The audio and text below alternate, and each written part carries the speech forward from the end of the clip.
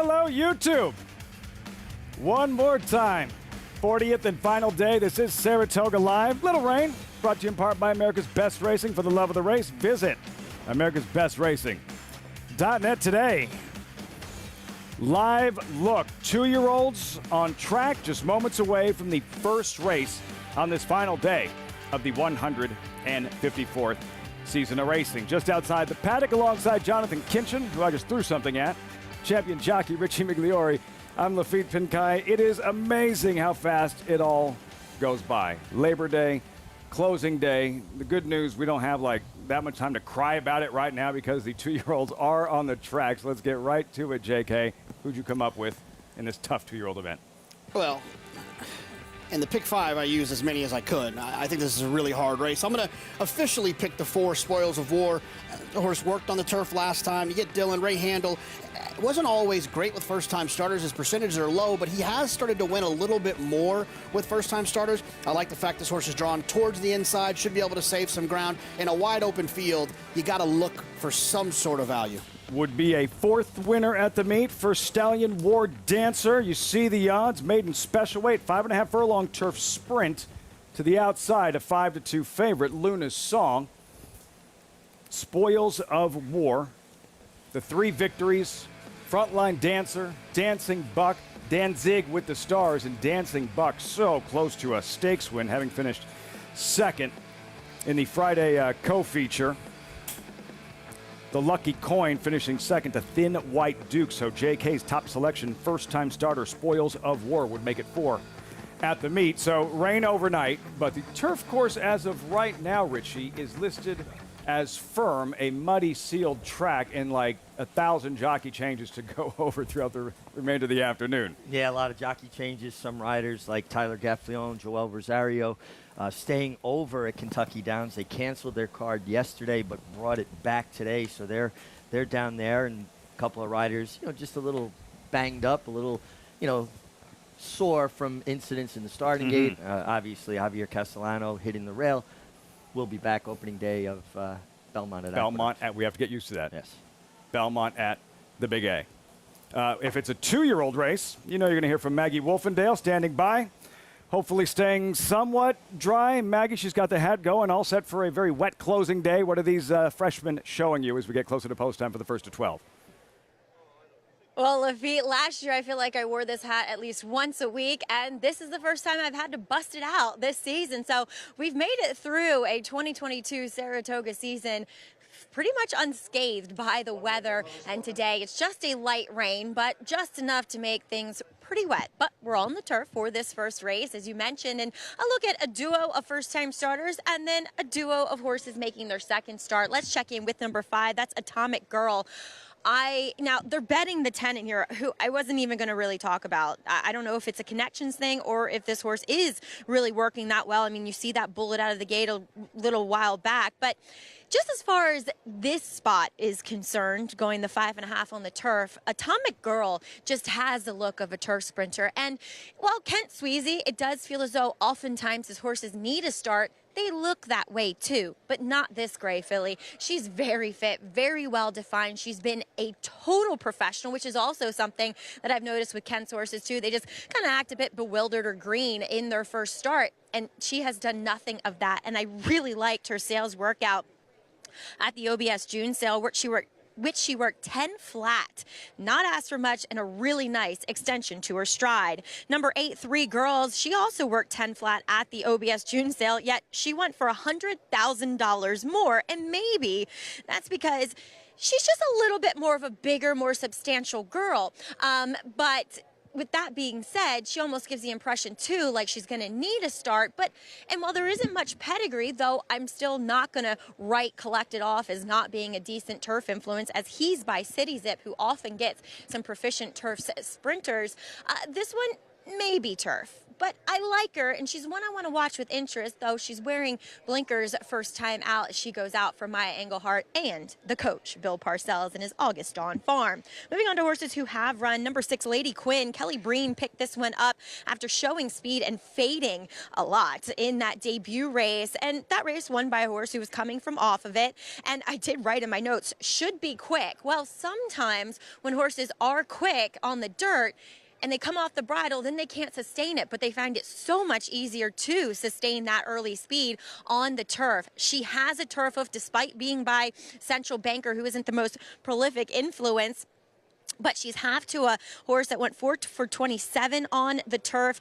And so there's some pedigree there on the bottom. And what a nice warm-up. Beautiful warm-up from this filly, who was very strong and into the bridle for Jose Gomez. As we'll take a look at number 9. This is Richie's pick, who was I was betwixt and between. I just thought that on the surface of things, Atomic Girl looked a bit better, because Camp Aquila, she just looks a bit long and drab in her coat, but this is a night and day difference. First time out, she was very meek in her disposition. She was walking around the paddock like a child who just lost their parents. And today, she came in bold, walking underneath of herself. And I remember Tom Amos saying that this is a horse that's supposed to like the turf more, as there's plenty of turf pedigree. She looks it. The only thing I'm concerned about is that she might want to go a bit further than this. She's very tall, very lanky, but definitely one that should step up her game with this surface switch, Lafitte.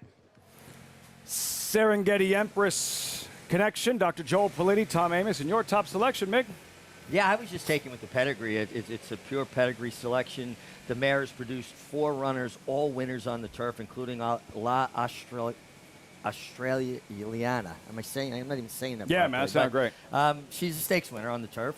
And, listen, she was beat 40 lengths first time out, came back with a strong turf work, 48-1 around the dogs. It's a swing, but I think from pedigree, she certainly should move up. If Tom Amos wins, if you're listening, Maggie, don't ask him about the LSU game. Don't ask him about the LSU game. Tiger fans, that was brutal. Brutal.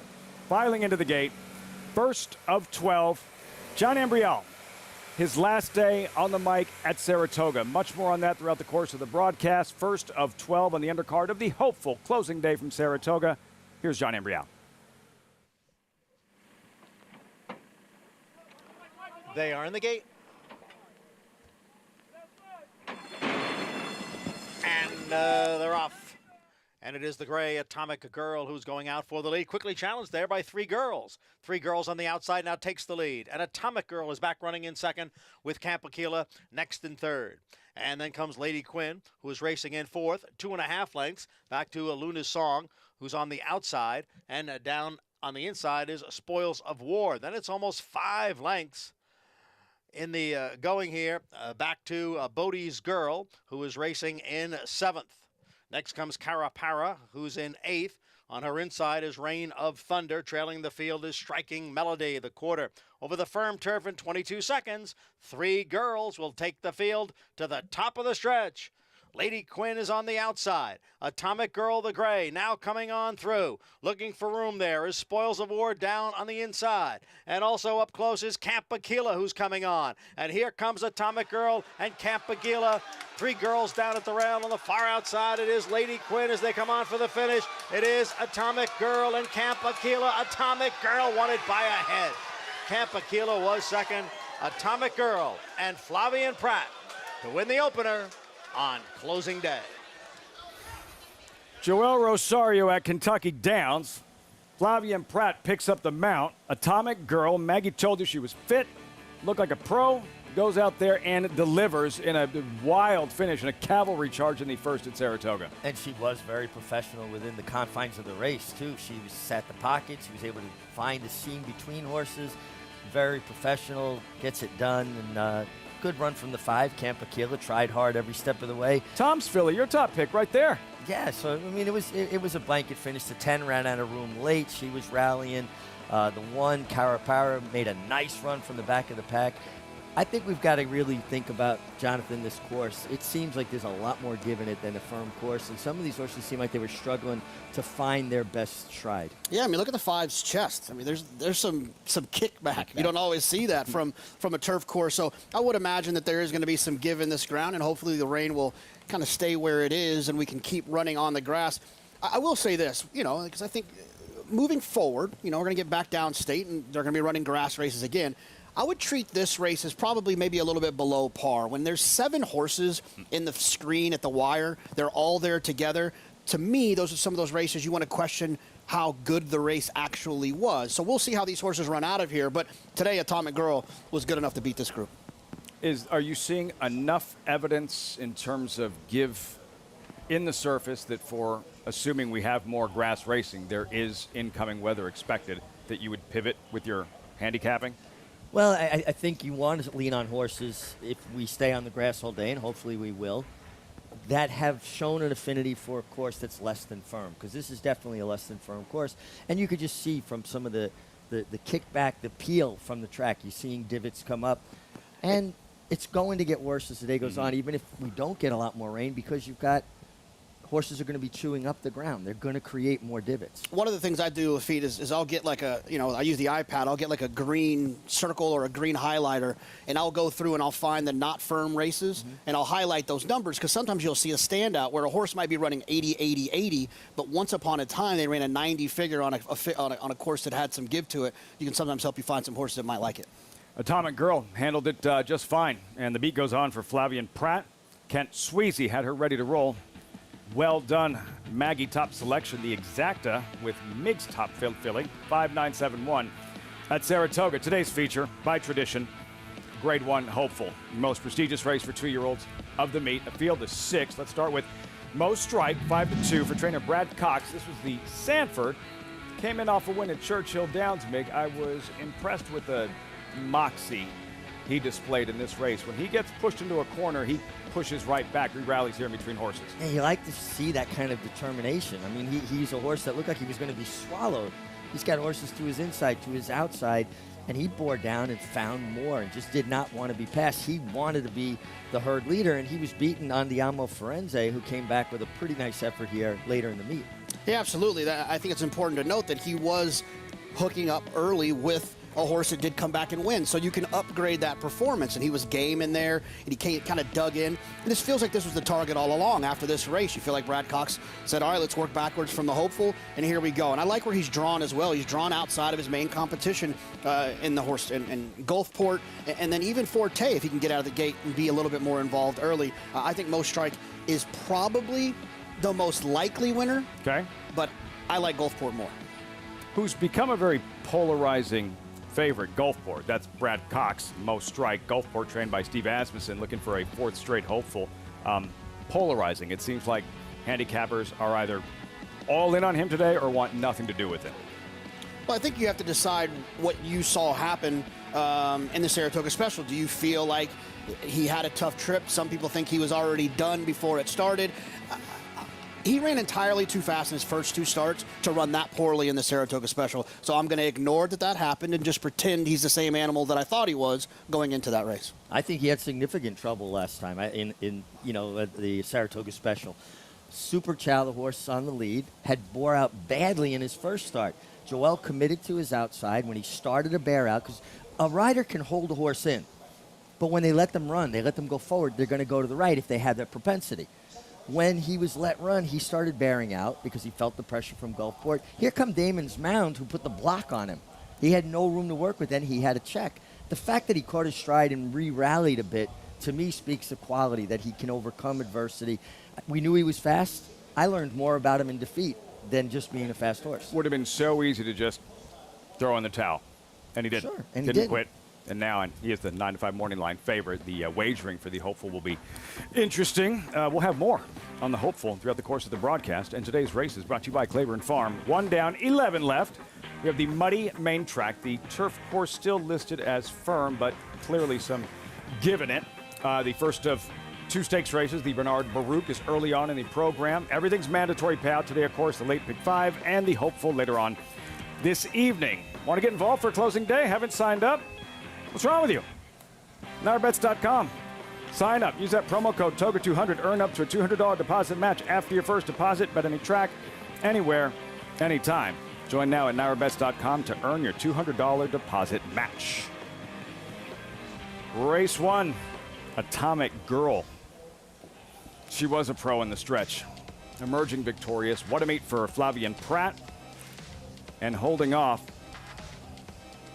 Camp Akita for Tom Amos. Good effort as well, but in the end, too much Atomic Girl. We check in with Maggie standing by in the winner's circle. Here with her trainer, Kent Sweezy. Nothing like the last day to get the win of the meet, Kent. And you haven't run that many horses, but this one it seems as though you kind of had lined up, and I'm sure this spot picked out for her because she was well meant here. Yeah, definitely. So, horses work half miles and they go pretty good. They can go 47, but she never really galloped out like we wanted her to. So one day I was talking to the owner and I said, you know what, this mare's got grass on the bottom of her. Maybe we should try her on the grass, and I don't want to go 2 turns yet, and she's fast. So anyway, this partnership group's been great, and they let me do what I want, which is great.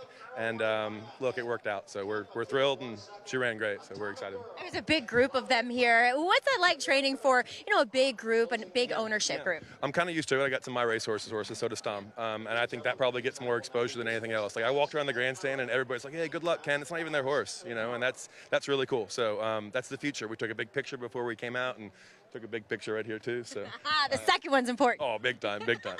So anyway, Kent, too, you only paid $50,000 for, but her workout in June was very impressive, going 10 flat. Yeah, I think you could probably buy the stallion himself for the price that we paid for her. But David and Gordo picked her out, and he needs no introduction, and he's actually going to my next phone call. And anyway, yeah, she worked awesome, and the guys that had her, they liked her all along throughout the time, and David had talked to them, and she worked in 10 flat, but that was at OBS. That's on their synthetic surface. So anyway, it all kind of worked out. If it had come off, I would have been okay because it's a sealed track, and I would have been happier with that. But no, we're thrilled. It's awesome. Awesome. Congratulations here with the Atomic Girl. Thank you very much. Always a pleasure to catch up with Kent Sweezy. Guys, he used to be the assistant for Jimmy Jerkins. Actually, it feels like yesterday that they were winning. Was it the Whitney or the Woodward Lafitte with Shaman Ghost? Shaman Ghost Woodward, I think. Stronach, right? Yes. Yeah. Yep. Beat Frosted? Really? I'd like to sell that like I knew that. I didn't. That's why I sounded surprised. Like, wow, he beat Frosted? For Kent Sweezy and for the partners, Victory Racing, by the way, yeah, David Ungordo has a real sharp eye. He hasn't run a lot of horses, but to get a win here at the meet, how significant that is. Oh, I mean, I think that's outstanding. It's everyone's eyes are on Saratoga. It's why the owners care so much about winning here. Trainers care so much about winning here. Riders, because everyone's paying attention. And if you can pick up some momentum here, it can lead to success elsewhere as well. So it's always important, I would think. I always thought of it as winning 1 up here is like winning 2 anywhere else. People do pay attention up here. And even though now it's a longer meet than it used to be, 40 days, it's still important to get off to a fast start because the owners are here and they want the hot hand. And this is the 40th day. And by tradition, the hopeful for 2-year-olds, the closing day feature. And that guy's gotten pretty good at winning this thing, the hopeful. Steve Asmussen, 3 straight victories in the hopeful. Looking for a 4th with Gulfport. Troubled trip in the Saratoga Special. Clean sailing today. We'll see. He's been all over that jolly ball this week. Warfront. On the racetrack, his accomplishments included this victory in the Vanderbilt at Saratoga. It will be Warfront to win it by 2.5 lengths. Now this son of Danzig ranks among the world's elite sires. With over 100 stakes winners, Warfront's progeny includes some of the world's most talented runners, both at home and abroad. Ranked number 1 by percentage of lifetime stakes winners, graded stakes winners, and Grade 1 winners. Warfront, standing at Claiborne Farm. RaceLens is the most in-depth product in horse racing with unique features found nowhere else. True odds, predictive analysis, and pace projection. RaceLens. It will change the way you follow horse racing and take your game to the next level.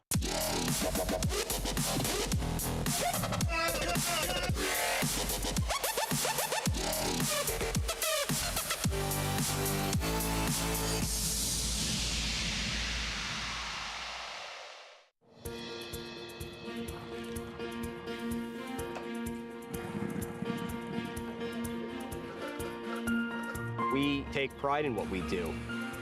For me, it's more of a passion than actual work. I'm an assistant trainer. Carpenter. I'm a peace officer. I'm a jockey. I'm a gardener. I'm a groom. Clocker. Assistant starter. Trainer. ESL teacher. I love what I do. There's so many jobs that come together every day. It's a collective effort that really makes this ball go round. We are New York Racing! I couldn't imagine working anywhere else. For me, riding horses in the morning is the best thing I can do. New York Racing helps support my small business. It's extremely important to the New York economy. Like my dream come true. This is like a big family. We are New York Horse Racing. Little dreary on this Labor Day. Welcome back to Saratoga Live, brought to you in part by Naira Bets. But any track, anywhere, anytime. Visit nairabets.com or download the app. So much history in the hopeful 118th running prestigious two-year-old event. Who was fastest? Not going to surprise anybody. Jackie's Warrior in 2020, whistling 7 furlongs in 1:21.29. Most wins by an owner, George Widener Jr. with 4. First and last, 38 years apart. Most wins by a jockey, Jerry Bailey, one of the best all-time with 6. First with Copeland, 1982. The last for Samurai, 2005. Most by a trainer.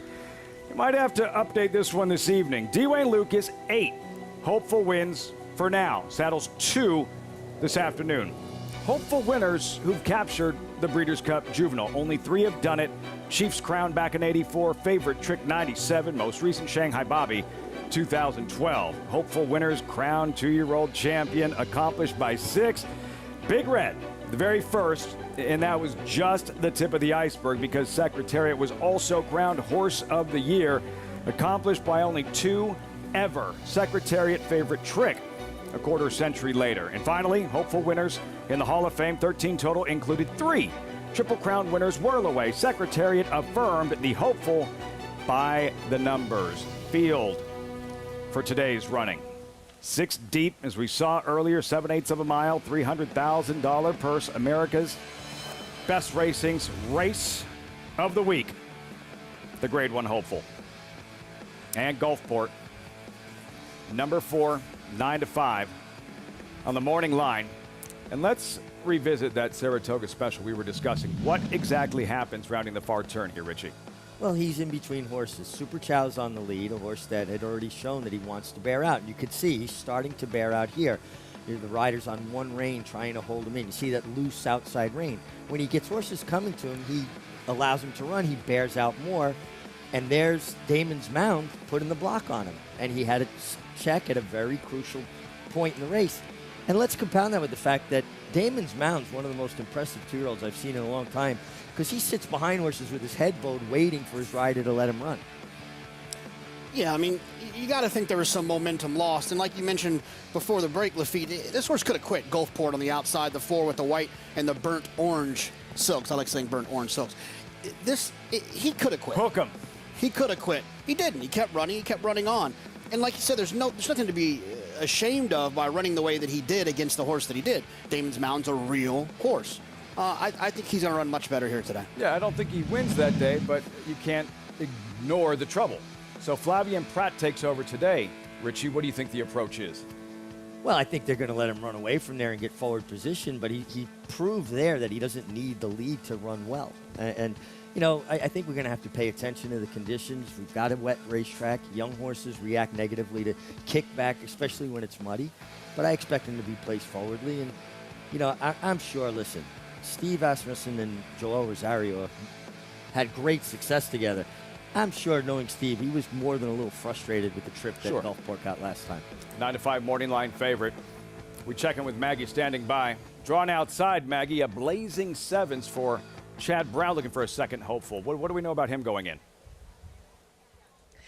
He is a horse that is going to relish the stretch out to the 7 furlongs at Lafitte, and he is by, well, Chad's champion 2-year-old In Good Magic, who won his first race ever in the Breeders' Cup Juvenile. But Blazing Sevens, he was a horse that, I had noted that probably wants to go longer than this. He's such a big, rangy horse, and you could see it. He put away Bourbon Bash, whom he was kind of going at down the lane, and then suddenly at around the 16th pole, he just drew off and flicked him off like a gnat. And obviously Bourbon Bash benefited from that debut effort and moved forward in his second start, and he'll meet him again here. But Blazing Sevens just showed a raw, natural ability, and he's, as a physical, he's so much bigger and mature looking than a lot of his other rivals. He's been working steadily along for this try in the hopeful, and it's like my producer Bobby and I are on the same wavelength, because he asked me to talk about this horse, and Lafitte, he's going to be my pick in here.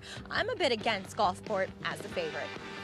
Maggie, there's no way we get 4-1 on him, right? Right. I agree. I think this line is a little bit big for him. I think, yeah, if we could lock it in, fixed odds, that'd be great. And while you look at the winners of 2-year-old stakes races at Saratoga, I wanted to circle back to something, Mig, about the rider switch on Gulfport that, just to clarify, yes, Joel Rosario is riding at Kentucky Downs today, but this was a change that was made before any of that came to fruition. Steve Asmussen made the change, as you were pointing out, after the Saratoga Special. Yeah, I mean, I think he was frustrated that, he got caught in the position he did. And again, part of being a rider is knowing the habits of the horses you race with. We look at so many replays prepping for these shows. As a rider, you've got to watch replays, and you got to know the habits of the horses you're riding against, as well as your own horse's habits, and riders' habits. There are some riders, if you move to them, they're going to pack you out. Other riders are going to guard the fence with their life. You have to know all these little idiosyncrasies, equine and human. They just want to traverse together. This is a tough game, man. This is a tough game. Short memory both ways, I would say. Short memory. Man, let's see what Gulfport does today. The Grade 1 hopeful, top-class 2-year-olds. Kind of a 2-year-old theme to start the day. Another 2-year-old event. There in the paddock, maiden special weight, Mr. Marlin. Overlay at 5-1. Blame it on Daddy, the 2-1 favorite with about 11 minutes to go. We'll have Maggie's paddock report. Riders up, and the second of 12 on closing day at Saratoga, and see what Mr. Marlin does in his second career start. Stay tuned.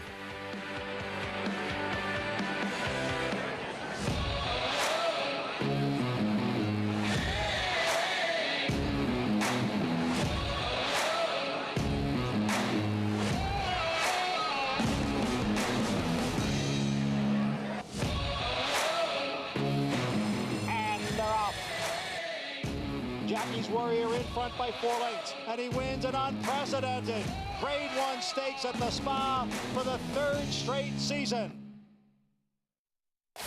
Who you betting on? How about an app created specifically for horse racing? Naira Bets. We specialize in thundering hooves, fist pumping, and boosting your bankroll with robust weekly promotions, and offer betting tips from actual horse racing experts. Bet all day and night, nationwide. Get the action and thrill of horse racing with Naira Bets. The momentum continues for War Dancer as Dancing Buck scores a decisive victory on the Saratoga turf. And it is the New York-bred Dancing Buck who wins it. And Elegant Dancer scores at Monmouth. It's War Dancer's Elegant Dancer, winning by 6 lengths. Interesting note on War Dancer I just got. He is the leading third crop sire for winners and earnings on turf. So he is certainly off to a blazing start at stud. Now with 34 wins in 2022 and over $4 million in progeny earnings, War Dancer is a sire on fire.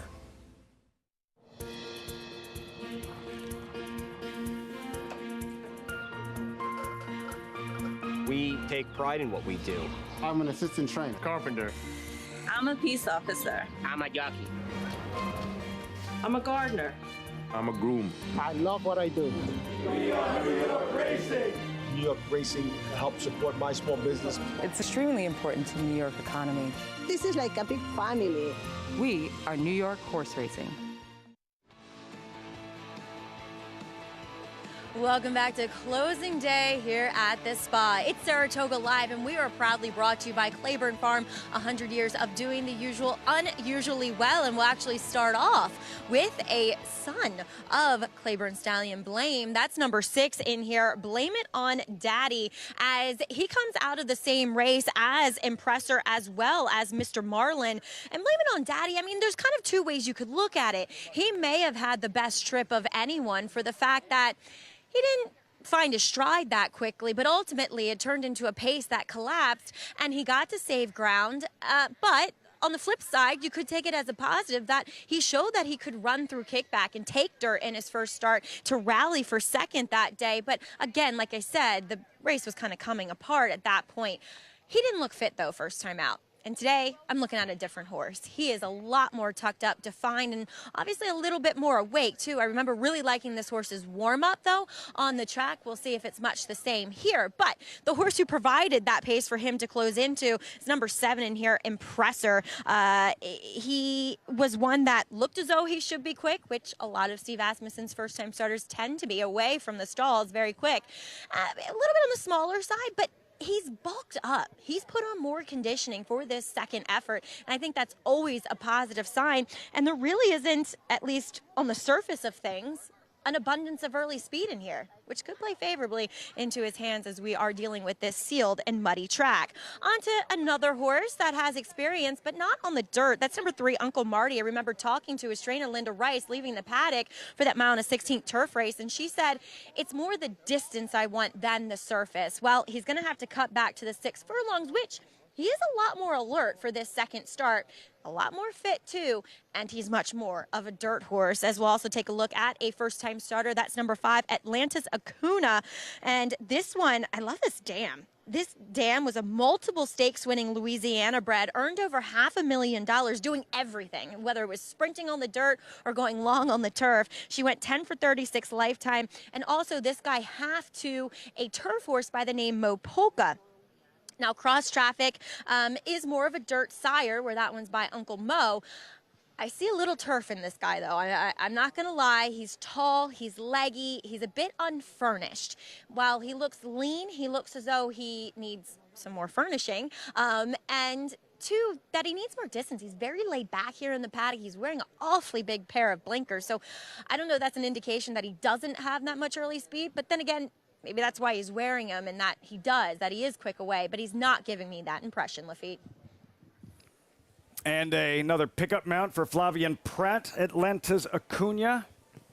Check in with Maggie frontside once they start warming up and see how these 2-year-olds continue to prepare for the second race. New York bred maidens, 3/4 of a mile dash, track listed as muddy. 2-1, Blame It on Daddy for Chalk Racing. With Luis Saez in the saddle. We'll have this post-parade very shortly. 40th and final day.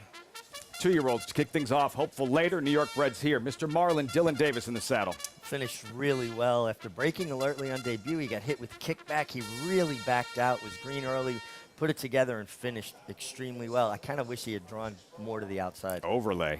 Then hyperspeed. Bob LaPenta debut in gelding. One time for Nick Zito. Yeah, you know, Nick was never really proficient with first-time starters, only 6% in his career. Do love that Mr. LaPenta sent a couple horses to his old trainer, Nick Zito. Uncle Marty, Jose Ortiz. Yeah, after a failed turf experiment, gets back to dirt, was very green, kind of all over the place on debut on the grass. Sama Mabish. Look, I thought this one was a little bit sneaky just in a race that just seems so wide open. I'm not a huge fan of the horses exiting the Donegal Surges race. Atlantis Acuna, and he's a New York bred. Out of the stakes-winning mare who has produced 2 winners and a debut winner for my good friends, Doc Belinsky, Roddy Valenti. He better be like Funny Side to live up to that name, Ronald Acuna. Blame It on Daddy, who is the favorite, 2-1, 4 minutes out. Yeah, the pace was fast in that race. The Donegal Surges won. He came from out of it. I just think that it's not as good as it looks on paper. Balking out there on the track, and he does have experience. He's been here before. Impressor, the bulked up Impressor, and there's Flashy Alex on the outside. Yeah, Flashy Alex. Sorry, I was thinking still Impressor. Flashy Alex. Randy Prasad, 1 for 139 with first-time starters. He just doesn't do that well with young horses. Even second time out. Second-time starters, 0 for 127. Wow. The stats say play against. So do the odds. 33-1 currently. Going back to Blame It on Daddy. His debut, Richie, second, no match for the winner, but second on this afternoon. Yeah, and look, he rallied through traffic. He took kickback. You can see him covered in dirt. And he, for a trainer, Tommy Albertine, he does not crank him up to win first time. And usually his horses get better with racing. You see he's a little bit green, lingering on his left lead. You saw Luis Saez trying to get him to sift out in the clear. He didn't look that easy to ride, did he? He keeps wanting to get in over on top of horses. That's a little troubling to me. Even when he got in the clear, he's still looking to lug back in on top of horses. And just now, even in the post parade, he was kind of giving Saez a hard time. He was, and didn't want any part of the pony. And usually the second time they kind of know what they're there for. They act a little better. I was of the mind that this horse might take a step forward. I wish he was acting better in the post parade. Leads me to believe he's not going to take the step forward I'm looking for. I have an issue with that race. I have 3 issues with that race. First, the pace was fast. If you look at Timeform US, they code the early fractions to let you know red meaning it was fast, blue meaning it was slow. Those fractions were red. When they turned for home in that last race, the 4 and the 9 were on the lead. They got swallowed up. That's a visual collapse where horses came from out of it. And then Donegal Surges came back and didn't run very well.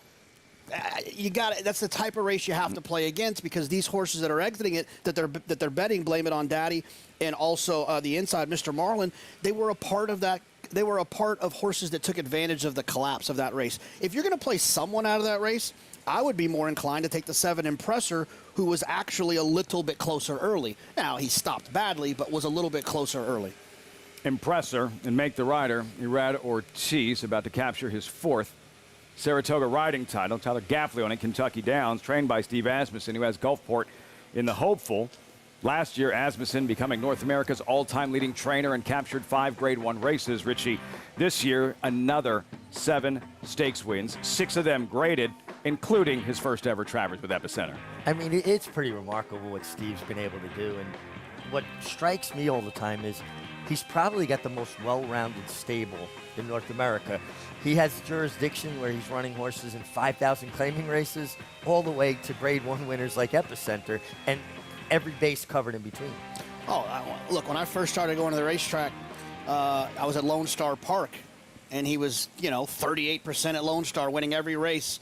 He was 4-5 in every race, and he was delivering in every race. 10 claimers, $10,000 maiden claimers. He was everywhere all the time, and that's what's so impressive, is that he can have these 10 claimers and have these successful operations at these smaller racetracks, but then he also comes up to Saratoga and wins about 4 Grade 1s a year. It's pretty impressive. Trying for a 4th straight hopeful later this evening with Gulfport. We go back to Maggie, and the colt drawn inside Maggie, Mr. Marlin, 5-2 on the morning line, hanging up there at 5-1. Yeah, and JK's talked about that race, the Donegal Surges race. And I'm of the same mind that it's probably not that good, but I'm going to pick the horse that was a part of that pace, that collapse. And if anything, your favorite, as I said back in the paddock, Blame It on Daddy, had the most advantageous trip of any of them. And we'll get to him again in a second, but let's look at Mr. Marlin, whom is a bit of a smaller type. He was so green early on. He actually broke well, as you can see in the running line, and then he was just all over the track, spooking from the other horses, from the kickback, and by the time they hit the turn, he found himself way back in last. And then he swung wide and he rallied on a bit.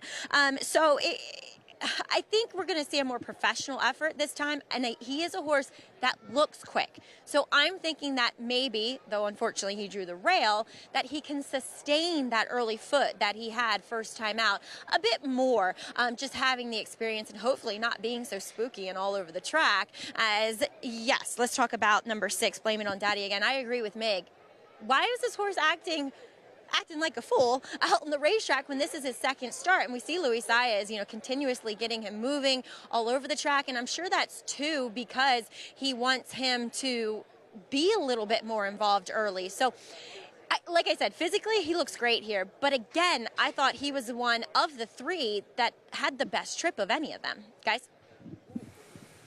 Doing everything he possibly can to get Blame It on Daddy to, focus up, because we haven't seen any of that in the preliminaries.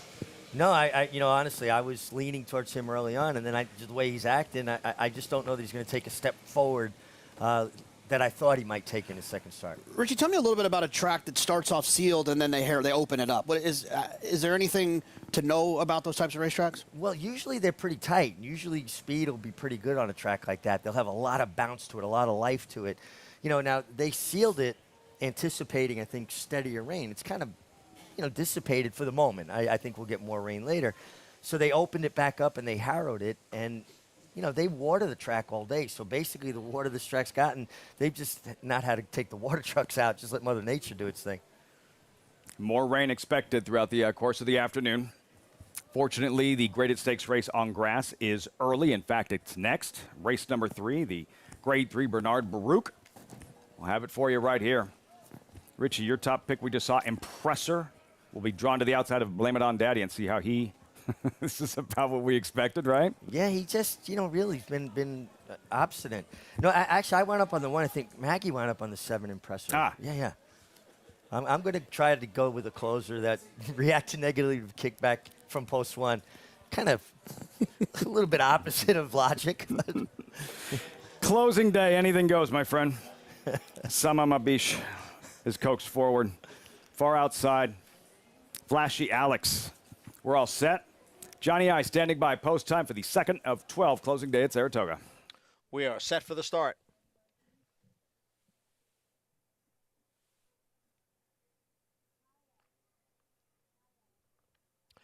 And they're off. A good break for Mr. Marlin from that inside post position. But now moving up is Impressor and Samama Beach. Impressor, Samama Beach heads apart. Blame It On Daddy sits right behind in 3rd. Mr. Marlin is down on the inside at 4th. Atlantis Acuna advances in between horses from 5th. And then comes Flashy Alex next in 6th. Down on the inside is Hyper Speed. And trailing the field is Uncle Marty in 8th. The quarter went in 22 and 3/5 seconds. Samama Beach on the inside, Impressor on the outside. They are right together, and they've got almost 3 lengths now. On the inside is Atlantis Acuna, and on the outside is Blame It On Daddy, and both of those two are gaining ground. And then it is Hyper Speed and Mr. Marlin off the turn and into the stretch. The half in 46 and 1. Going wide there was Impressor, bolting to the outside. And in the meantime, Blame It On Daddy has gone up to challenge Atlantis Acuna for the lead. It is Blame It On Daddy. Way out in the middle of the track is Impressor, who's still in this. And a late run here from Uncle Marty, who was last. They're coming on for the finish. Blame It On Daddy and Uncle Marty. And it's a photo finish. Blame It On Daddy. Uncle Marty was right there. And a tough-to-handle Impressor finished 3rd. A bizarre second race here at Saratoga, and in the end, it's the kid that just wouldn't behave who emerges victorious. Blame It On Daddy in race 2. Yeah, he didn't do a lot right in the post parade. He was a little bit obstinate at the starting gate. All he did was the right thing on when the race started, and he got it done, lingering on his left lead here, kind of like he did first start, a little straighter, finally got to his right lead, found a little more. How about Uncle Marty coming from Schuylerville? He just missed. Yes, and that was a horse that you know, debuted on the turf. I had no interest in here. Came running on late. I mean, Impressor was his own worst enemy in there. I mean, he was, in my opinion, it's hard to say he was much the best because of the way he was running, but he could have been the best if he would have just run straight. Yeah. But going sideways like that, he gave himself too much to do. It's not good to go sideways in a horse race? I don't think it's good to go sideways in any race. Look at that, and Blame It On Daddy, and it's mechanics. It's going to switch leads right right there. there. But kind of that egg beater action, Richie, that wide traveling up front. Kind of, you know, what we term paddling. He paddles a bit. Felt like he felt the presence of Uncle Marty and dug in a little bit more, but Impressor, he blew the turn. I mean, he just was so hard to handle for Irad Ortiz Jr. But he was trying. He was trying. When he had an ear pin, he was on his wrong. He was really trying. He just doesn't know what he's doing yet. You know, this is the problem, to me anyway, about all of these different riding crop rules. Sometimes you need to get a horse's attention early, but since there's a limit on how many times you can actually use the crop, guys are trying to meet that out. They're trying to pace themselves with it. And it appears to me that maybe if Irad wasn't concerned with that, he could have gotten this horse's attention earlier before he even bore out the way he did. And we know how different the rules are now with the crop than when you were riding, but also the tool itself is completely different. Completely different. If anything, it just makes more of a sound than it does anything that actually affects the horse. I mean, if I popped you with one, it wouldn't hurt you. I always tell people that are, that don't know a lot about the game, I compare it to the tip being like a pool noodle. Like those things in the swimming pool, it just makes the noise. Yep. It's not like it used to be. Exactly. Blame it on Daddy. Luis Saez, 6'3", 7'5". Results when we come back. And Danny 2 times. He did everything twice. Look it up. Wise Dan. All right, so he only won the Bernard Baruch once. Wise Dan, his story is next. You're watching Saratoga Live on closing day of the 154th season. Spun to run. In the Breeders' Cup Dirt Mile, he defeated a loaded field that included multiple Grade 1 winners Omaha Beach and Improbable. His brilliant speed figures were among the fastest of any 3-year-old at a mile or more.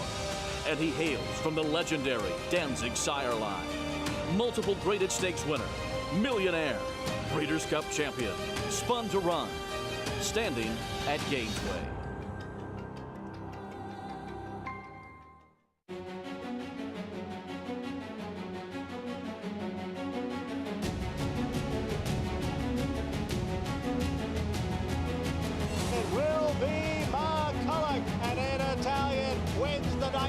Domestic spending to take the lead and win Ocean Road. It will be State of Rest pulling off the upset in this $1 million Grade 1 Saratoga Derby. The November sale has become literally a star of stars sale. Horse for horse, it's probably incomparable with any other sale in the world. Whether you're a consignor, you're a buyer, or you're just a fan of the sport, it's the one you want to be watching. The best mares foaled to the best stallions. I think it's really one of the highlights in the industry. All of the top broodmare prospects will be converging on a stage that you will literally have buyers from all over the world fighting it out while those horses are standing in the auction ring. You can barely move inside the pavilion. There's so many people here, and the buzz is electric. You can't replicate that anywhere in the world, in my opinion. To have horses in this Fasig-Tipton November sale is what all owners dream of. It means that your mare was one of the best racing on the racetrack. It's the night of the stars. 9-5, give me 10 minutes. 9-5, now to 9-5, 9-7, give me 9-5.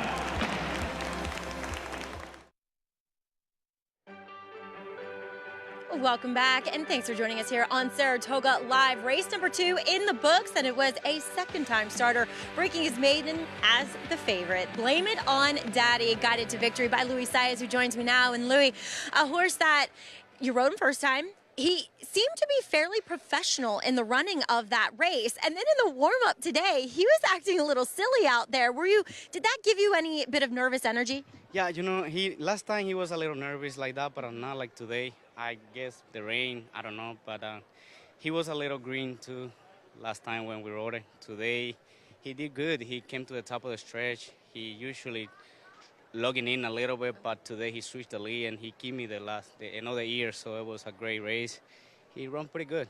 What I find interesting about him and a good quality to have is he is not a horse who shies away from kickback, as we see you fairly covered in dirt, and him too in his first race. He took a lot of it and ran through it. Oh yeah, definitely. He was, Mr. Tom, he did a great job with him.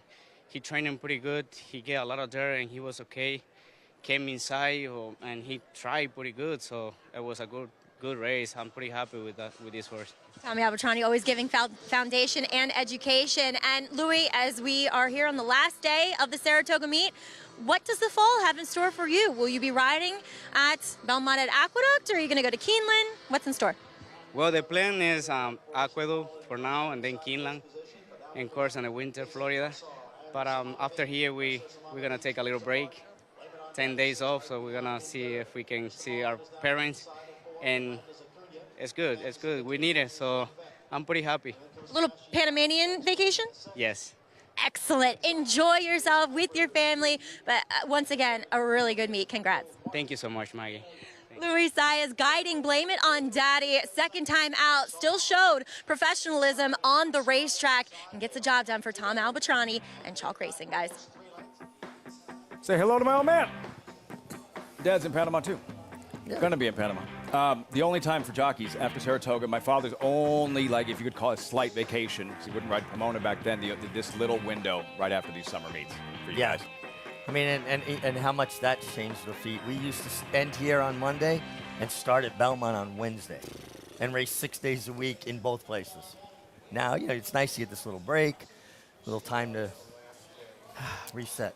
Horse players need a little break too sometimes. And a couple of these riders, Javier Castellano, Kendrick Carmouche, nursing some injuries. So yeah, after today, a little bit of a break, and then again, the Belmont Racing at Aqueduct. Coming up next here, we do have the Bernard Baruch, the lone graded stakes race on grass. Good thing it's early on the program. This is a race that Wise Dan won several years back. Wise Dan, who also won the Four-Star Dave here at Saratoga. And really a part of that story was that, you know, as popular as Four-Star Dave was, how many popular horses have won the Four-Star Dave, going back to the Speed Demon in Lure. Got Stormy last year, making history, becoming the first female to win the race. In fact, she did it twice. Same with Wise Dan, a highly decorated, a two-time Four-Star Dave winner, a gelding who meant everything to his trainer, Charlie Lepresti.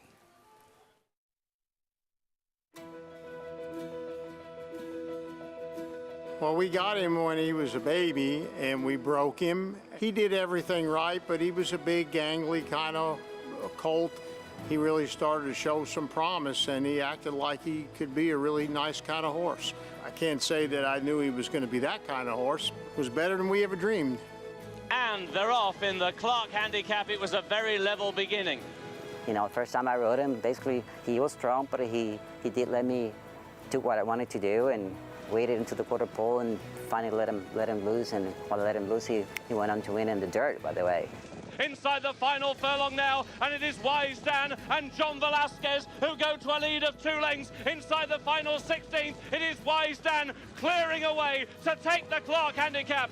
When he was on the muscle, I wouldn't do very much with him, you know, so it just give and take with him and see how his personality was on that day, and that's how I got along with him. You know, Johnny used to kid, he used to tell me, he said he knows how to win, and that was the big thing about Wise Dan. I think no matter what, no matter the track condition, post position, what happened in the race, he knew how to win races, and he got along with him. He knew him, and they had a great relationship. And Wise Dan strikes the front, sticks his neck out. He wanted to win today, and win it he will. He was unstoppable that year. When we went to Breeders' Cup with him, I mean, when he trained out there at Santa Anita, he couldn't train any better. He shipped out there beautiful. You know, just everything just kind of built up to the end of the season, and it ended up that year to be perfect. 2012 Horse of the Year, Wise Dan. This horse has made me so happy. I can't even express it in words. He loved Saratoga. I love Saratoga. He just thrived up there. I mean, he was a legend up there. And now it is Wise Dan who's taken the lead. Wise Dan in front. A good horse like him going from track to track, different surfaces, and put his heart and soul to it, he's definitely a very special horse. Wise Dan has called on all his class, and Wise Dan has won it. It was just incredible, you know, everything that went along with it with Mr. Fink, a small breeder with just one mare, to turn out a horse like that, to do what he did time and time again. He never disappointed.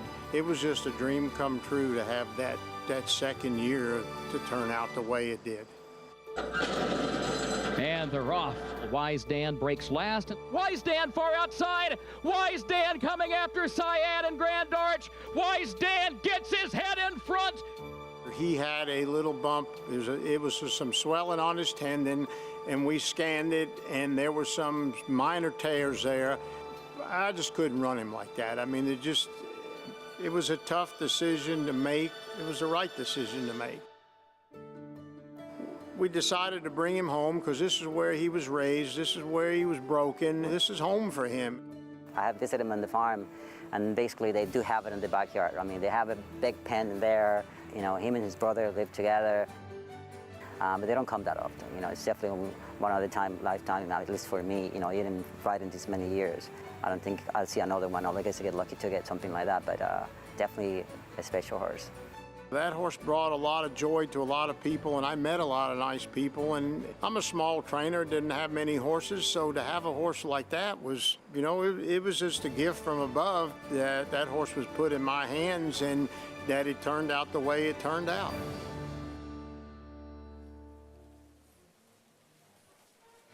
Wise Dan in Lexington at Keeneland was like Zenyatta in California.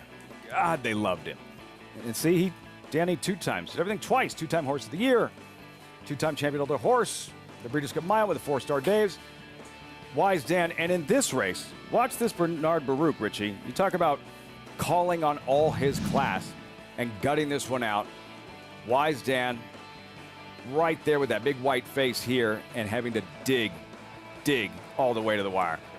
Yeah, and that was the benchmark of him and his tenacity. He didn't lose many photos. He got in a dogfight. He was the toughest guy in the bar. He was going to be the last guy standing, and he got it done here. And if I remember correctly, he was carrying a great deal of weight that day.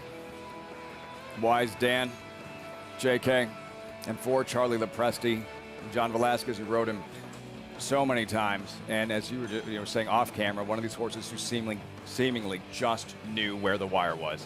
And the thing about him that I thought was so cool was that he didn't have that typical kind of turf style. He was kind of grindy. Like, you know, he didn't have that big turn of foot where he'd come back, make one run. He just was always there and was never going away and just kind of grinded horses away. And I think an underrated accomplishment in racing that we don't get to see very often is that note we saw on the bottom. He's a Grade 1 winner on 2 surfaces. Yeah. Doesn't happen very often anymore. A horse gets good at something, they keep him there. Wise Dan was good on both. He had a brother that was kind of good too, Successful Dan. That's who was in the paddock there with him, Successful Dan. Exactly. They get to hang out with his brother, and they probably swap war stories, if you will. And I love Charlie Lepresti. He was born in Brooklyn, New York, grew up in Smithtown, Long Island. First job on the racetrack was with Joe Canty, who trained all the loblolly horses for John Ed Anthony back then.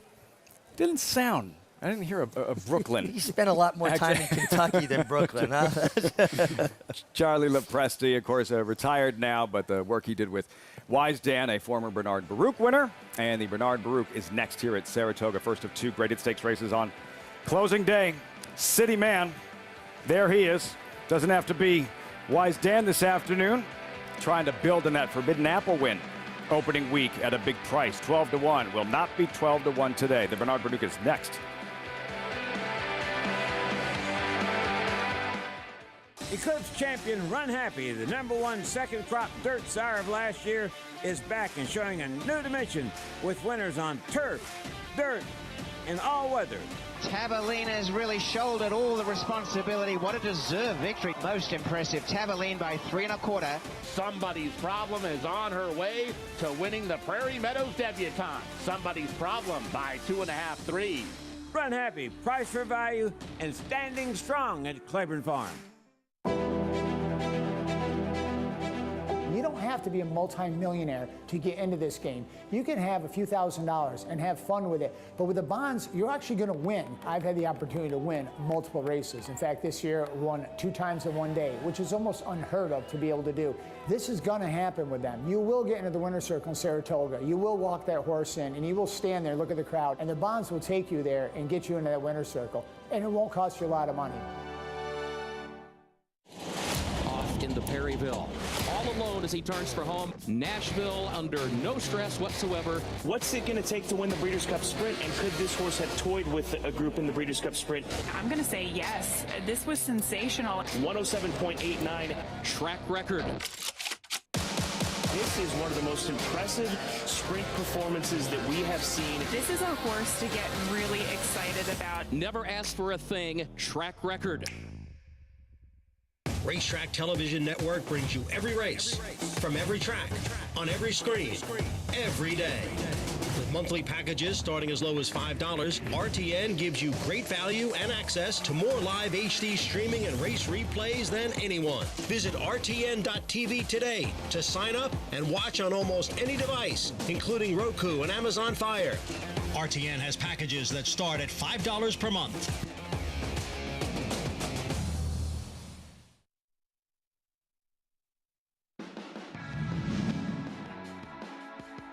It is Tell Your Daddy. L'Imperator on the outside. Dreams of Tomorrow in between. No Word looking for a way through here. 3/4 and 1:15 and 2. No Word will have to come through down at the rail. It is still Tell Your Daddy holding on to the lead here. Down on the inside is No Word. And L'Imperator is third. They're coming on for the finish. It is Tell Your Daddy and No Word. Tell Your Daddy by a half length. Closing day last year, Tell Your Daddy, wire to wire in the Bernard Baruch, Richie. Yeah, very game, too. Kept finding, and that's Johnny Velasquez aboard there. On his way to 1,000. One of his 1,000 plus victories at Saratoga. Trained by Tom Morley, who's had a really, really good meet. And looking to go back-to-back in the Bernard Baruch with Dyna Drive and Ocala Dream. There he is. Morley looking for another stakes win. What's going on there? So they're making the saddle up. Some horses are difficult to saddle. So instead of doing it individually where they put the pad and then the saddle towel and then the saddle, they'll make it all up at once and put everything on at one time and get that girth secured right away so that if the horse reacts badly, they're not struggling to get each individual piece on one at a time. And I will tell you, Dyna Drive has gotten some outstanding rides. His last two races from Eric Cancel, highlight reel rides from Eric. He can't really ride a horse on the turf better than he rode this horse the last two times. Dyna Drive at 6-1 currently. We check in and say hello to Acacia Clement standing by. Acacia, the two-horse, you're getting crushed. Mouillage, first of two for Chad Brown. He is, Lafitte, and I would imagine a large part of that is given his European form and some success on softer turf courses over there. And given the fact that we do have some steady rain falling here, and thankfully it's not the downpour that we see sometimes in Saratoga, but it is raining. And Mouillage has had the ability to run, again, on softer turf courses, going a mile or so over in Europe. Unfortunately, his lone U.S. start, I didn't see him. I was getting married that week, actually, when he ran in the Canadian turf, so I have nothing to go off of in comparing, but having watched his race and watching his workouts coming in here, he's bigger than I anticipated. In that lone U.S. start in March at Gulfstream in the Canadian turf, he was off slow from the outside post, as is not uncommon for a European horse starting in the U.S. for the first time. Kind of ran up and was a little bit keen early then and on his left lead, and was second best to Mirror Mission, but Mirror Mission has gone on to be second in two Grade 1s since then, including most recently in the Sword Dancer. So he ran behind a horse that has really been finding his form this year. Looking at Mouillage in the flesh here, caught by Toronado, he's strong. He has been training steadily in company with Analyze It, who we did see run second the other day in Allowance Company. If I'm nitpicking with him with the layoff, he could be a little bit more tucked up overall, a little bit more defined in his barrel, especially for a turf course with some give in it. But overall, he is a very attractive horse with a lot of good substance to him. The number 3, Dyna Drive, 1 of 2 for Tom Morley, as you had mentioned, actually the half-brother to Tell Your Daddy as well, who won this race for the Morleys last year. This is the gelding by Temple City, who has clearly done quite well in Tom's care, winning his last 2 races. And he has such a long stride on him too, though physically he's built a little bit more with a burly kind of compact type of physical. The way that he covers the ground allows him to get these distances, and he's continued to strengthen up now in his 3rd start with Tom, and the strongest that he's looked too. He's dappled out from head to toe. He has run well on, in fact, a sloppy track in the past and the dirt, a variety of distances. So while physically he wouldn't initially strike you as the type that would prefer a soft turf, he has shown some versatility and was very game coming up the inside last time out. But of course, the turf conditions a question for everybody in here today. The number 5 City Man, winner of the Forbidden Apple last time out, he, like Ocala Dream, was set to run on New York Showcase Day in the West Point, and with those races coming off the turf, they've both rerouted here. City Man's been the regular workmate in the morning for Gufo, winner of the Grade 1 Sword Dancer, and as is typically the case with their work pattern, City Man will start in front and allow Gufo to catch up to him, and they'll finish together. And City Man's always been a generous workhorse, and he's one that can be a little bit of a high energy type prior to his races, and while he's forward and nicely into the bridle in the paddock today, and he did get a little hot last time, he's not doing too much this afternoon. He is of a physicality that you would think would get over a turf with some give in it well. He did not like at all the yielding turf course in the Fort Marcy. We'll see how he handles it here today, but he has been training exceptionally well leading into this race to try to make it 2 graded stakes wins in this meet. Lafitte? Something Richie pointed out, Acacia, about City Man, and great opportunity, by the way. Trevor McCarthy riding with Joel Rosario at Kentucky Downs. City Man, when you revisit the Forbidden Apple win, day 2 of the meet, Richie, that the concern Acacia just brought up about some give in the ground on the turf course, it may be a horse that really likes to hear his feet rattle. Yeah, I think he really likes to run over the top of the ground. The firmer the course, the better for City Man. And, you know, evidenced by this was early in the meet when that was a very firm course that was as level as a pool table. And he just skipped over the top and really finished the deal. I think this rain probably affects him the most in a negative way. How about this chance? Go ahead. No, he has run okay on turf not listed as firm. We have to decide how soft this is. But I think it's safe to say that he probably doesn't love it. I think he's run well in certain situations, but if you're looking at a short price and you're trying to beat, the favorite here, I think you wanted to maybe tread lightly because of the way the grass has been playing. The opportunity for Trevor McCarthy here, riding in a graded stakes race for Christophe Clement. Yeah, I mean, you know, this is what a young rider needs, an opportunity. And you never know. This is, I preach this, to young riders all the time. You can't control if someone's going to give you a shot. The only thing you can control is your work ethic and your preparation, and be ready for that shot when it comes and make the most of it. And you never know when it's going to come. Here, Joel Rosario had to stay in Kentucky Downs. Wow, a live horse is open. He's getting an opportunity. You need to make the most of those opportunities. Andy brought this up, that he's been riding, he's unlucky on several occasions. Riding well here against the finest riding colony at the most competitive race meet in North America. He's ridden very well, and just because he didn't win a tremendous amount of races, a lot of seconds and thirds, and that speaks to just not being lucky. He's smart, he saves ground, especially in grass racing, so important, and he finishes well on a horse. For a tall rider, he really can fold up on one. Trevor McCarthy, pictured there with City Man, post parade for the Grade 3 Bernard Baruch. Here is Ocala Dream. Dylan Davis picks up the mount, first of 2 for Tom Morley. Yeah, and this horse should be forward from the inside, should have good position. Mouillage, first of 2 for Chad Brown, favored. Yeah, it's drawn towards the inside. Obviously, this horse can handle some give in the ground, bred to handle it, and Chad's great off of a long layoff. Dyna Drive, tell your daddy's little brother who won the race last year. Yeah, he's trying to keep up with his older brother, and Dyna Drive's gotten some tremendous rides from Eric Cancella's a couple of recent starts. Winter's back, unraced since July of last year. Yeah, it's a really long layoff. Todd can do that as well.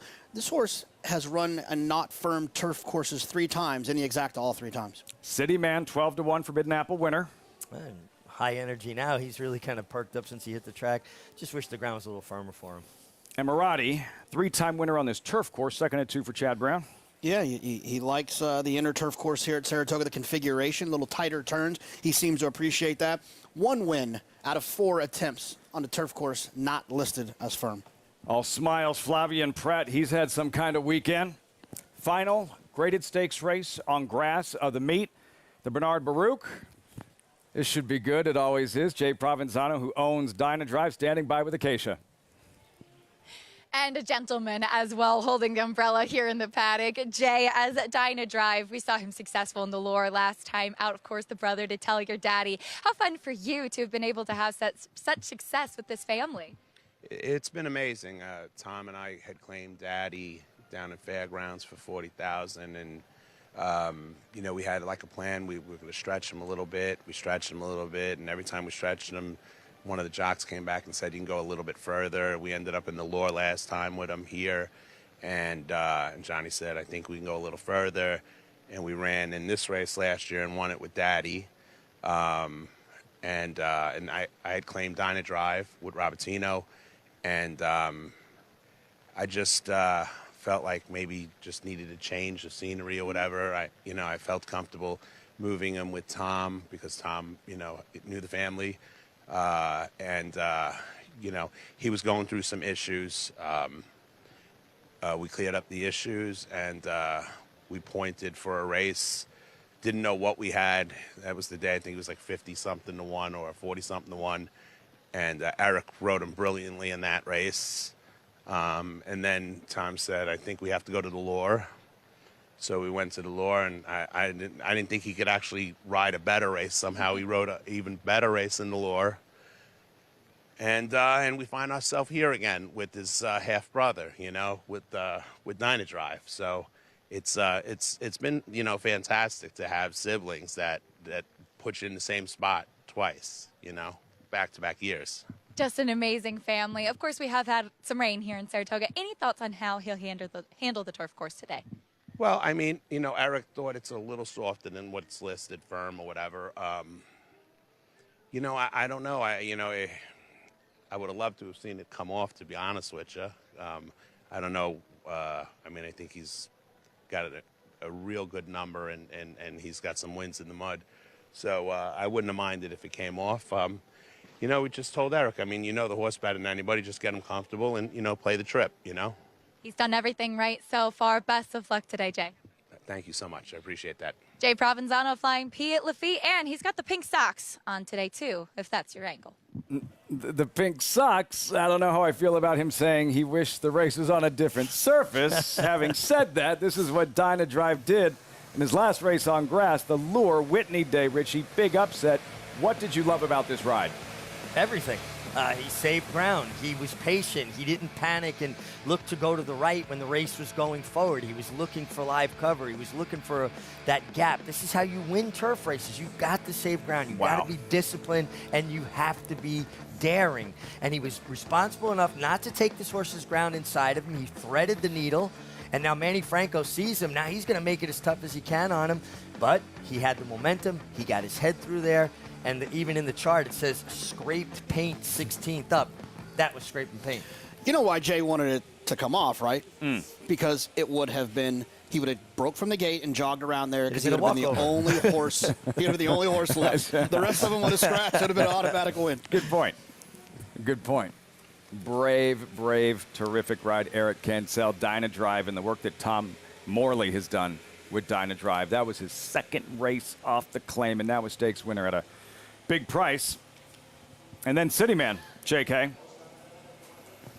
with Trevor McCarthy taking over, had a chance to look back as his Forbidden Apple. What do you make of his chances? City Man is the horse I think that probably has the ability to beat the favorite. But like we've said, at 3-1, I'm not running and cutting in line to bet this horse on this surface. It's just not his favorite. He's shown to not like it. Now, he was in a bog in the Fort Marcy down at Aqueduct. So you have to ask yourself, how bad was that compared to what we're seeing here today? But still, there's at least a question of does he like cutting the ground? But I think you make a great point, though. They ran 1 1/8 in the Fort Marcy in 1:59.3. On a firm track, they'll go 1 1/4 in 1:59.3, right? So that was a complete bog. This is a course that just has some give in it. I said Aqueduct. I meant Belmont. I'm just getting ready for... We're all adjusting. We're all Belmont adjusting. Yeah. And Jake, is this simply because there is a little bit of give in the ground with Mouillage? Why 6-5? Well, actually, there's a little bit of buzz, and it's Chad Brown likely to win another title. This horse ran well off of a long break for Chad last time. It feels like he's been pointing to this race. They ran in March and he's just been training and training and training, kind of getting him ready for here. And I think that there's some comfort when you see the soft ground, when you see these, European-bred horses. You feel a little bit more comfortable thinking they'll handle the surface. The French colt, Mouillage, as Cityman and Trevor McCarthy are coaxed forward. All set for this Grade 3 Bernard Baruch. Mouillage, the heavy favorite. John Ambriel standing by with the call. Final graded stakes race of this Saratoga meet on grass. They're in the gate. And they're off. And from the outside, Emirati broke well. Winters back now moves up, so it's Winters back. And Emirati heads apart for the early lead, and they quickly open up 3 lengths on Cityman in third. Ocala Dream is down at the rail running in fourth. Mouillage is fifth as the field goes into the clubhouse turn, and the trailer is Dyna Drive in sixth. And now it is Emirati who steps away here to lead by almost 4 lengths. Winters back is second. It's another 5 or 6 lengths to Cityman in third. And now the field is going up the backstretch after a quarter in 23 and 2/5 seconds. So it is Emirati setting the pace here, leading by 4. Winters back runs in second.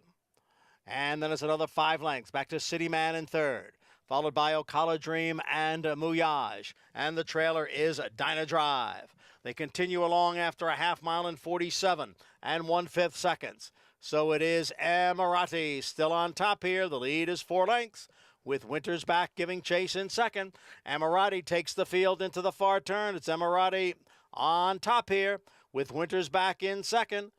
And farther back is Cityman racing in third. Mouillage is picking up some ground on the outside, but still with a lot to do. 3/4 went in 1:11 and 1, and the field is in the stretch. It is Emirati. The lead is down to 2.5 lengths. Winters back is all out in second. Then comes Cityman next in third, followed by Ocala Dream down on the inside. Emirati looking to take them wire to wire in the Bernard Baruch handicap, and Emirati has done it. Cityman comes on for second. Then it was Winters back and Ocala Dream. Giving this field the slip, Emirati, lightly raced 7-year-old gelding, Flavian Pratt, Chad Brown, Emirati, and the Bernard Baruch. The other Chad Brown. The other. And he just got to skip along by himself. Feels like everybody figured he was going to come back to them. He never came back to them. And a nice effort from Emirati. And Flavian Pratt does everything well. He can ride on the lead. He can come from off the pace, turf, dirt. There's no hole in his game. I tell you one thing that he is I don't know if it's underrated about him, but he is really good on the front end in these grass races. When he finds himself out there, he just seems to really take advantage. He's aggressive. I mean, they didn't crawl around there. I mean, they ran. Yeah. But he seems to just have a great timing for when to kind of ask, when to open up, and how to do it. I think that this was a brilliant ride and a brilliant plan by Flavian and Chad. Emirati isn't typically a front runner, Mig. This isn't a horse that goes after the lead. You know, I mean, I thought the 4 Winters back might make the lead. He was aggressively handled by Luis Saez, but Emirati outran him to the first turn and got very, very comfortable. And Jonathan just made a great point. You know, the art of riding a front runner is not to go to the lead and go as slow as you possibly can throughout the anchor. It's to dole out that speed in a way that compromises the horses behind you, that makes them chase you, makes them come off the bridle, kind of suck them in a race and have to make a longer run than they want to. How often we've discussed it, JK, that a jockey or a horse don't want to be put in a position to chase. And the best way to put a horse in a position to chase you is to go faster early, not to slow it up, and make it easier for them. I think this is one of the most underrated weapons in this game is to open up. Because I feel like if there's a horse that's close, you're making them kind of get off the bridle because they're chasing you around there. If you're having a horse who's coming from out of it, even though you're going fast and you're quote-unquote setting it up for them, I can only imagine how the timing of that. Do I go now? Do I go now? Do I wait? Is he going too fast? He's going to come back to me? Wait, should I go now? I just feel like the decision-making process, you make it much more difficult on everyone behind you. I agree. Part of the problem, I think, is a lot of riders don't develop a clock in their head as much as used to. Now, that's a generalization. I'm not saying everybody, but I think in general, guys used to work more horses, and then once they develop that clock, you got to keep it tuned, and you work a lot of horses in the morning. Now you have trainers want to put headphones on all their riders when they work. That's interesting. And they're telling them, you just went an 8th and 13, you just went an 8th and 12. You're inhibiting their ability to feel that rhythm, to feel that timing.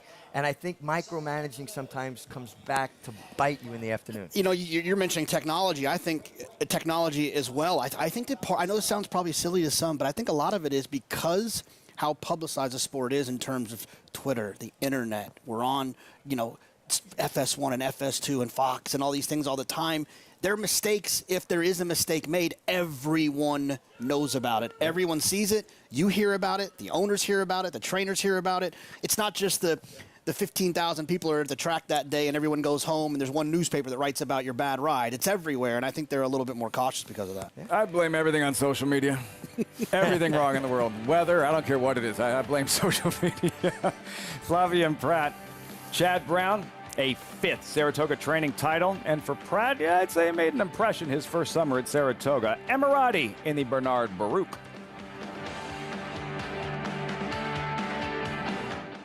Irish Hill and Duchess View Stallions, proudly standing the ultra-fast, multiple stakes-winning son of Uncle Mo, King for a Day, the only horse to defeat 2019 3-year-old champion Maximum Security. Well, King for a Day was basically a clone of Uncle Mo. I mean, good speed, the ability to carry it over distance of ground, real professional horse and a really cool horse to train. Sire maker extraordinaire Uncle Mo, represented in New York by King for a Day. Visit ihdvstallions.com to book your mare today. Adelphi Racing Club, offering a truly personal racing experience. I would just say that it's a smaller, tighter-knit group. Everybody has a common interest. We spend a lot more time together than some of the bigger operations, and I very much enjoy that. We're not just a syndicate, and our members aren't just investors. We are partners. Contact us to get a taste of the Adelphi experience and come hang with us this Saratoga meet.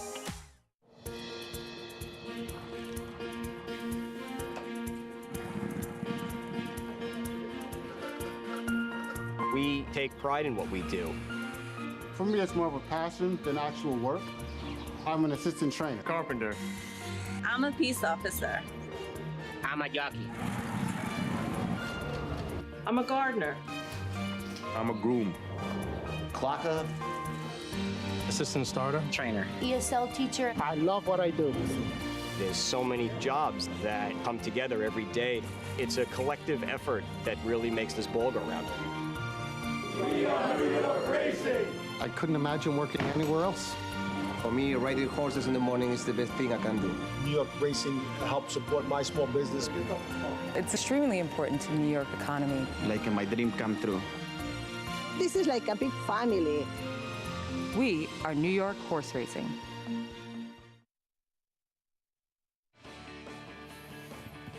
Happy Labor Day. Closing day here at Saratoga. Saratoga Live is always brought to you in part by America's Best Racing. For the love of the race, visit americasbestracing.net today.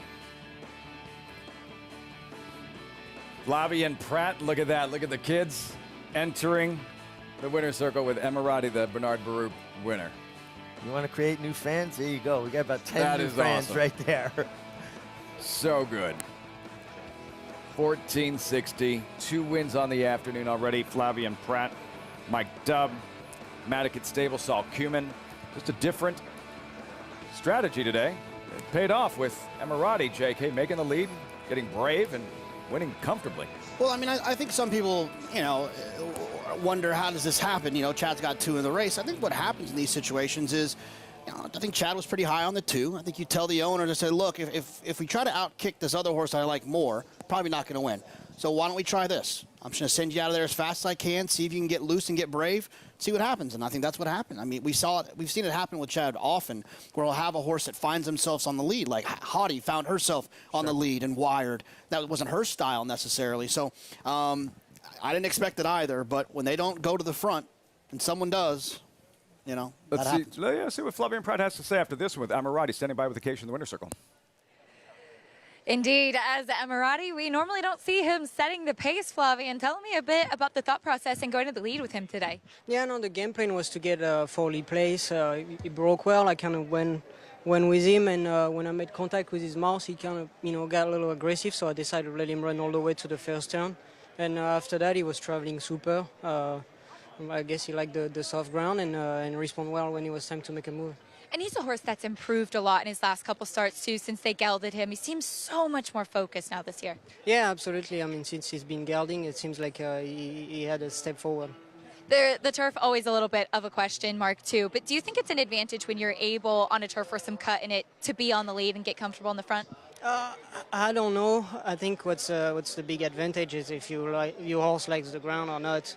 I think that's what makes the difference. The tactics certainly worked today. Congratulations, Flavien. Thank you. Flavien Prat with yet another heads-up ride this summer at the Spa. Lafitte? Another stakes win. Flavien Prat getting back to the jocks room. He picked up a few mounts today, and Steve Asmussen turning to Flavien Prat for Gulfport. 9-5 favorite later on in today's feature, the closing day, the hopeful. Yeah, and it just feels like he's making inroads into new barns, different barns, trainers, taking notice of just how well he rides. And again, he's the soundest rider in the room. There are guys that may do some things a little bit better than him, but he does everything well. And I really enjoy watching him ride. He's very thoughtful, and he has had a great Saratoga meeting. Well, what did we say, Saturday? He went to Del Mar for one day, and he had a great meet there as well. Yeah, he rode one horse in Flightline that I think that a lot of people would trade their entire meet to be able to be on board Trade my career for right Flightline. Unreal. Coast to coast for Flavien Prat, and now that it's day 40, closing day of the 154th season of racing at Saratoga. Richie, one moment. What was your highlight this summer here?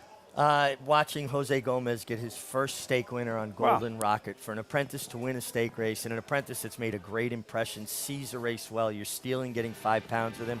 Had a long conversation with Jose before this meeting. He was thinking about going to Monmouth for the summer.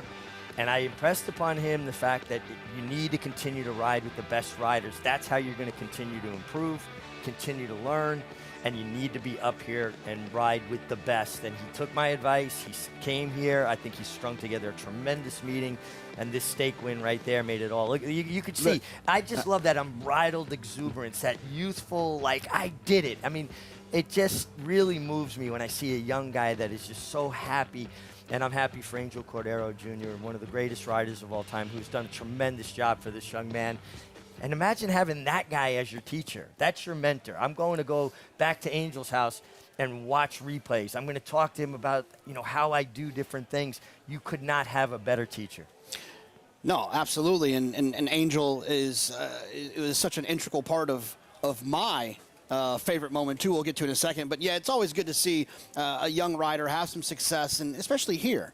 Like we talked about earlier in the show, having success here gives you the momentum to propel you on to other things. And him winning that stake will give Angel a talking point when he's trying to get on a horse at Aqueduct later this summer. Hey, the kid can ride. He won a stake at Saratoga.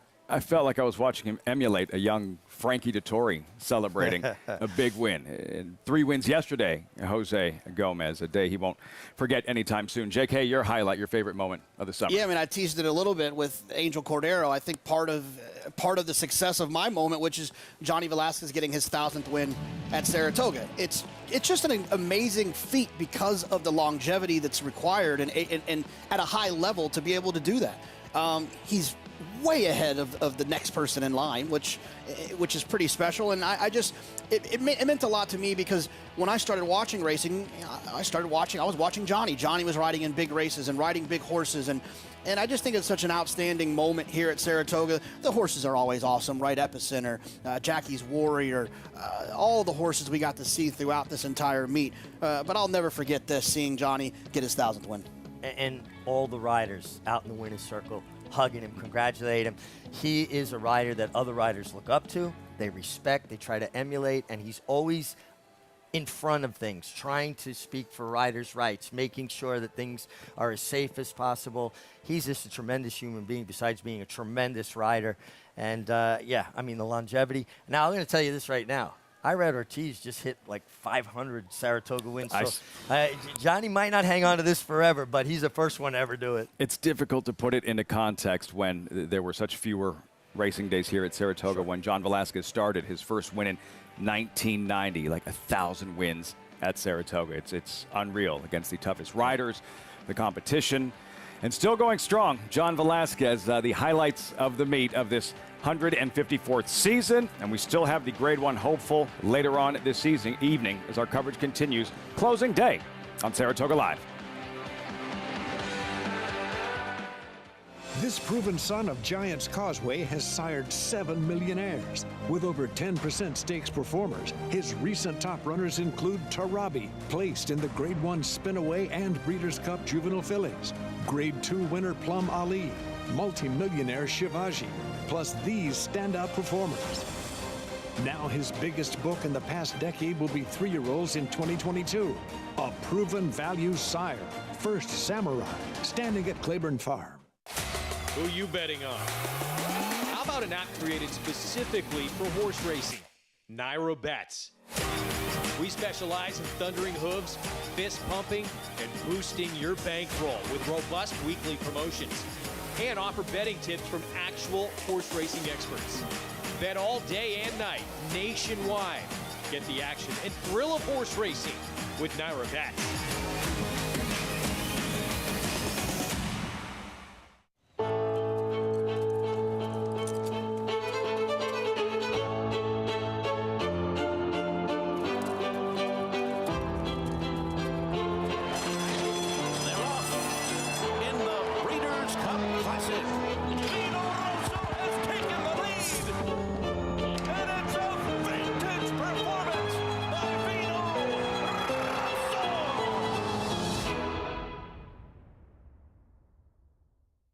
It's America's original sport, and no one covers it better than America'sBestRacing.net. From the sport to the lifestyle, the best races, horses, and destination venues, cocktails, gambling, fashion, and more. America'sBestRacing.net is a sport for you. Live it, love it, bet it.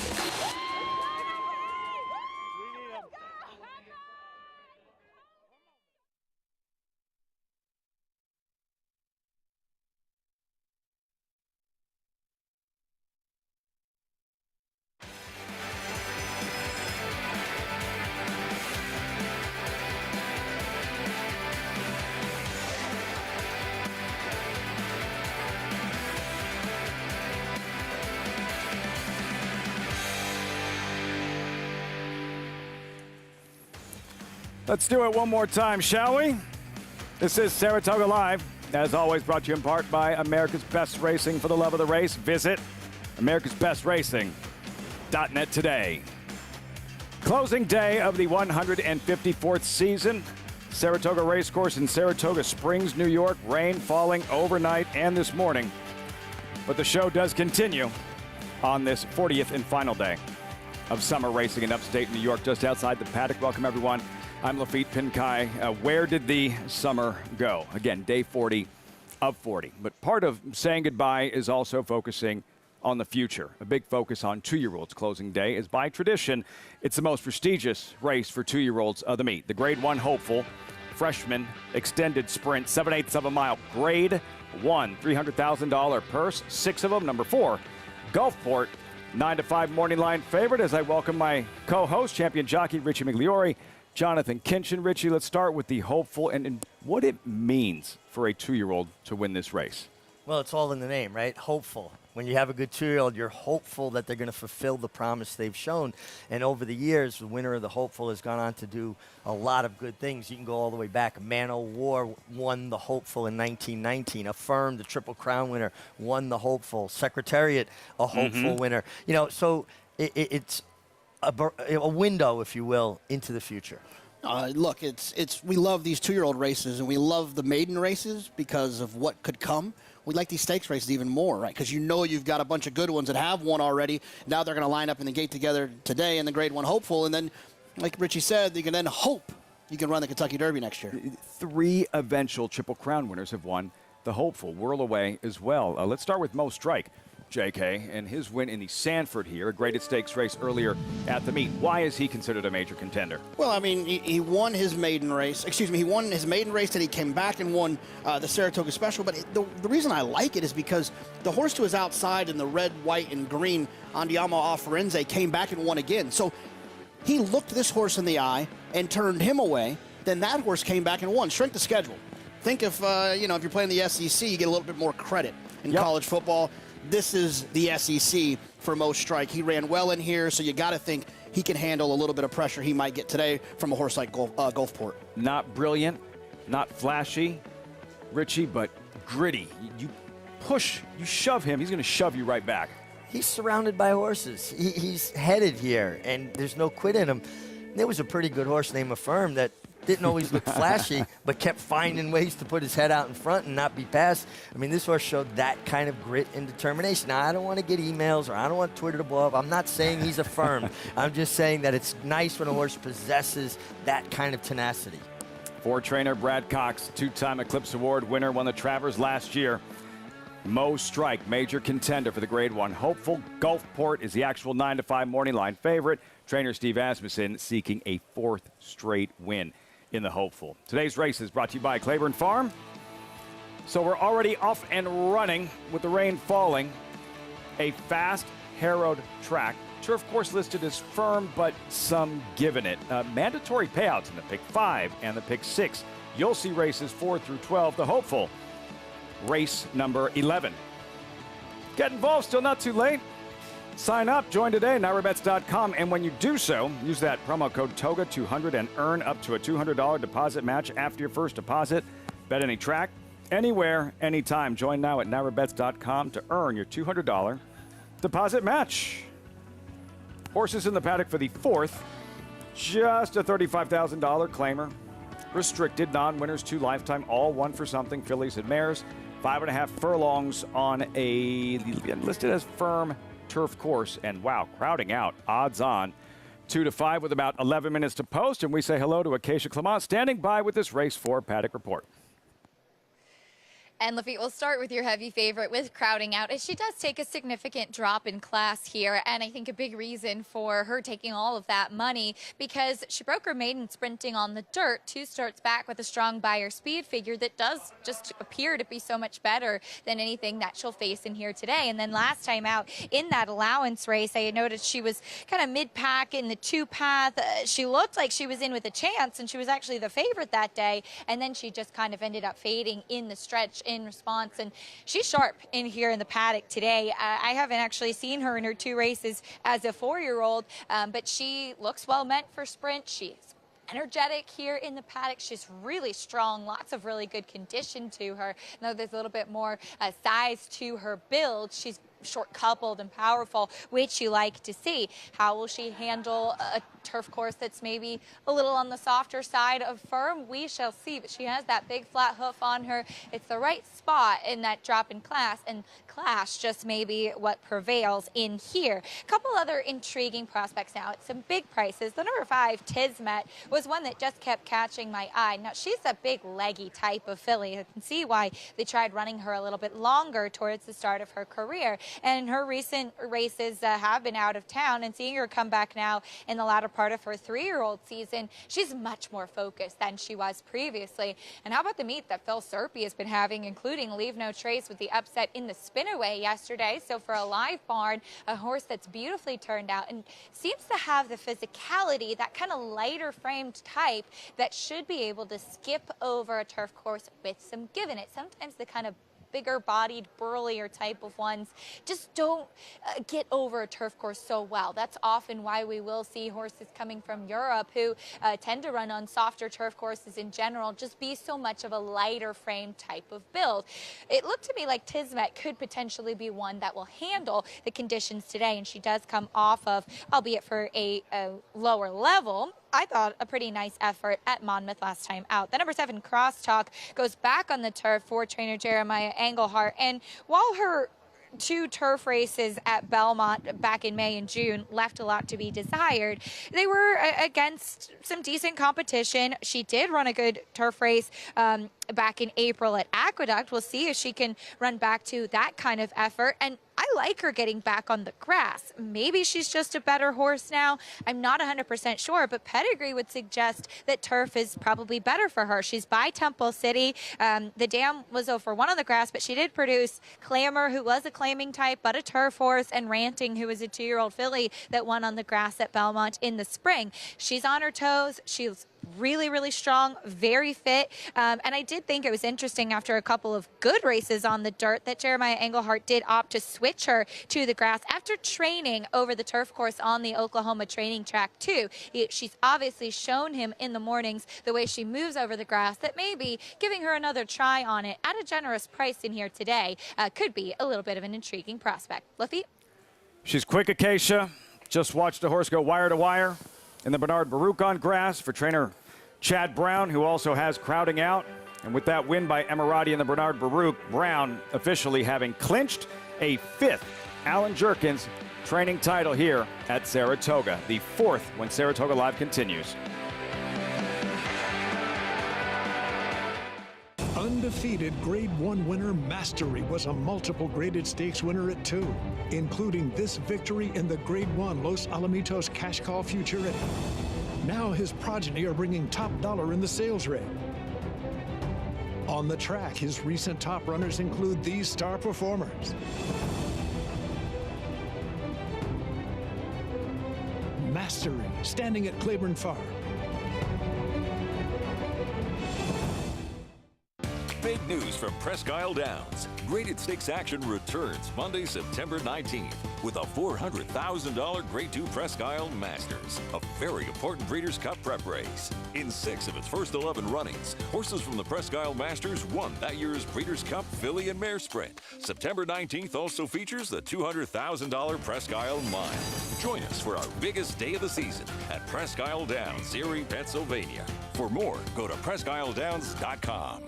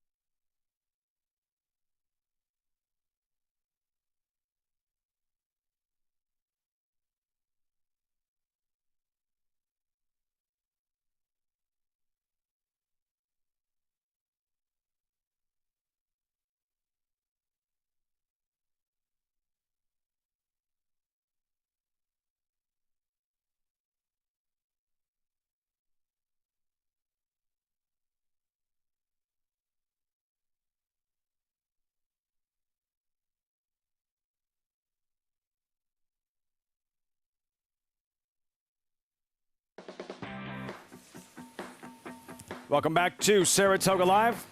As always, brought to you in part by Claiborne Farm, 100 years doing the usual unusually well. Post-parade race 4, $35,000 claiming event, non-winners to lifetime. And we'll start with the Union Dolly. Make the rider Flavien Prat already looking for a 3rd win on the afternoon. I thought this was one of the only ones that could upset the favorite. Does have a nice closing kick. Finished well last time for 40. Crowding Out 3-5. The last one did not go so well. Yeah, it was uncharacteristically poor effort from her last time, but any of one of her other races are more than sufficient to win here, and she takes a significant drop in class.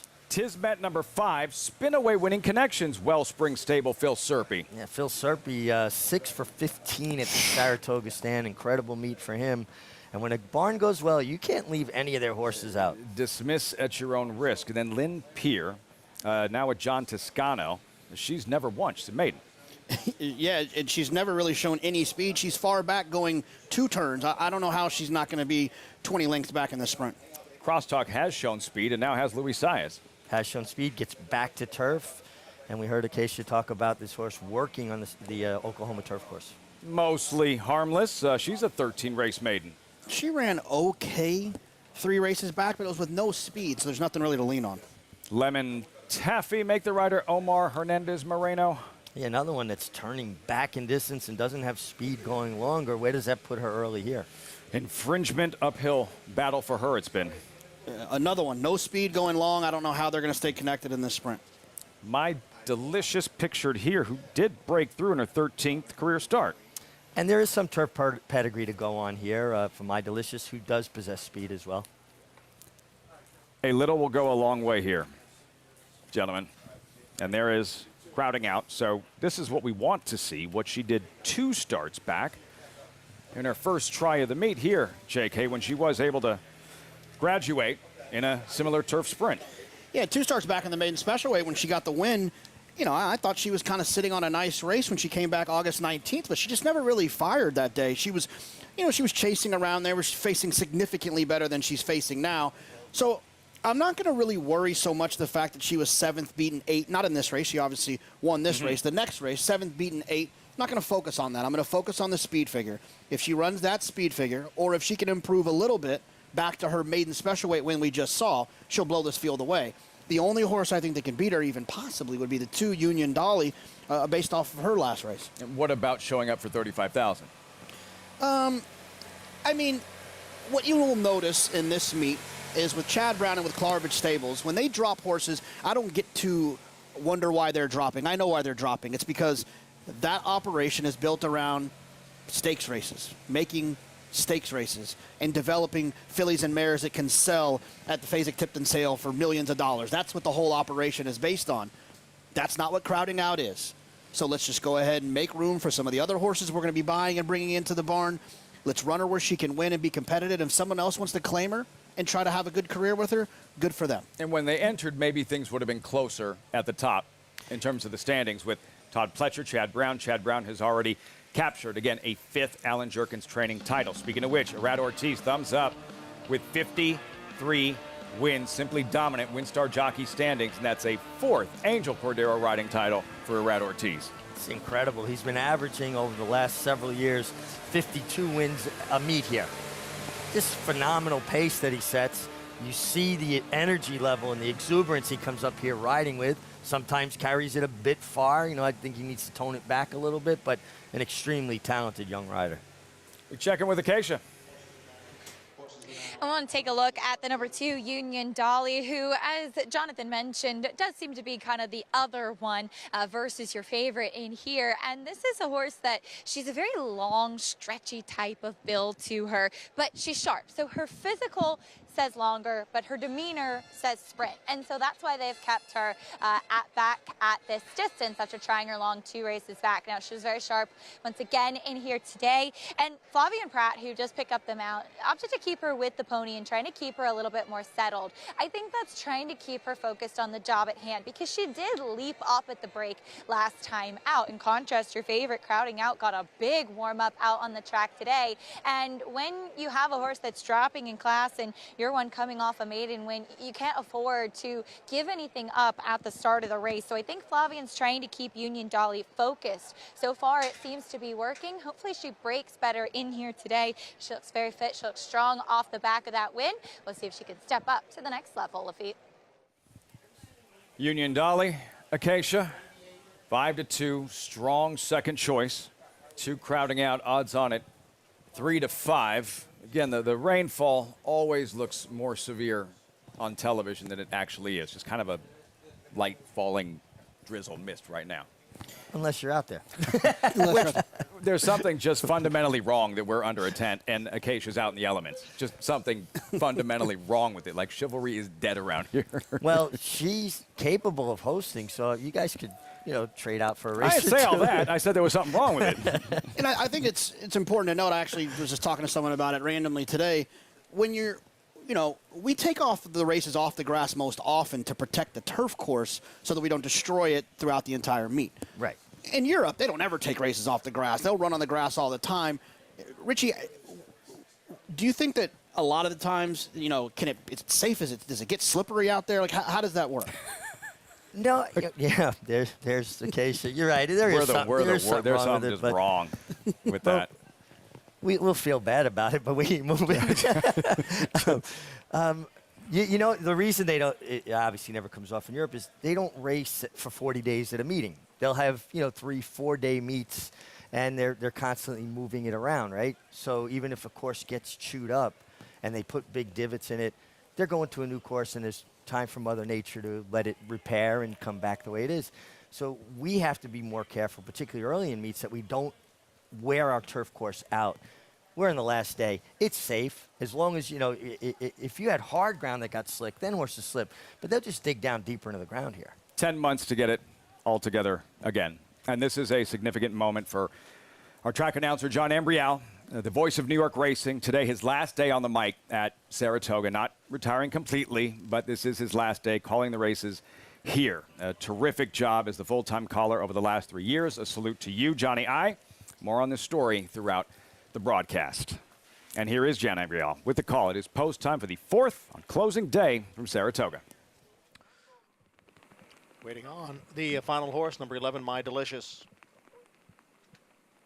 And they're all in.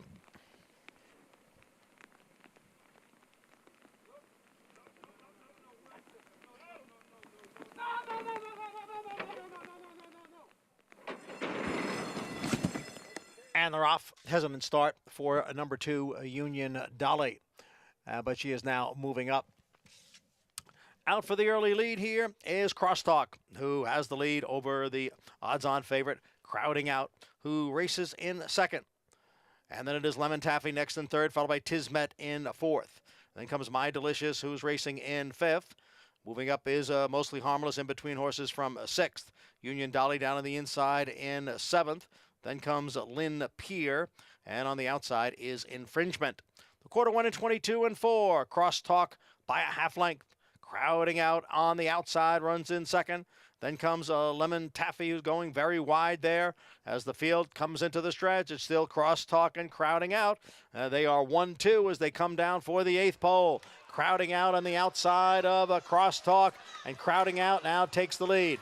Crosstalk runs in second. Union Dolly, who was slow leaving the gate, has now moved up into third, but it will be Crowding Out at 3-5 to win it. And it's a photo for second between the late closing Union Dolly and Crosstalk in race 4 at Saratoga. The leaders all padding their stats. Leading owner Seth Klarman, leading trainer Chad Brown, leading jockey Irad Ortiz. Crowding Out rolls in the 4th at the Spa. Just a nice trip she worked out. She was best and got a very good trip. Broke clean, set herself up in the right spot. And I think when you can see the PL on the track now. They're kicking it up. When you can have a horse in the bridle, JK, and keep them balanced, it just helps them.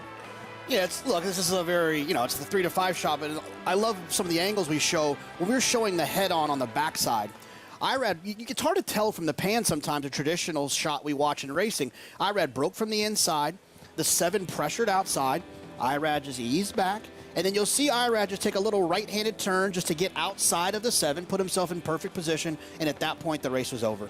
And you can't always see that from the pan, but you can see it from the head-on. It was an outstanding ride by Irad. It's why you win so many races. It's a simple move, but it made the difference in this race. Rather, you try to stay inside, you'd been in trouble. When you're on the best horse, you have to ride a little bit defensively to avoid being put in a compromising position, and that's what he did. I'm on the best horse. Let me get her in the clear. Once that horse clears me, I think we saw Warlike Goddess. You almost wish Joel Rosario had ridden her a little bit more defensively. Like, you're on the best, try not to get put in a compromising position. Union Dolly motoring late from far back with Pratt to complete the exacta. And she blew the brake again. Yeah. She's a filly that just obviously we see the has some start? bad gait habits. Try to pull it up. Crowding Out. Irad Ortiz, the big meat, the win in the Whitney Life is Good. The damage he did with what feels like an emergent champion. Nest, Coaching Club, American Oaks. Alabama, I believe, 4 Grade 1 wins at the meet. He only won 1 last year. Latruska in the personal ensign. This was not a Grade 1 race. Go back to the start. Union Dolly post 2, Richie. It looks like she was standing well, but she just kind of hopped. She did it last time. They say she lunged last time. This time she kind of hopped forward. She ran well to be second. And then this is the point. Well, that was almost the point. That was the almost point. That's the point right here where the 3 gets outside of the 7. Started off inside and then just adjusted itself out. Got in the clear. You're on the best horse. Don't stay in there and get cute, try to save ground. You don't need to save ground. You're on the best horse. Just get in the clear. That's exactly what Irad did. Perfect spot tracking the leader, crowding out. Union Dolly found her best stride late, able to finish second. Seth Klarman, winning owner, Chad Brown, winning trainer, Irad Ortiz, the leaders of this 154th season at Saratoga. The odds-on favorite does not disappoint, crowding out in the fourth. We'll have the results, and we're counting down top 10 moments of the meet. Epicenter Travers should be up there, right? Jackie's Warrior, history-making Vanderbilt, and made it look so easy. And life is good, wire to wire in the Whitney. I hope he didn't watch the Pacific Classic Saturday night.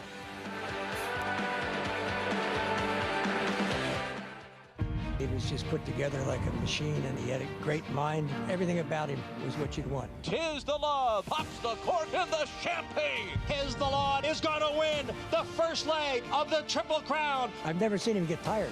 Respect the law. Tis the law. His structure is just perfect. His bone is perfect. He's left the others behind. He's going to win the Run Happy Travers. He's everything you would look for in a horse. Who you betting on? How about an app created specifically for horse racing? Naira Bets.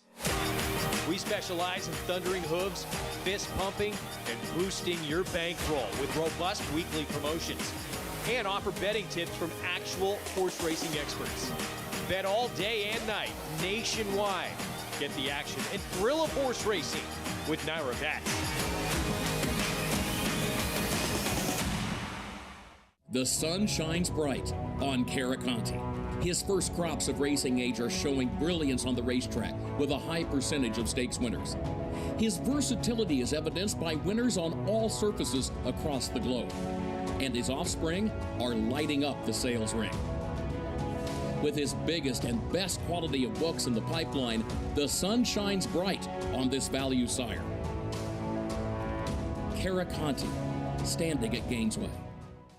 Racetrack Television Network brings you every race, from every track, on every screen, every day. With monthly packages starting as low as $5, RTN gives you great value and access to more live HD streaming and race replays than anyone. Visit RTN.tv today to sign up and watch on almost any device, including Roku and Amazon Fire. RTN has packages that start at $5 per month.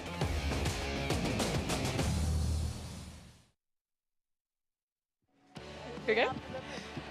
Welcome back to Saratoga Live. As race 4 is in the books, I'm pleased to be joined by winning jockey Irad Ortiz and our production assistant Matt Dominguez, who's been terrific helping out with the umbrella today. But Irad, crowding out, you gave this filly a big warm-up today, and she was forward. Talk to me about the intention to have her forward. Big draw, 35, maybe the best horse of the race. Try to stay out of trouble. We broke good. That was the plan, try to break good. If somebody go, we should be right there, and that was what happened. Horse outside of me, go ahead. I sit second on the clear, stay out of trouble. She was much the best. Now, as we know, you are enough ahead that you will have clinched already the riding title here at Saratoga. Reflect back on this meet and what it means to have another riding title up at the spot to your name. It means a lot. It means a lot. It's a lot of work, a lot of dedication. Thanks to all the owners and trainers for the big support, and thanks to my agent Steve Rochin for amazing job. Now, quickly, you're looking for one more Grade 1 later on today, Forte for Todd Pletcher in the hopeful 2-year-old. What do you expect from him, as we'll see if he can get back on track today? Last time, I think he's asking for a little more distance. He do everything right. First time behind with the kick back, he handled it okay, but he don't have the experience. First time out, he was inside, but he never get too much dirt on his face, and he was a little jumping a little bit, lose some opposition, going backwards in the first part of the race. Then he finished really good. So hopefully the distance helped him today. We look forward to seeing him, and congratulations on the title and another win here. Thank you, Acacia. Irad Ortiz, it's been fun to follow all summer long, Lafitte. Simply dominant. Richie, if you bumped into somebody at Saratoga and they're not familiar with the track, but they've gone maybe once or twice, I see this Irad Ortiz guy win all the races. Like, why? Why is he so good? What would you say he does best? What makes Irad Ortiz Irad Ortiz? Well, Irad has so much natural ability on horseback. He can get horses to perform, make them do things. But if I had to put a finger on one thing that I believe makes him as successful as he is, it's his intensity. He brings it every day in every race. He wants to win as bad in a $10,000 claiming race as he does in a grade 1. And it's evident. He goes out there, and again, sometimes that can work against him as well. It frustrates me because he doesn't need to do some of the things he does. Sometimes, you know, there's race riding, and then there's going over the line. I like him. I have great respect for his abilities. If he could just calm it down a little bit. But part of his game is that intensity and that desire to win, and it's evident every single day. His energy level is amazing. As a horse player, I think that one of the things I appreciate about him is he's usually, as a good rider, in the right spot. There's a lot of riders that are really talented. I'm not going to say names, but everyone out there knows there's a lot of really good ones that sometimes they'll do stuff and you're like, what did you look at the form? Why are you there? That doesn't happen too often with Irad. Right. You're going to see Irad Ortiz in some of his bigger wins this summer at Saratoga as we officially begin our top 10 countdown and the greatest moments of the summer. So many, it makes it very difficult to boil it down to just 10, but we tried. So let's get it underway. Checking in at number 10, the number 10 best moment of this summer at Saratoga. Gufo is putting in a late run. On the outside is Soldier Rising. Here comes Gufo up to challenge Mirror Mission for the lead, and Gufo has got it. Acacia's like, what do you mean number 10? It's number 1. Gufo, just the 7th horse ever to go back-to-back in the Grade 1 Sword Dancer on the undercard of the Travers. And got a perfect trip. You know, the blinkers had the desired effect, kept him in the bridle, allowed Joel Rosario the luxury of being able to be in a better position and move with more continuity. Gufo's a frustrating horse for me, and probably for other horse players as well. It's like there's times where he's won where I didn't think he was going to win. The times I think he's going to win, he doesn't win. It's not that he's inconsistent. It's just I'm inconsistent on the times I like him. And that's why he could be a little bit frustrating. But a really cool horse. It seems like they kind of got him figured out with the blinkers.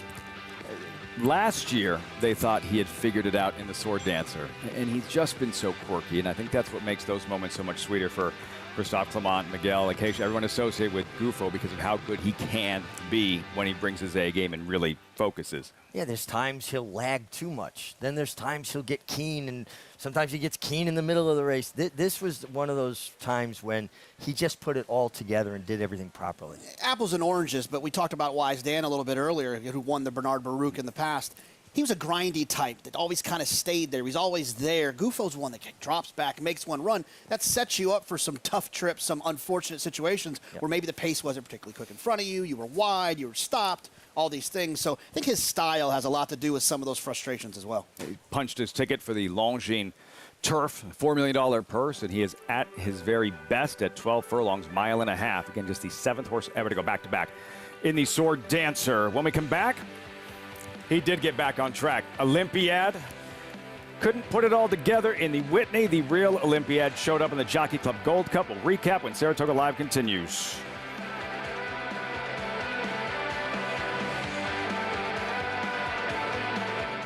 Catalina Cruiser. He won 7 of 9 starts coast to coast, with 6 triple-digit buyers and 5 dominating graded stakes wins, including a record in the Grade 2 True North Stakes. A son of leading 5th crop sire, Union Rags.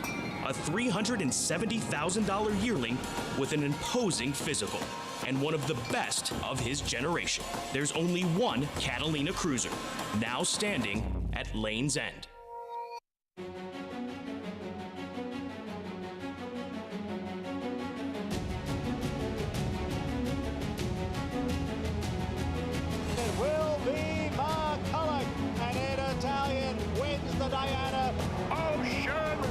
State of Rest to win it here by a length. Domestic Spending and Tribovan, and here is Domestic Spending to take the lead in deep stretch and win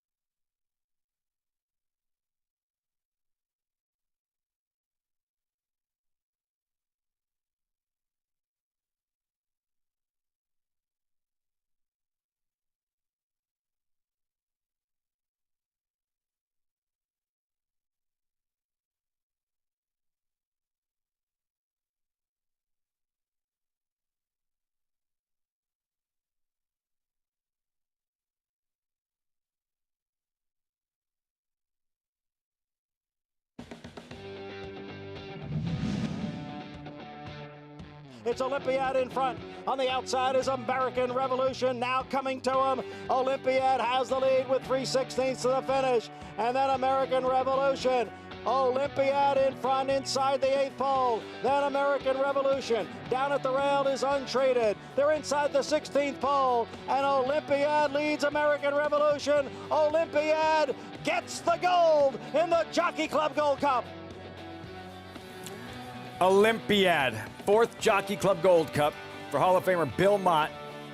That looked like the colt we saw rattle 5 straight wins, including the Stephen Foster. Yeah, listen, in the Whitney, I feel like he just got discouraged chasing a horse that just has superior speed in Life is Good. They went 46-3 in the Whitney. He was on the hard chase. Now he's in perfect position going 49, always framed up in the bridle. And I think it's a prime example, Jonathan, of why speed is dangerous, and it's better to let horses go a little faster because it takes them out of their game. 100%. Maybe he didn't like the racetrack last time in the Whitney, but I think he didn't like chasing Life is Good around there. He shows up here. He answers the mile-and-a-quarter question, which is always a great question to answer when you're looking at the Classic. But he's got to answer another question at some point, and that's, does he want to run down Flightline? Yeah. It feels silly when it comes to any other horse now, as Acacia's standing by, and have a conversation, Acacia, when it comes to, okay, how does this project to the Breeders' Cup Classic when what we just saw in the Pacific Classic with Flightline, but your big picture, Olympiad, and what he showed you in victory in the Jockey Club Gold Cup on Saturday. Well, it was great to see him get back on track, Lafitte, in that Jockey Club Gold Cup, because he was a horse that had put together such a tremendous year and then a disappointing effort in the Whitney. Speaking to Bill Mott earlier in the day on Saturday, he had said that he thought potentially the heat and humidity could have played an effect on Olympiad's performance on Whitney Day. If you all remember, it was probably the hottest day that we had this summer, and very, very humid. And to me, I had noted down in my notes as well that Olympiad just kind of looked dull in the paddock prior to that Whitney. And that was not the case before the Jockey Club Gold Cup. He was bright, he was alert, he seemed like a happy horse, he was fresh in the paddock, just a totally different appearance and demeanor to him. I don't know if the heat is the complete explanation, the complete story. Maybe it was just that chasing Life is Good was too much for him, or a number of other factors. But I do think that it is a piece of the conversation. And it was great to see Olympiad get back on track, and in a very big way, Lafitte. We've heard it with numerous horses. There were a few days where it was like oppressively hot here at Saratoga. Malathot, we saw that earlier in the meet, and how she bounced back when it wasn't quite as warm in the personal instant. So, yeah, good to see Olympiad bounce back. And then Junior Alvarado, Bill Mott, they're teaming up here with She Caught My Eye in the upcoming 5th race. They are indeed, as that's where we'll start with this paddock report, as she had an impressive win last time out, and I don't think anybody's going to be worrying about the heat today as it's much cooler. But as far as She Caught My Eye is concerned, made her first start for the Mott Barn last time out, and she moved right up to the lead that day. I do think that she was one that maybe is still kind of figuring things out. You could kind of see in that race that she had her head cocked a little bit in the stretch. She was but leveling off and then just kind of galloping away from the rest of the field, and that was in a maiden 30. So they do step her up to the starter allowance level. Maybe it was the question of they weren't exactly sure what they had on their hands. She won impressively and with a strong figure too. Can she repeat that? And how does she handle a wet track in here today too? So a couple of other things for her to face, and she's been sharp in the paddock, making her second start for Bill Mott. I wasn't in the paddock that day, but I do like what I see from her here in the paddock this afternoon. And again, the question is, can she repeat it? I think she has some nice horses that she'll have to face in here today, stepping up off the back of that maiden win. One of which is another filly that has speed. That's the 6 Backyard Money for the coach, Dwayne Lucas, as this filly 2 starts back, won nicely off the layoff to break her maiden here at the Spa. And then last time out, trying the 7 furlongs for the first time. She was actually hustled right up to the lead and had some company, and then the winner just ended up being a bit better in that race. She does get Lasix for the first time, and she's a horse that I think is steadily improving. She also has the benefit of having already faced winners before, and you can see now that they've got the tack on her, Wayne has opted to keep her in the stall, keep her a little bit more settled, as sometimes in this kind of tight confines of the saddling enclosure, horses can get a little bit more agitated. She was one that when she broke her maiden 2 starts back, I wanted to see her be a little bit stronger behind, and she has strengthened up now in the 3rd start off the layoff. The number 5, Aiden Ike, is first off the claim for Matt Shearer. She's taking a big step up in class from the 12.5 level that she ran in last time out. But this is a sharp claiming outfit in 10 Strike Racing. Luisiah is going to climb aboard this one. And she's always been one that, she's the tall drink of water. She is a big, good-looking filly, and she's on the muscle today, too. I had noted down last time that I thought she actually looked best in that group and kind of had that energy bubbling beneath the surface that I like to see. That was on a muddy track that day as well. The winner went right to the lead and just stepped away and ran from the rest of the field. This one did lose second. It was close in there. She finished 3rd, and she will have to improve facing these. Again, she steps up, but physically, I really like her going the 7 furlongs. I like the energy I see from her here in the paddock, and I like that a sharp claiming outfit does opt to dip in for her and show a vote of confidence in stepping her up to this starter allowance level. Lafitte? Luisiah will ride Acacia. Aiden Ike, some changes, of course. The main track is listed as good, sealed. The turf course is good. 9th race off the turf. The 9th race is off the turf and significant. We have a pick 5 about to get underway here. Of course, closing day, mandatory payout. Late pick 5 gets started here. 9th race off the turf. Chances are, if you're playing, you're using backyard money. Her start 2 starts back. A victory right here at Saratoga. Good trip, just off the pace, engaging the leader, and the fight she shows in the stretch here. Oh, it was so impressive. I didn't like her at all this day, but she was stuck down on the inside, and she just kept on finding. She was chasing a fast pace around there. She was coming in off of a long layoff since November, and she was just game as could be. And she comes back out of this and ran well again. I think that now she's got the opportunity to get away from the inside. Now she gets to be outside in the clear, where I love to be on these type of racetracks anyways. Yeah, she was tenacious. She came to a very tight spot. She really fought, and I do think she's very well placed being outside the other speeds. I'm a little bit interested in the 4. She caught my eye. She's a half to off-track loving Jewel of Arabia. Violence gets 16% winners with Duck, his Trevor, you're horse tall. and wet boot. Yeah. She caught my eye in the easiest of wins. Drawing away late here, Richie. In a much easier spot. I mean, admittedly, she ran once on synthetic and didn't show anything. And I thought she ran really well here, and she's got speed.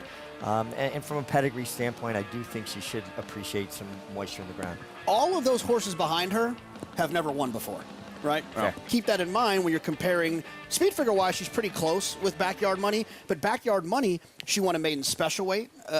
Those horses were also in for a tag last time. So Backyard Money won a maiden special weight. Then she came back in a starter allowance, which can be some of the toughest races because these horses get qualified based on the conditions to run in those races when they weren't as good as they probably are now. Those are tough races. Do you target like closing day scenarios with these mandatory payouts with the pick 5?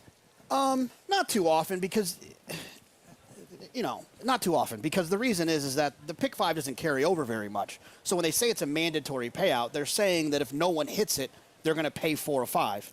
But I don't think we've had a pick 5 carry over this entire meet. Not a pick 5. So it doesn't really do a whole lot for me. Now, in the pick 6, it's the same thing. If this today would be a day that would trigger a carryover, we don't have it tomorrow. So if you have 5 of 6, you can win the whole pool, or you can win as if you've won the pick 6. So I think in the pick 6, it probably matters.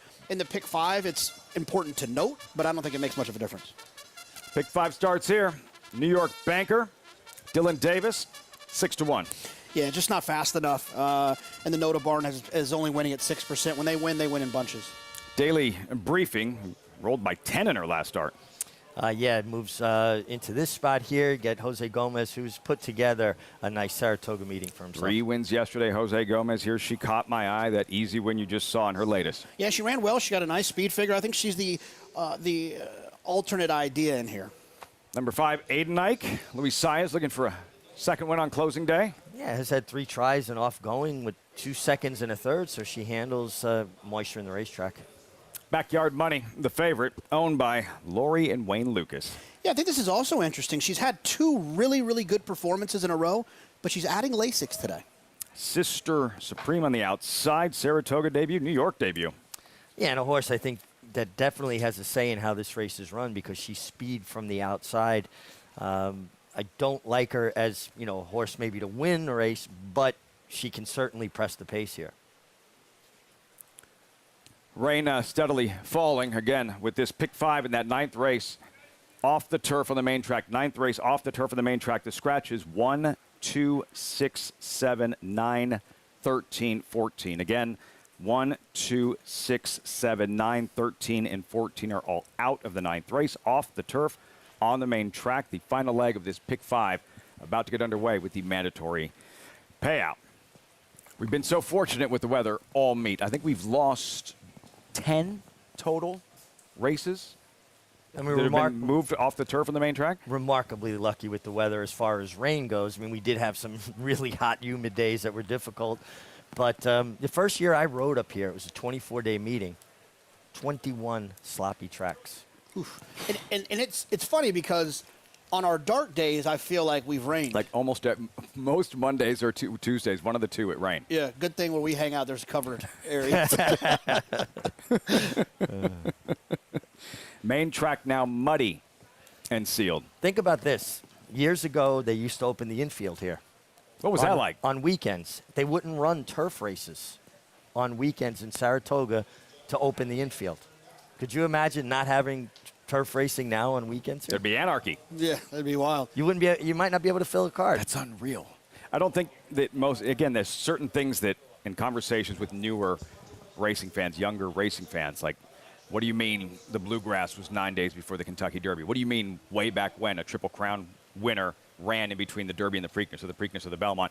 And the understanding that turf racing nowhere near as popular as it is now here.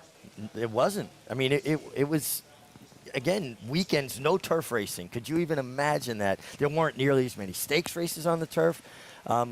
Dirt horses were revered. It's so evolved and changed now that turf horses are just as important, if not more important, than dirt horses. Yeah, I mean, I think it's happened for a couple of reasons. One is obviously, I think for bettors, turf races are usually fuller fields, a little bit more chaotic.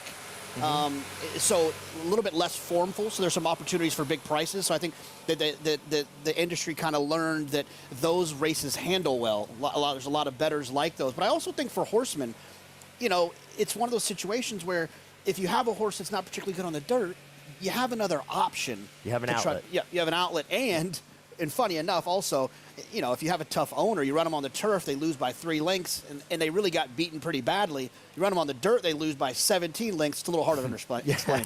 This one in the mud, we check in with Acacia, and she caught my eye, who you were keeping an eye on in the paddock. What are you noticing?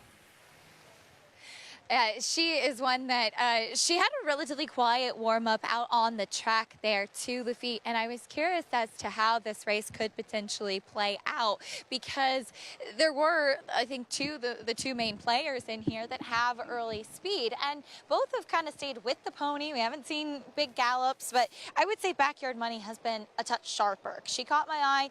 You can see next to the lead pony, too. She's very long. She's very stretchy. And I think that's why they tried her at a mile in her debut when she was with Brad Cox. The 7 furlongs does seem to suit her well. She'll turn back a little bit to the 6 furlongs in here today. I would have preferred this race if it was 7 furlongs, if I'm nitpicking in this spot. But she was one that I wish had a little bit more strength behind the saddle, just overall, just as far as seeing her for the first time and coming in on paper in a wide open victory. She absolutely could air in here again today. I just thought as she steps up and she faces what I think is a talented horse in here, as I mentioned back in the paddock, mentally she's still figuring things out. You can see she's been all over the pony a little bit in there too. I think that she is still a little bit of a work in progress in this spot for trainer Bill Ma. And so I did go to your favorite in Backyard Money. But to wrap up what you guys were saying about with turf horses as well, as I've become a huge fan of turf racing in general too, it's also a kinder surface too. As you notice, horses, they stay sound, they stay racing longer in general. And obviously the market for stallions is much more with dirt route horses. But I think you often get a chance to to have fans surrounding those turf horses that really seem to look out for themselves and stay in training for a while. It's a lot of fun to follow them, Lafitte. The very, very popular Wise Dan we were discussing earlier, Acacia, the long career at the highest level of which he competed and had success. Two-time Horse of the Year, incredibly, incredibly popular. Two-time four-star Dave winner here at the Spa. We're all set for this pick 5. John Embrial standing by. Post time for the 5th closing day at Saratoga.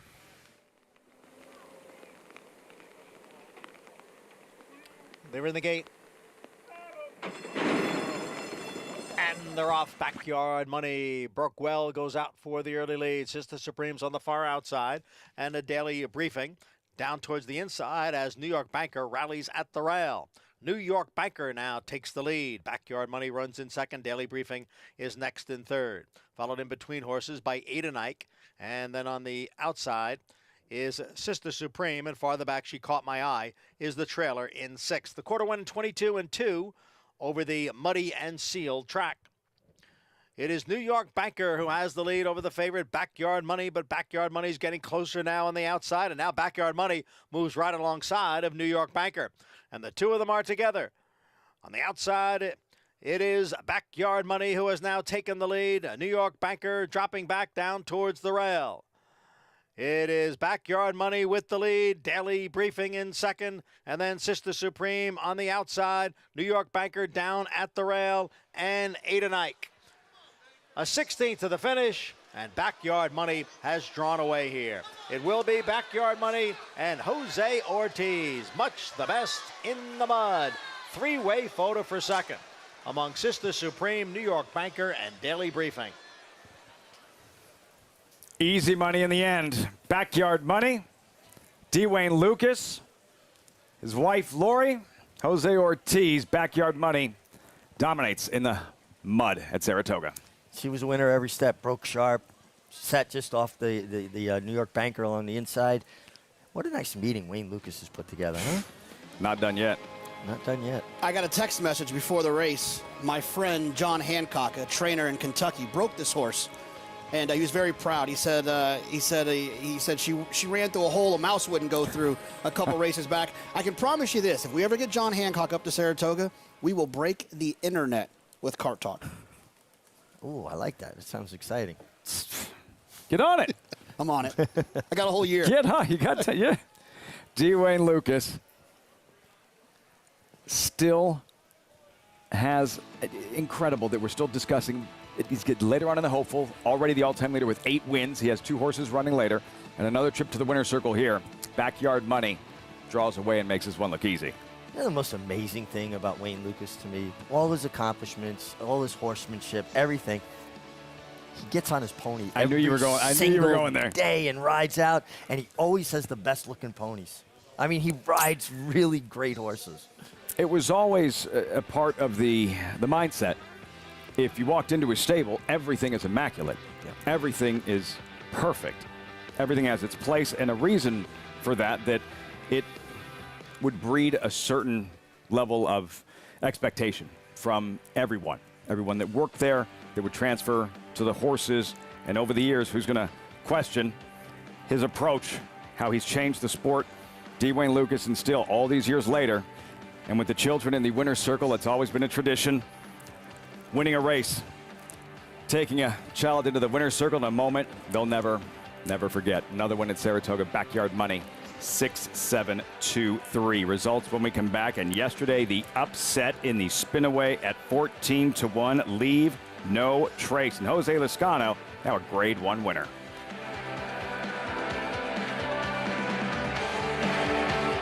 Eclipse champion Run Happy, the #1 second crop dirt sire of last year, is back and showing a new dimension with winners on turf, dirt, and all weather.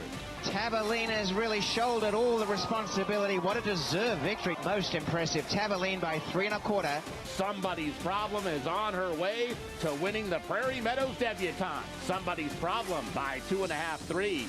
Run Happy, price for value, and standing strong at Claiborne Farm. Lady Aurelia down the center in the white and green colors is going away at the end. Rachel's Valentina and takes the lead.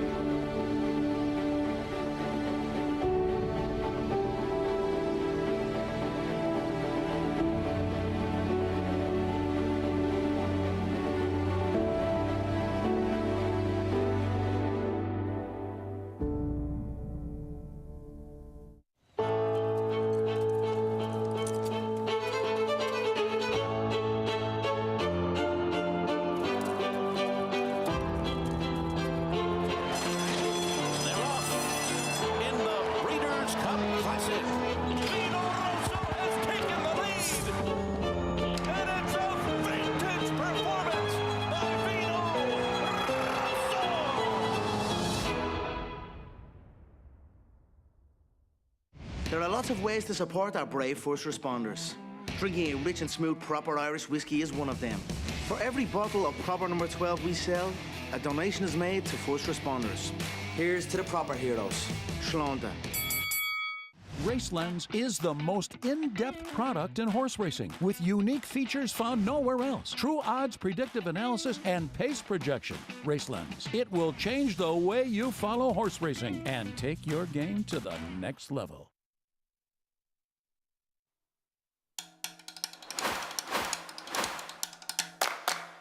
So it's Life is Good, Hot Rod Charlie, Happy Saver has come through down on the inside, and Olympiad is next, and then moving for the 8th pole. Down on the inside, it is Happy Saver trying to get to Life is Good. Life is Good now moves down to the inside. Happy Saver had a veer there, and then it is Hot Rod Charlie, and they're coming for the finish. It is Life is Good still in front. Life is Good is the winner. Checking in at number 9, moment of the meet at Saratoga. JK took no prisoners early. Life is Good, wire to wire in the Whitney. He's an unbelievably talented racehorse. He goes to the front end. He advances his position. He's one of those horses that you go out there and go 49 with him, you're taking away his biggest weapon. He's better off going 45 than he is going 49 in those long distance races. You know, I love the horse. He's got a little competition. Yeah, a little. Perfect segue, trained by Todd Pletcher. Acacia standing by with D. Wayne Lucas.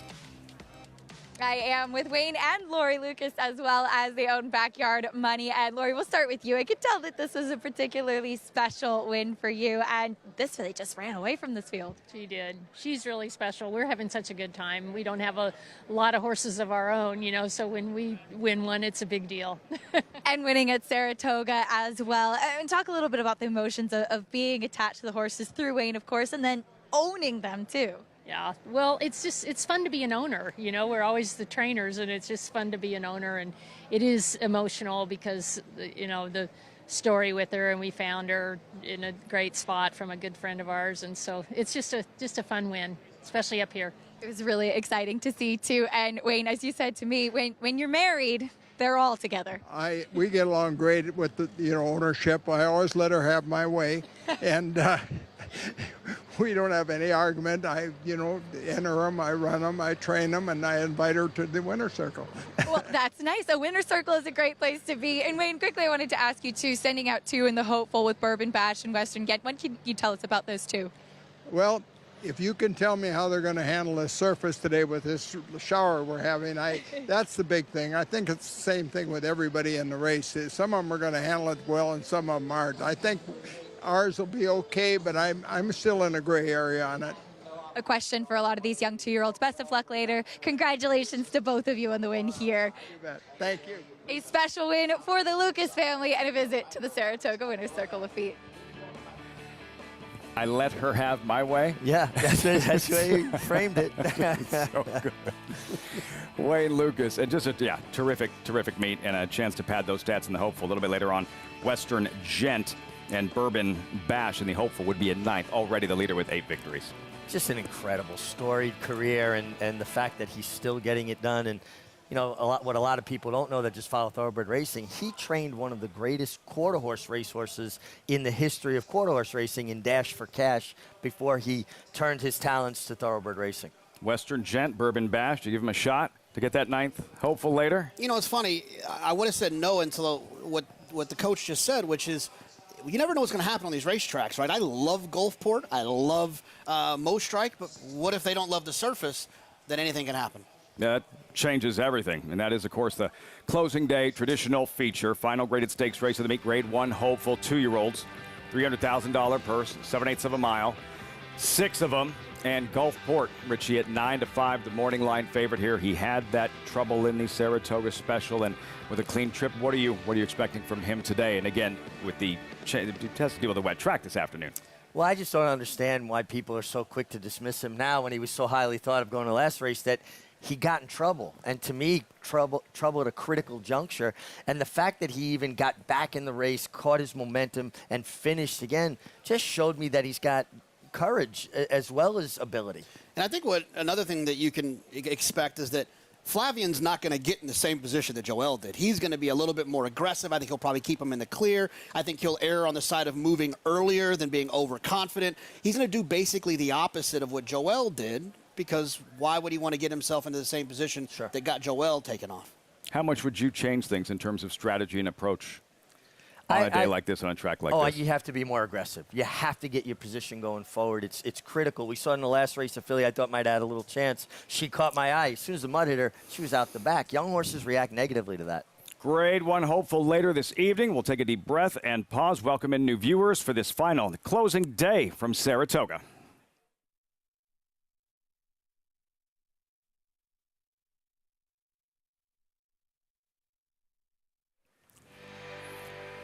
Welcoming in our viewers on Bally SoCal. Closing day from Saratoga. Not as picturesque as it's been most of the summer. Rain's been falling, but the show does continue. Jonathan Kinchin, Richie Migliori, I'm Lafitte Pinkai. Later on today, the hopeful Grade 1 for 2-year-olds. But first, a look back at the main event yesterday in the spin-away, the female equivalent to the hopeful, and with all eyes on some of the top 2-year-old fillies on the East Coast going in the end, Richie, it was Leave No Trace at 14-1, pulling off a big upset. Or we can call her Leave No Doubt. I mean, she's big, kind of rangy filly, scopy. Love her stride, love the mechanics of her stride, the way she reaches for ground. Always in good position. Jose Lascano, such a good rider. I think he gets, kind of goes unnoticed sometimes how good he is because of the depth of this colony. Always in good position. For me, the story of the meet with this surrounding this filly is not only her and how good she is, but Phil Serpe, her trainer, and the meet he's put together. 6 for 16 now at the meet. A guy who had Flying Z stable, Carlisa Pass, they dispersed. Had horses for Chester Mary Broman, they've been slowly, methodically scaling back. He's not getting an influx of horses for them, so he doesn't have as many horses as he once did, but showing how capable he is. This is a first Grade 1 victory since the Vosburg in the early 90s with Richter scale for Phil Serpe. That's how long it's been and what that moment meant. 2 decades or so in between Grade 1 wins, and now a filly who, moving forward, last year we were so dazzled by Echo Zulu in this race. I don't know that we sensed that sort of brilliance from Leave No Trace. JK, how impressed were you? I was disappointed because I made a mistake. This is a horse who showed a ton of speed on debut going 5.5, but the way that race was run, she was slowing down late from a speed figure standpoint, so I didn't think she wanted to go that far. I forgot she was entered in the P.G. Johnson MTO, meaning they wanted extra ground for her, and that was the clue that I needed, that they trusted she would go further. I made the mistake. She went further, and she did it impressively. I think she beat a pretty good field as well. Wonder Wheel, I was expecting her to engage and see a real fight to the wire once Leave No Trace clear that she was going to finish. Wonder Wheel looked like she just kind of, the post-time favorite, just tired late, going a little bit sideways. Yeah, I kind of felt like she just ran on a little bit evenly, that maybe, the stretch didn't help her as much as maybe we might have thought, but also maybe she was just chasing a very good filly. Yeah, she didn't get a great trip in there, kind of wide all the way around there, but if she was who they thought she was, she would have overcame that.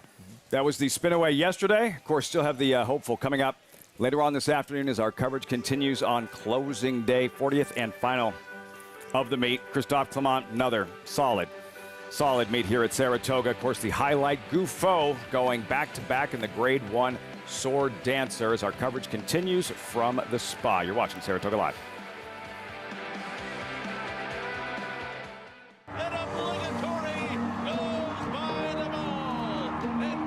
Here comes Malathaat. Here comes Clairiere on the outside. They're coming to the finish, and it's going to be Clairiere. Nest, much the best. She won by better than 10 lengths. Cody's Wish on the outside. Cody's Wish with the upset in the Fargo. Malathot grabs the lead in deep stretch, and Malathot has won the Personal Ensign Stakes. Curling, the classic sire.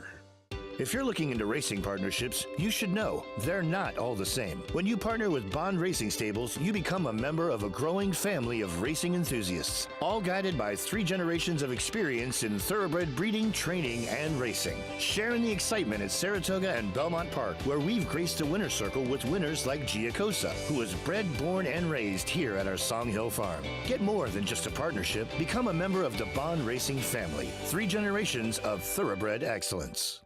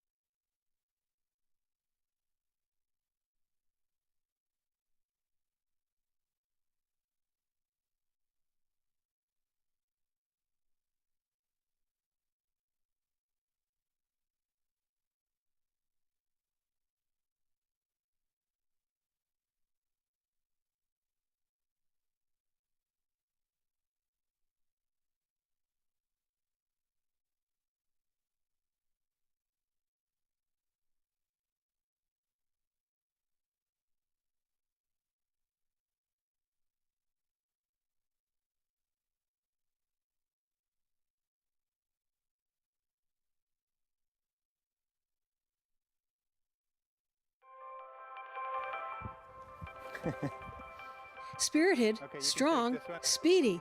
Just a few of the S words Rockridge owner Lorraine Visagi uses to describe the first foals of stallion Disco Partner. It's a horse that, with what we've seen on foals so far, there will be a lot of upside in this horse in the next couple of years once this first baby starts running. Time flies if you're having fun or reliving Disco Partner's back-to-back wins in the Jaipur Invitational Stakes. In the 2017 running, he stopped the clock in the 6 furlong turf race in world record-setting time. Holy mackerel! 105.67.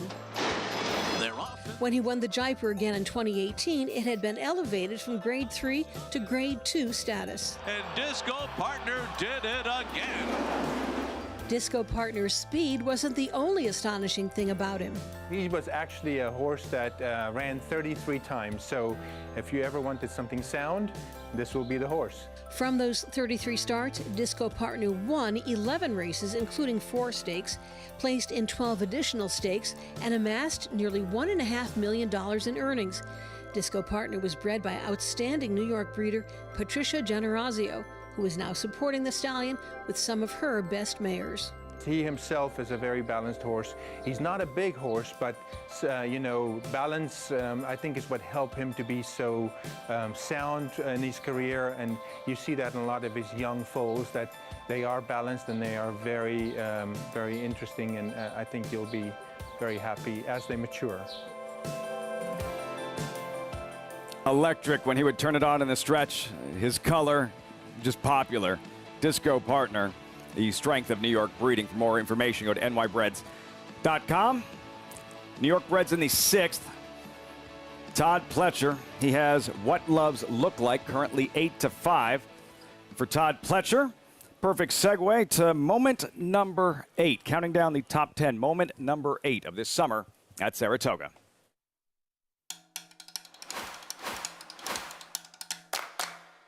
And on the outside, here is Malathot as they come down for the 16th pole. It is search results challenged here by Malathot on the outside. Malathot grabs the lead in deep stretch, and Malathot has won the Personal Ensign Stakes. Like a repeat of the Kentucky Oaks the year before, Malathot wearing down search results and the personal ensign on the undercard of the Travers. It really was a repeat of that Kentucky Oaks. And you saw the confidence Johnny Velasquez had. He was getting to search results. Kept kind of taking peeks over his right shoulder to make sure no one else was coming, because Malathat has a tendency to kind of ease up when she hits the front.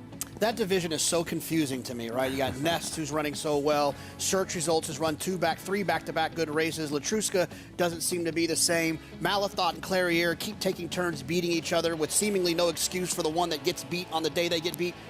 I've got no clue.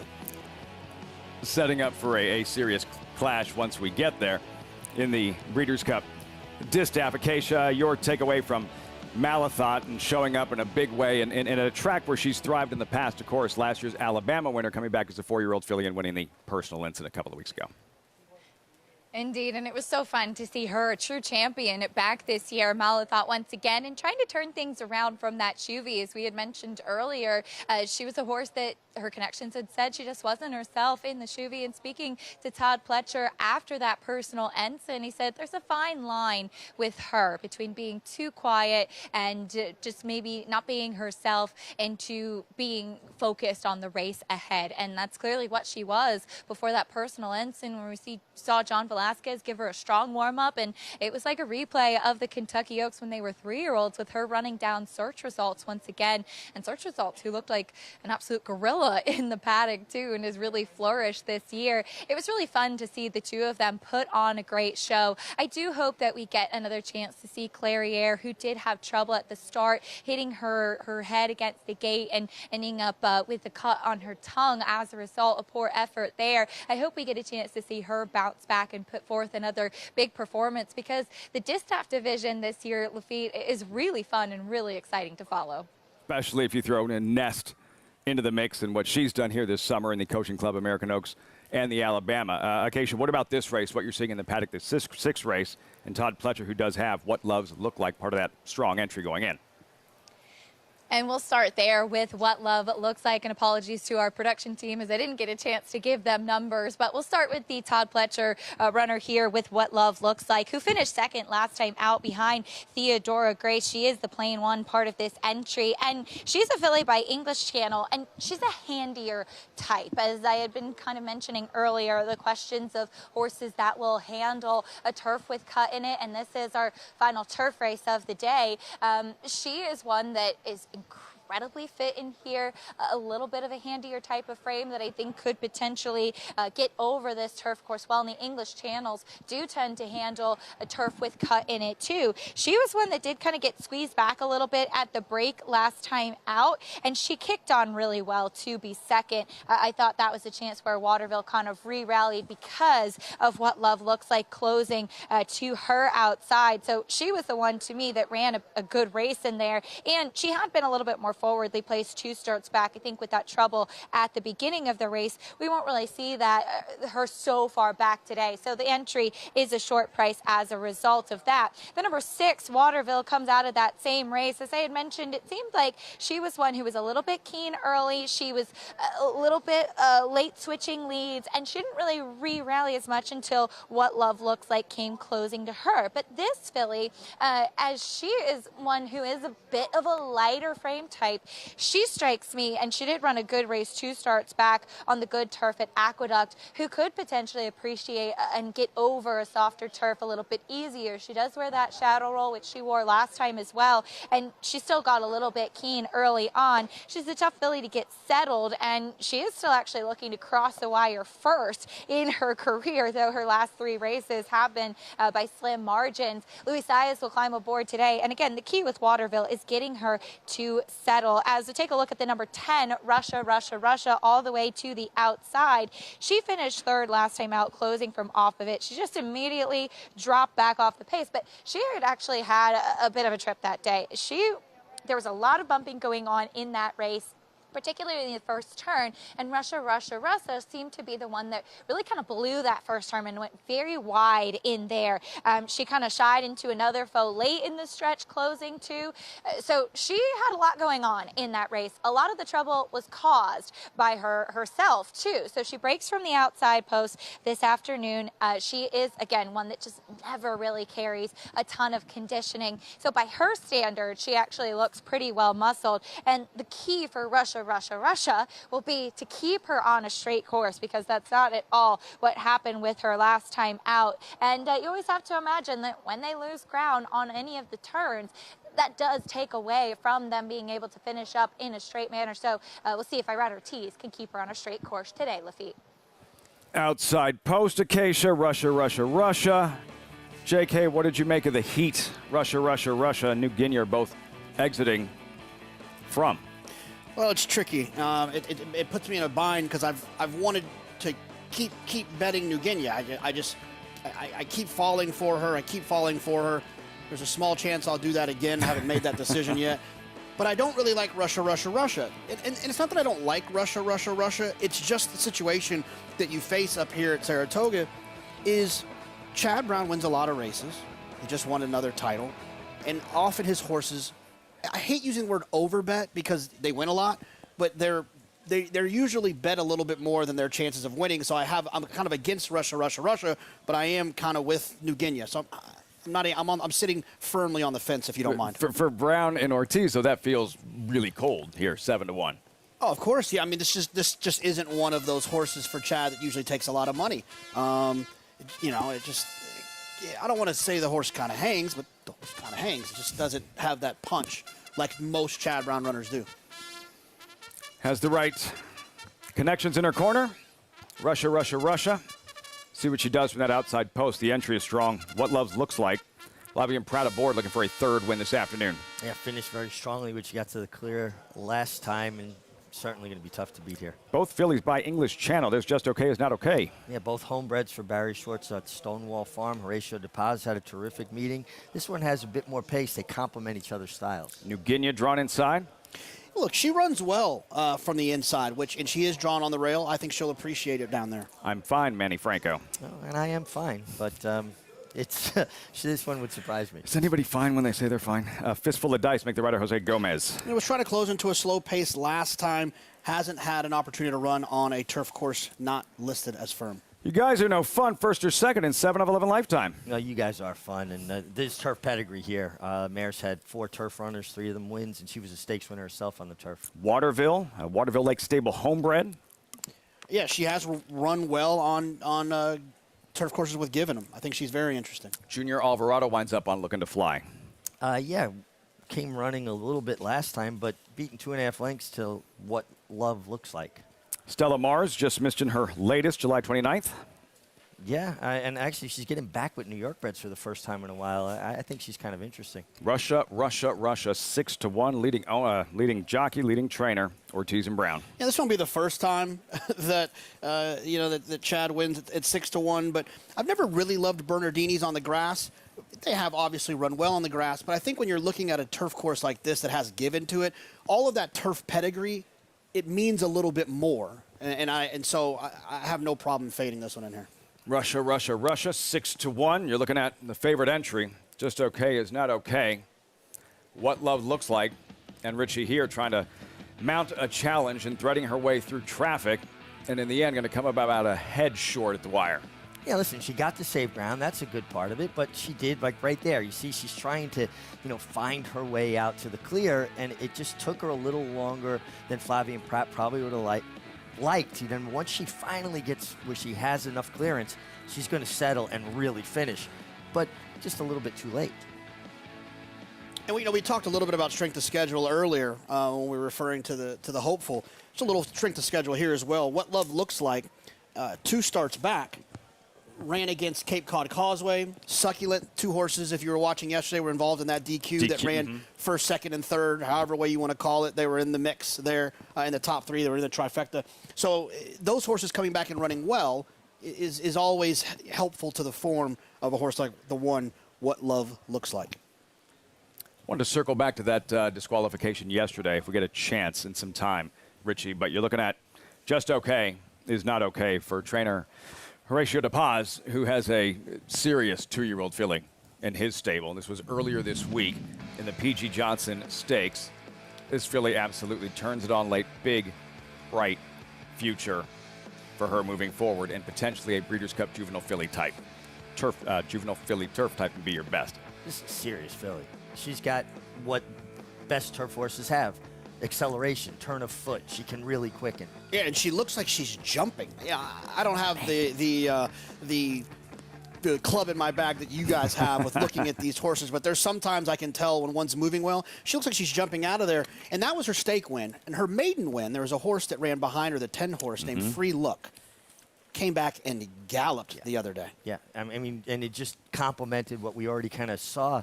And that jumping action that you're talking about, that's when a horse has so much power behind, because horses push off. They propel themselves forward. Her propulsion is extraordinary, and that's why you see that lift. It's almost like she's leaving the ground.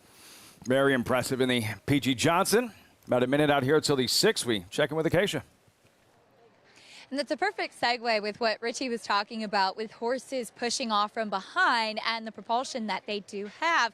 I talk about it a lot because it's such a big piece of the equation. Horses that lack some strength behind just have a tougher time often. And taking a look at the 1A, Just Okay is Not Okay. She was really tucked up last time, and my notes said that she was just way too light.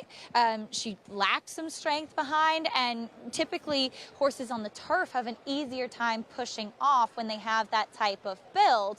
But with her, she's strengthened up today in her second start for Horacio DePaz.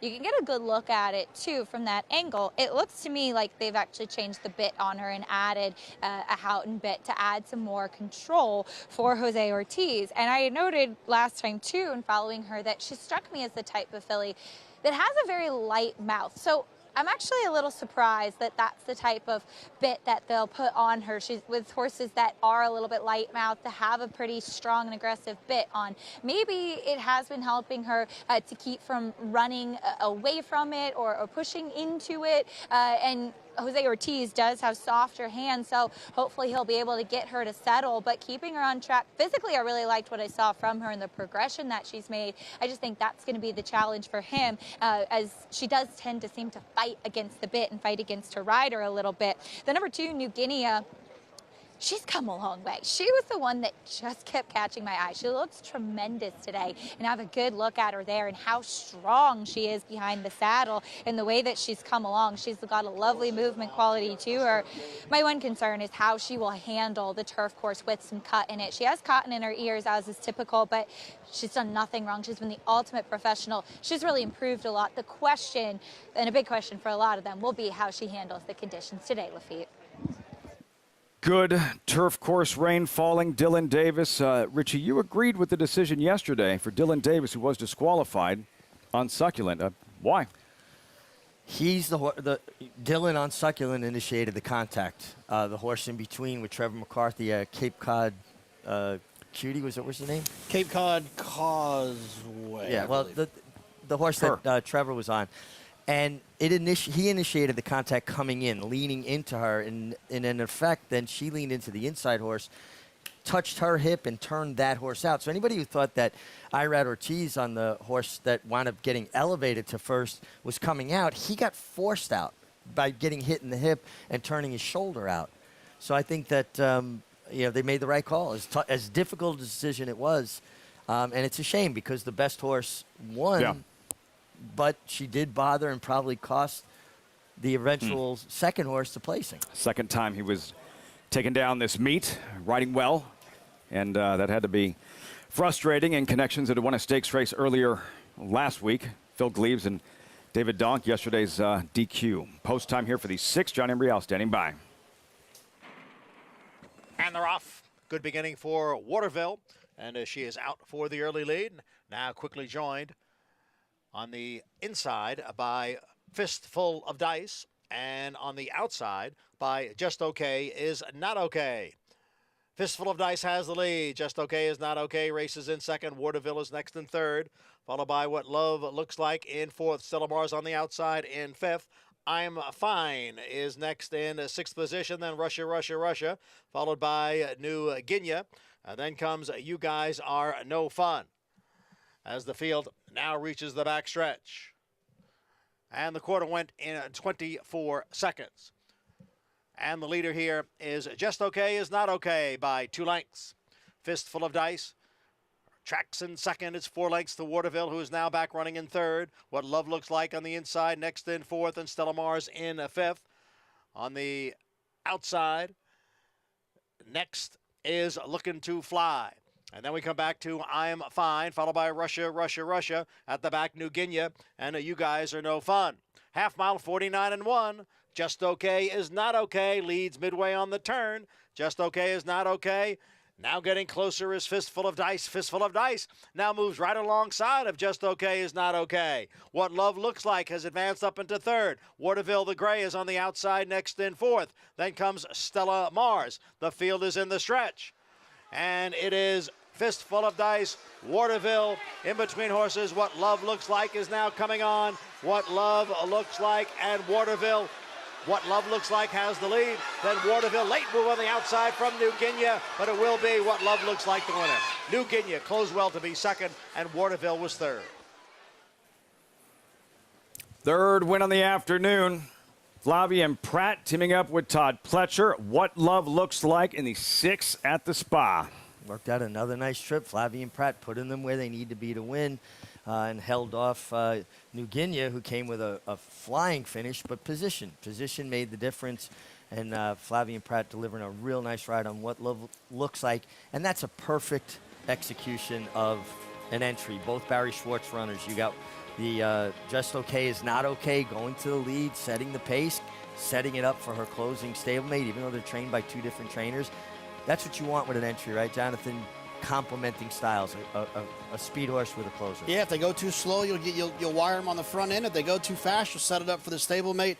You know, New Guinea, she just keeps letting me down, but man, she keeps running well.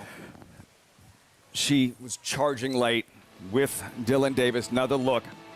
What Love Looks Like. Finds a seam in between horses, accelerates past Waterville, strikes the front, and New Guinea. Giant strides here, switches over, finishes, but too little too late. Well, position made the difference. The winner, What Love Looks Like, just had better position, and New Guinea came with her patented late run, but got beat by a filly that was well meant. They were the 2 main contenders, and trips made the difference. Another great meet for Todd Pletcher, 14-time Saratoga champion trainer, going to wind up second in the standings, but the work he did with Nest, the coaching club, American Oaks, the Alabama Malathot, another sensation. He didn't win the title, but a terrific meet as per usual for Todd Pletcher.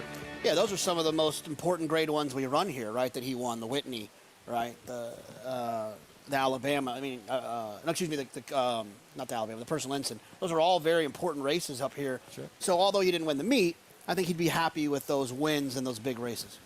Yeah, I mean, listen, Todd is consistent. He's an amazing horse trainer. His work ethic is legendary. I honestly don't know how he gets as much done in a single day as he does. He's a tireless worker. Another winner here. What Love Looks Like, 1, 2, 6, 4. Results when we come back. And last day in the Saratoga booth for John Ambrial, the voice of New York Racing. He's been at the New York Racing Association for 43 years. He's not retiring, but again, last day in the Saratoga booth, this closing day. You're watching Saratoga Live. Dream big with a WinStar brand. 77% of WinStar bred graded stakes winners were offered at public auction, including more than 125 stakes winners, 60-plus graded stakes winners, and over 20 Grade 1 winners and counting. Look for the star at the upcoming sales.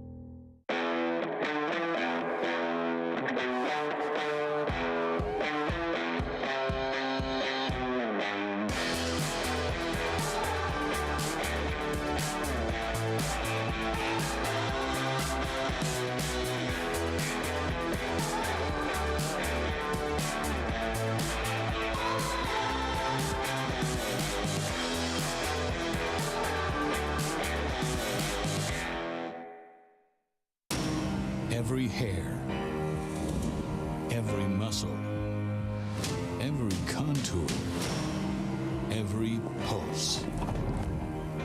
In the juvenile, Essential Quality has won. in the Belmont, Essential Quality has won the Belmont Stakes.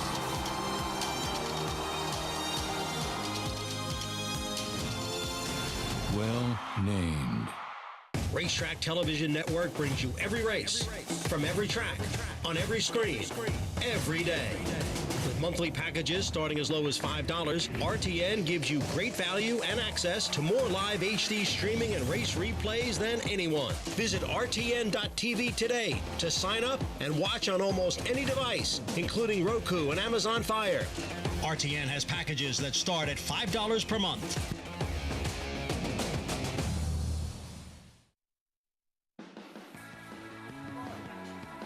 Welcome back to Saratoga Live, as always, brought to you in part by America's Best Racing. For the love of the race, visit americasbestracing.net today.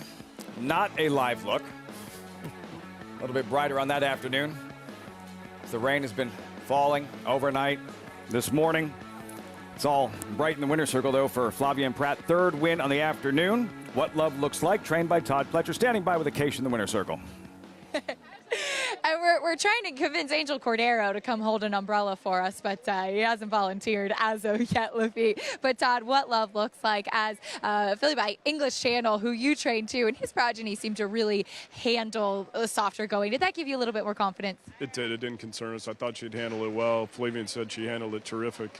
He said felt like it was on firm ground the way she was traveling over it, but Philly keeps continuing to improve, and she's getting a little stronger each race. And, you know, it's typical of what we see with the English channels. They get better with age, and, you know, she'll run further. So really nice filly. She kicked on, too, once he found that seam, and that's something that we've seen more from her as her races have continued. She didn't used to do that. No, she didn't. And then she, you know, each race she makes a little progression forward, and so it's nice to see. And, you know, I think her best days are ahead of her. Now, of course, we're wrapping up the meet here at Saratoga, and just reflect back a little bit on some of the big wins you had. Malathot, Nest, some really, really special horses we saw up here. Yeah, I mean, you know, Life is Good in the Whitney was awesome, and Nest had a terrific meet. Malathot came back and won the personal ensign, so we're really, really pleased with it. Congratulations on another terrific meet, Todd. Thank you. Todd Pletcher picking up another win as we all wrap up Saratoga here. Lafitte. Todd Pletcher and the connection there, Richie, with the soft-ish turf course, nothing like it was in 2007 at the Breeders' Cup in Monmouth Park when English Channel won his Breeders' Cup turf. That was like a swamp, bottomless almost. And he relished that going, and he loved it. And obviously, his offspring here, what love looks like, she didn't mind a little give in the ground, did she? Angel Cordero riding title. There he is with the brothers. All of Puerto Rican descent. Looks like Johnny Velasquez. Jose Ortiz is a three-time Saratoga riding champ. Rad capturing a fourth. And oh, by the way, we have a three-way tie for second. Flavien Prat, 3 wins this afternoon. Joel Rosario, Luis Saez. I don't know if the win has been cemented, but the whoever's going to come in second, that will be determined over the next couple of hours. Yeah, I mean, listen, I've been so impressed with all of these guys. Just an incredibly deep pool of talent in there. But Flavien Prat has really made me a fan. You know, you watch him ride in California. He was riding the best horse in most races in small fields. A little different coming here to the East Coast, different riders, learning how things work here. And bigger fields, and how's a guy going to negotiate his way through bigger fields when he's been used to, you know, riding in smaller fields? Well, I think he's done extremely well and always in the right spot. One of the worst opinions I've ever had in racing was I used to feel like Flavien was just beating up on Californian riders and he would struggle if he came here. And I was completely wrong. Might wind up second in the standings, maybe. Again, a date with a Gulfport, the 9-5 morning line favorite. In the hopeful, of course, a hopeful that will be called for a 4th straight year by John Embrial, who is saying goodbye to Saratoga, his final day in the booth. He's not retiring. He'll still call at Belmont. He has been the full-time track announcer for 3 years now, done a terrific job in just 43 years of the New York Racing Association, what he has meant to so many around here over the years. You said, I know John started working with Naira in 1979. I started riding in 1980, and we both kind of grew up together on the Naira circuit. And he's just one of the kindest, most generous people you'll ever meet in your life. A wonderful guy, and just so much class, and so instrumental with Naira TV throughout the years, going back to when he would be up with Harvey Pack on the Harvey Pack show, all the way through current day. A good friend and just a terrific person. You know, after subbing in for so long, whether it was Tom Durkin or whoever else called in for a day and he would sub in, having the opportunity to call it full time and let it be his, when he walks away from the mic eventually completely, he will be calling at Belmont. But when he walks away completely, I'm really happy that he had the opportunity to call here for a couple of seasons. And I know that everyone here at Naira is very happy that he had that chance as well. I'm glad we're going to get to still hear him at Belmont, and excited for Frank Marty to be here at Saratoga. One call that will always stick on the undercard of the Belmont Stakes, the Woody Stevens, Jack Christopher ran off the screen, and he said that was I'm paraphrasing, that was a performance that Woody Stevens himself would have been proud of. I don't think there'll be another Woody Stevens run where I don't watch the race and think back to that call and just how cool and how appropriate that call was on that afternoon. Absolutely. And, you know, for somebody that was here during Woody's string of 5 Belmont Stakes wins in a row, which I'm certain we'll never see again. No, that is for sure. Queens native, St. John's grad, John Ambrial, his final day in the booth at Saratoga. And all these moments, the top 10 moments that he did call, of course, this summer. And here is the number 7 moment of the meet this summer at Saratoga.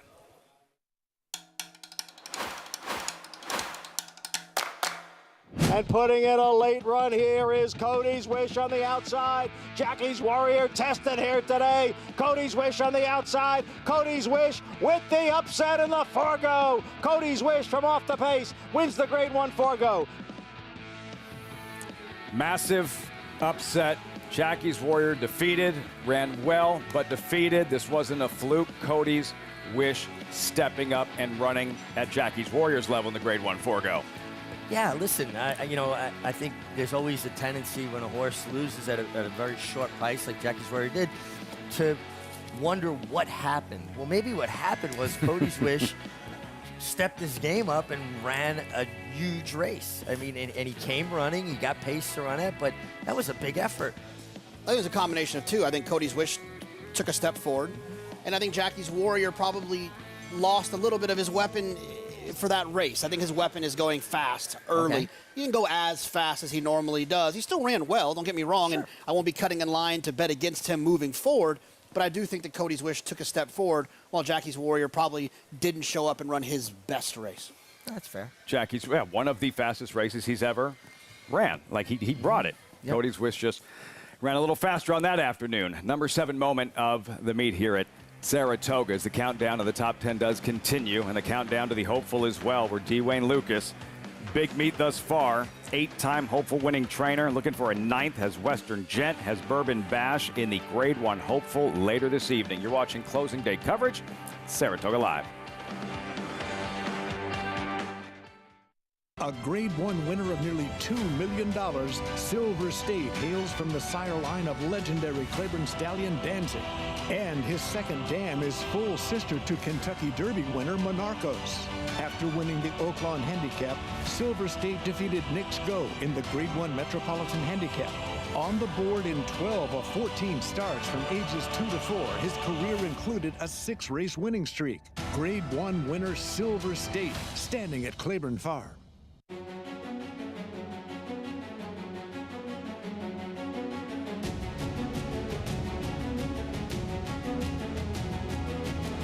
Italian wins the Diana State of Rest to win it here by a length. Domestic spending to take the lead and win Ocean Road. McCulloch is taking the lead in deep stretch, and it will be McCulloch. The English bred McCulloch is the winner.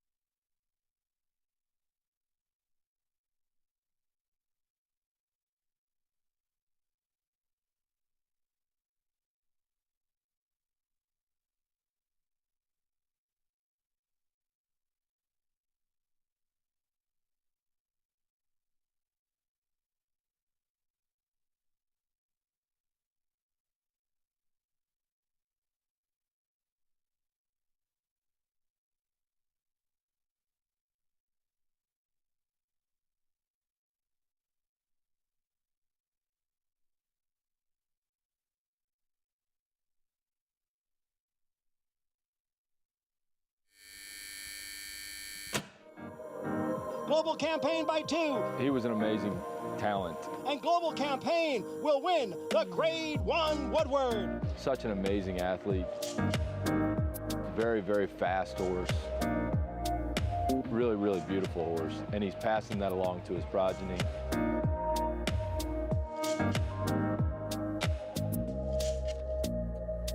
The 6 that we've had through the farm, through horses that we've owned and clients, we've seen, 2 bays and get a chestnut, so you're seeing that curling come through. Their shape is really, really nice. They're very powerful. They have a lot of his qualities, and we're very excited about them.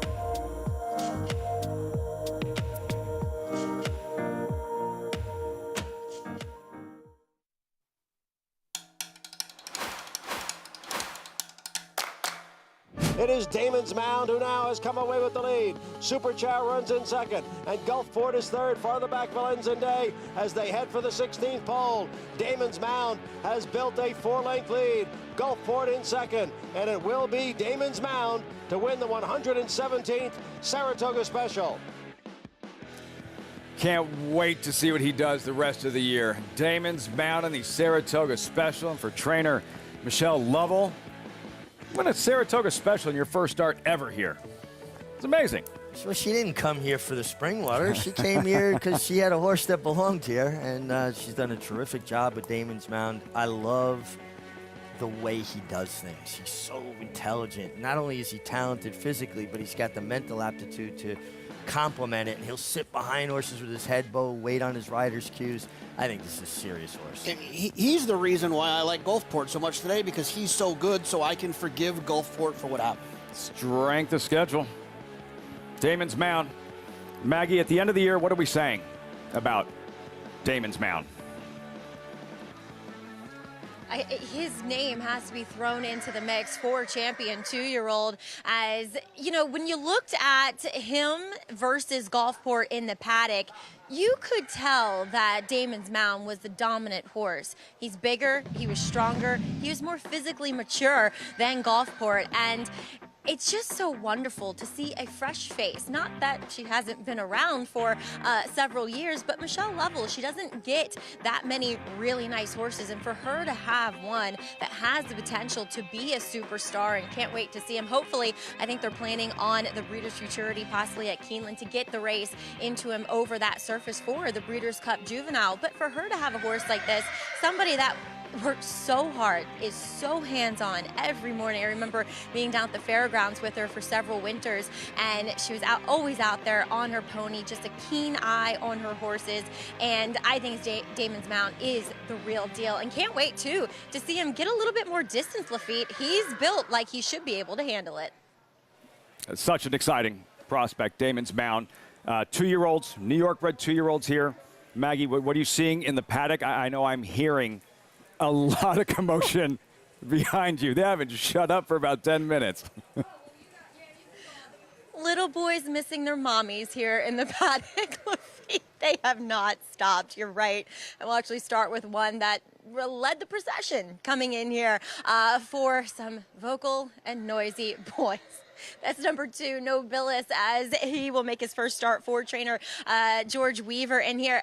A big, good-looking colt by Speightster, who is good with his dirt sprinters and decent with his 2-year-olds. The dam went 0 for 6, but a couple of the siblings have won on dirt or turf, and they've been proficient on either surface, mainly in sprints. And that's what I'm picking up from this horse, who, yes, has been a little bit green from, hollering, a little bad to get the tack on, and probably looks 90% fit. Just because he's such a big boy, he might be one that needs to race into fitness. And 2, you wonder about this surface. Is he going to be able to get over it? Well, he did get over a fast track quite nicely, 3-back, when he earned the Bullet best of 70 workouts. And watching him, he was with an older horse on the inside of that one and never looked like he was going that fast. So always a good indication when they don't look as though they're doing that much or going that quickly. So I think there might be some talent with with this guy. I just don't know if it's ready to come forth here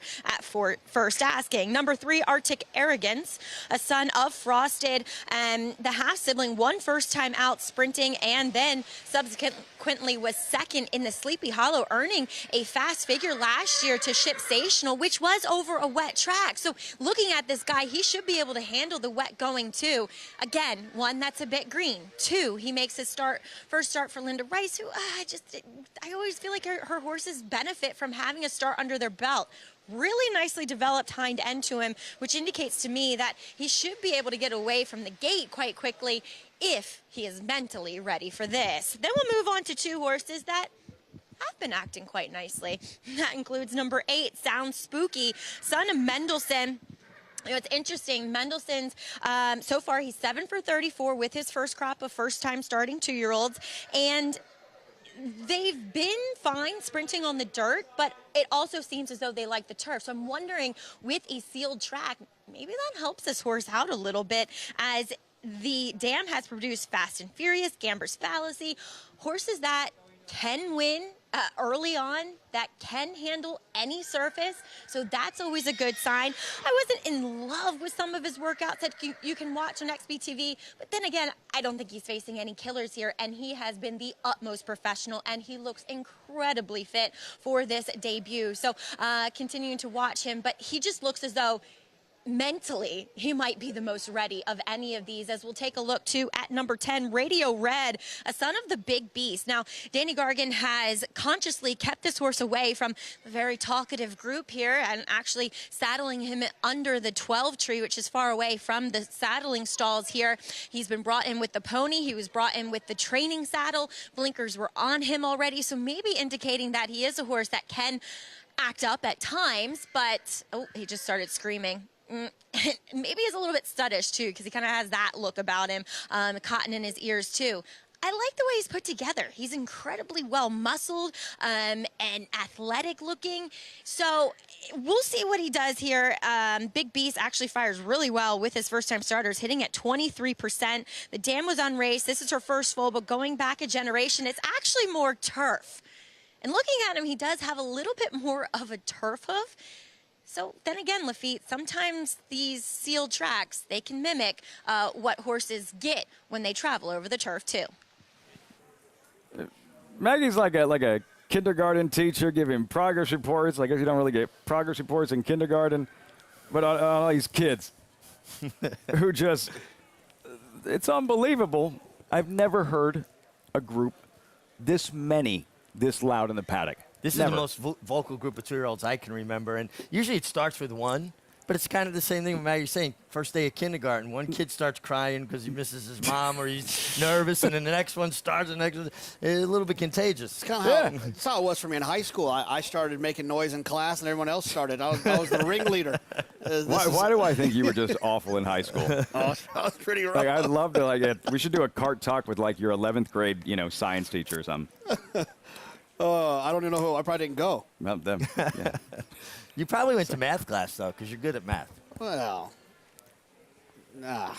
He's properly motivated. Properly motivated. I got serious when I got to Texas. I'll say my high school left a little bit to be desired. That UT education. Sounds spooky, 9 to 5. Look, if she said that was the one that was professional, good enough for me, based on everything else we've seen in the paddock. The 8-horse sounds Who spooky. is, Yeah, well, and the pedigree's interesting, obviously by Mendelssohn, who's out of the great mare, Leslie's Lady, making him she also had Into Mischief, Beholder. He's incredible. 5 for 22 with dirt sprinters, small sampling, 7 for 34 with first-time starters. And he's a half to Fast and Furious, who's a very fast horse. Lots to like, including the right attitude thus far. Sounds spooky, 8 to 5. Pick 6 time, closing day, Saratoga. Hopeful later this evening, race 11. Red Ortiz, leading rider. We start here with Nobilis and Eric Cancel aboard at 5 to 1. Yeah, taking a little bit of money, but doesn't seem to be focused on the task at hand. Not many have been from what we've seen. Arctic Arrogance debuting colt by Frosted. Yeah, half to Overstep, who broke his maiden at first asking, came back, ran second in the Sleepy Hollow last year. Number 4, Ulamaloo, has the edge and experience over most. Yeah, has some experience, but did that on the turf. Didn't do much running that day. broke slow a couple of works back. Not a good position to be in on this type of racetrack. Jockey Club Gold Cup winning rider. Junior Alvarado, number 5. Lieutenant Mitchell, another fresh face, currently 13-1. There he is. Yeah, horse with good workouts. Bruce Levine very capable of getting a first-time start ready. This horse has got a nice look to him, and I sure would like to see Mike Luzzi have a little success before he leaves. He just hasn't gotten any opportunities, really. Garth Road by former Wood Memorial winner Bellamy Road. Once upon a time, Ray Handel had 0 wins with 2-year-olds. He's got 6 in his career since. That's happened in the last year and a half. He's kind of changed the way he's doing things in the mornings. Paget, Louis Size at 17-1. And then the favorite, JK, Sound Spooky, 9-5, 3 minutes out. Yeah, it's one of those horses that if you're trying to beat the chalk in here, you're trying to beat the short price favorite, looking for something else, this horse is probably going to frustrate you because he's probably going to win because you try to get cute somewhere else, and he just happened to be the best one. Want to win it out. Radio Red in. Flavian Prep picks up the mount. 3-way tie for second in the WinStar jockey standings. Well, the one thing Radio Red has going for him is who he's been working out with in the morning. He worked with Champion's Dream, the very impressive Danny Gargan winner that we saw a few days back, that gray horse that ran off the screen. So that's at least a good sign. 9-2, third choice. Closing day, Saratoga, and then a historic Belmont Fall meet at Aqueduct. Get ready for it with the Belmont at the Big A Bankroll Builder. Earn $20 bonus for Belmont at the Big A today. To qualify, bet $50 to win on one horse in the hopeful. Score a $20 bonus, win or lose. Visit NYRABets.com to opt in and get your $20 bonus. Belmont Fall meet at Aqueduct. Pick 6 time, 2 minutes out. These New York bred 2-year-olds. Another look at Sound Spooky. The 2-1 favorite, leading rider Arad Ortiz and Todd Pletcher looking to go back-to-back. Yeah, I think there's a lot to like here. You see he's got a little bit of buck in him. You leave the pony when they flag their tail like that. But I think that's what you need to do is let a young horse have a good gallop. Expel a little bit of that nervous energy. Get them focused. I believe in big warm-ups, particularly on racetracks like this. Give a horse a chance to stretch out over it. Get a little bit more confident in it. When it comes to first-time starters, a lot of it is their preparation. Are they ready? Do they understand what they're supposed to do? Are they fit? Are they mentally ready? Are they good in the gate? There's all these things that have to take into account. It's not just are they talented. One of the things is the trainer. That's where the trainer comes into play. Todd Pletcher in his career, 21% with first-time starters. The rest of the trainers in here, I think the highest one's like 14%. There's a whole bunch of 6s and 9s. Which that makes me believe that in a group where they all kind of seem the same, just give me the one who's going to be the most professional, and you have to assume it's going to be Todd's. Sounds. Go ahead. And Todd has a secret weapon. I mean, he has Bob Duncan, one of the greatest horsemen I've ever known, hands-on guy with horses, do all his gate schooling with all his young horses. He hires Bob to be his private handler and teach them their lessons at the gate in the morning. Team effort. Great team. Todd Pletcher with the favorite, JK. Your keys to the pick 6 about to get underway. Well, it got a lot easier, I think, for most when the 9th came off. For me, I think a couple of the things you want to do, you probably want to spread in this first leg just because we don't know what's going to happen. I thought the second leg, the 8th, was kind of tough. I thought 2, Air Attack, was interesting. Todd has 2 horses he's dropping. Portos, the 7, the 9, Ball Harbor, you probably want to have in the mix. And then when you get to that off the turf, I felt like the 16, the MTO, Bold Victory, felt like the one you could probably lean on a little bit. I liked that one much more than the other MTO, the 15, Corkman. I'm going to spread in the 10th as well.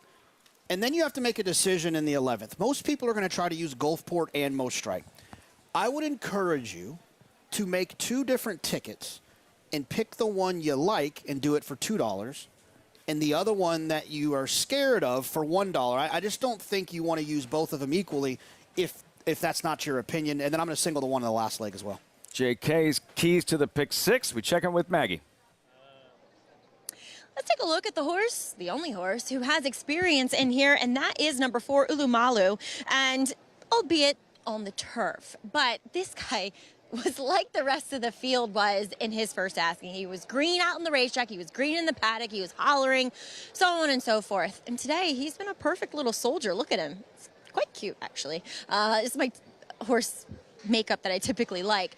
But looking at his pedigree, too, while it's not great, the horses in his family have been best on wet tracks. He warmed up beautifully over this surface, and he's more fit here at second asking too. I was really hedging. I was like, oh, I really you know, I don't want to take the favorite, but I think Sound Spooky is probably the best in here. But I'm really intrigued by Ulumalu. But let's take a look at the horse that Jonathan took in here. That's number 6, Garth Road. I mean, any value in right handle marching right in and telling me I actually really like my horse. Well, he was one of the ones that was very vocal. I mean, he was the soprano in the choir back in the paddock, that's for sure. And though, I actually have kind of liked his workouts, to be honest. Ray has stuck him in with older horses pretty much every time he's worked him, and he's held his own, just kind of like a even type of work that you see from him. He did work quite slowly, so hence the $16,000 sales price here at OBS June. 10-3, he was asked a bit, comes in here fit looking, wearing front wraps. That might be just because of the track condition, but I just erred on the side of taking the wait-and-see approach, Lafitte. Garth Road, JK. Ray Handel seems confident about him today. It's just a wide-open race. I mean, I'm not, you know, I didn't single the horse or anything like that, but I just think it's, you know, 20-1 and outrun his odds, maybe. Yeah, right. Richie, 2-1 post time. Sound spooky before we kick off this pick 6. Yeah, I'm just taking the easy route and going with the chalk and hope that he runs to the way he looked warming up. Don't know that you want to see that from the chalk. Yeah, but you know, the gate crew is ready for the. Obviously, this is something that he does because they had already locked arms behind him. I've already been wrong about one thing. The 2 Nobles was much better getting over the gate than I thought he'd be. Expecting to see some acrobatics, I know. Sound spooky, the favorite, 2-1. John Embrial standing by, all set for the pick 6 on this closing day at Saratoga. Post time for the 7th.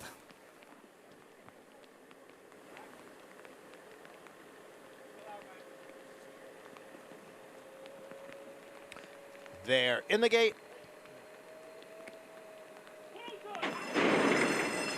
And they're off. Lieutenant Mitchell away well. On the outside, Sound Spooky is right there. Now moving up is Arctic Arrogance. And Arctic Arrogance now takes over. Lieutenant Mitchell and Nobilis right together, 2nd and 3rd. And then comes Garth Road, who's next in 4th, followed on the inside by Ulumalu in 5th. Sound Spooky now back in 6th. On the outside is Radio Red, and farther back is Paget, who trails the field in 8th. And the quarter went in 22 and 4/5 seconds over the off-going. Arctic Arrogance takes the field around the turn and is in front here by almost 2. Lieutenant Mitchell in 2nd. Nobilis is down at the rail and in 3rd. Then comes Garth Road in 4th. Ulumalu moves up a spot now from 5th. Farther back, it is Radio Red and Sound Spooky, all chasing Arctic Arrogance into the lane here. Ran the half in 46 and 3. And it is Arctic Arrogance who gets clear now. Arctic Arrogance by 4 lengths. Nobilis is running in 2nd, and Lieutenant Mitchell is now in 3rd. It is Arctic Arrogance with the lead. Nobilis giving chase. Arctic Arrogance to break his maiden first time out. Nobilis was 2nd. Farther back, Lieutenant Mitchell checked in 3rd. Chester and Mary Broman, homebred. Arctic Arrogance, Jose Ortiz to kick off the pick 6 in the 7th at Saratoga. Well, he had big shoes to fill with Overstep, his older sibling, winning first time out, and he did the same. There's a lot of precocity there. This horse skipped over the top of the surface, and Chester and Mary Broman just have been leading top breeders in the state of New York for so many years. And even though they've been slowly but surely selling and scaling back, they've been keeping a certain number of them, and nice to see them get a win. Look how clean the 3 is compared to all the other horses back and behind. Jose broke a little, not slow, but wasn't going to make the lead, and then kind of shook away from there and then opened up and then galloped away from there. On these types of racetracks, you want to be forward. You know, kickback can be hard for young horses in general, Richie.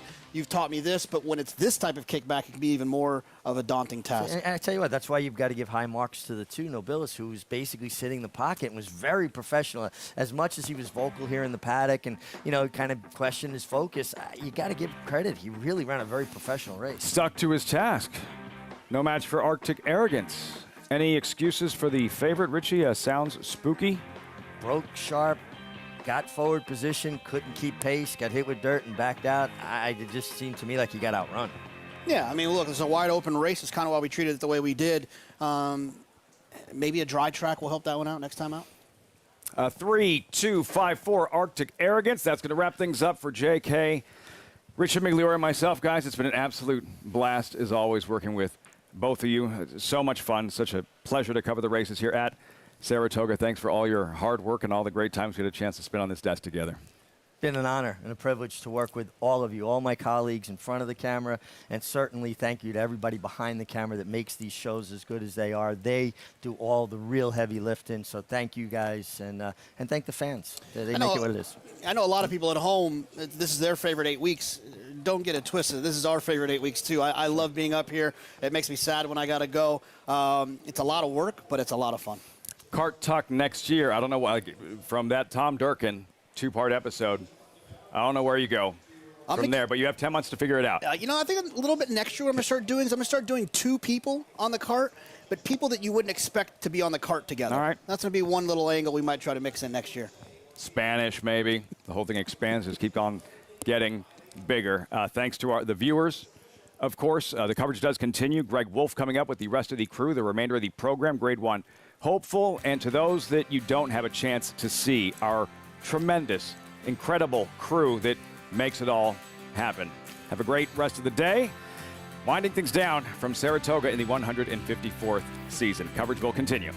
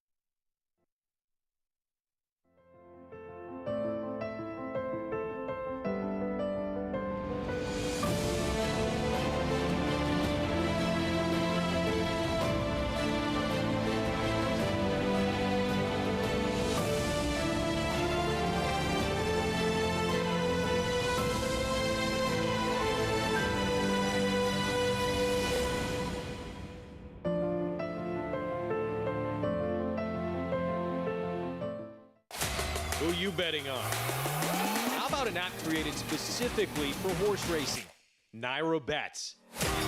We specialize in thundering hooves, fist pumping, and boosting your bankroll with robust weekly promotions.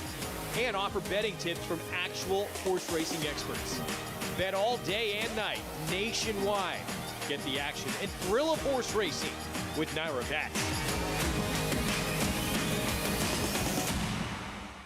Maximum Security proves he's the real deal with a gate-to-wire win in the Florida Derby. Champion 3-year-old. Maximum Security has won the TVG.com Haskell Invitational. 11 triple-digit buyers. Maximum Security, he smoked them in the Cigar Mile. Grade 1 winning 4-year-old. Maximum Security takes them all the way in the TVG Pacific Classic. Secure your mare's future.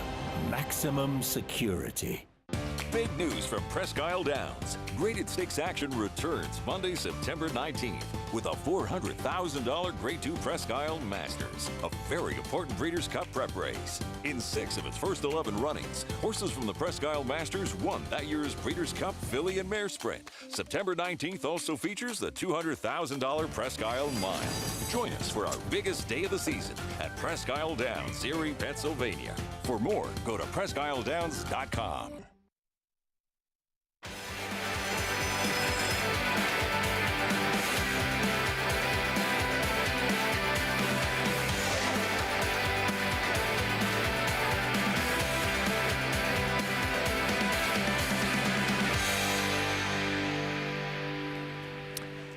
It's the final day of action at the premier meet in the country as fans sneak in one last day of summer at Saratoga. Hall of Fame trainer Steve Asmussen has enjoyed a tremendous season here in upstate New York. He looks to close out strong in the Grade 1 hopeful. Gulfport was the talk of the division before his defeat in the Saratoga Special. Can he rebound to give his trainer a 4th straight hopeful victory? 2-time reigning Eclipse Award-winning trainer Brad Cox has a 2-year-old on the rise, ready to challenge Gulfport. Mo Strike pulled away in the stretch from the competition in the Sanford, looking like he had more to give as he puts his perfect record on the line. Grade 1 hopeful, our feature on closing day of the meet. Our program brought to you in part by America's Best Racing. For the love of the race, Visit americasbestracing.net today. Where has the summer gone? It has flown by. Final day of the meet is here, and that means it is the Grade 1 hopeful as our feature on closing Labor Day of this meet. Greg Wolf, great to have you with us on our FS2 coverage of the premier meet in the country. We have a lot to look back on, but we have a lot to look forward to as well in that feature race coming up. I'll introduce my partners here in just a moment. Look at the field for the hopeful and the promise of a Kentucky Derby contender for next year. This race, though prestigious in its own right, Gulfport had been undefeated, encountered that troubled trip, and he encountered Damon's Mound as well in that Saratoga special. I'll try and get back in the win column this afternoon. With me, Hall of Fame rider Gary Stevens, one of the top trainers in the sport, Tom Amos, and Steve Asmussen has had a lot of success recently in this hopeful. He's had a lot of success, too, at this meet in the big races. He has indeed. And with Gulfport, you know, getting in trouble last time, the question that everyone wants to know is, did he get in trouble at a point in the race where he was getting ready to make a move, or was it at a point in the race where Gulfport wasn't going to catch the leader at that point that went on to win our big race? And if that's the case, is Gulfport more one-dimensional? Is he a speed horse? And he certainly has a chance to do that today. He looks like the speed of the speed in this race coming up. I think he is the speed of the speed, Tom, but I think that it happened at an extremely critical time in the race, and I think it was a bit, and look, I love Joel Rosario, but he was caught off guard here. The one horse down inside is known to get out, and Damon's Mound on the outside, big horse, and he just holds his ground when one horse bears out, and all of a sudden Joel just steadies hard right there. He was in a dangerous situation. He didn't come far from clipping hills, and lost all of his momentum. That's normally where you're wanting to move forward, not lose that ground. And, you know, he gets him back on his feet, gets him balanced again. He knows his race is over for the win, but the horse continues on. He regroups, and Joel doesn't beat him up. He gives him a couple of reminders, and he runs by the second-place horse right here, but he's not going to be any match for Damon's Mound right here. But I believe he rebounds today. I think he's going to enjoy this sloppy racetrack, or at least he'll handle it just fine with his daddy being Uncle Mo.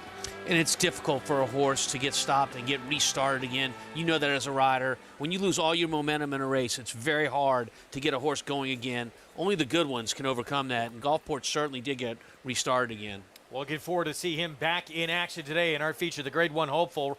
Pick 6 already underway. It began in race 7 in a New York bred maiden special weight at 3/4 of a mile, and Arctic Arrogance winning first time out for Linda Rice, second winner on this closing day card for Jose Ortiz. Yeah, and got a good start, and you see he's got no mud on his face. Went to the front and wins pretty easy here under Jose Ortiz.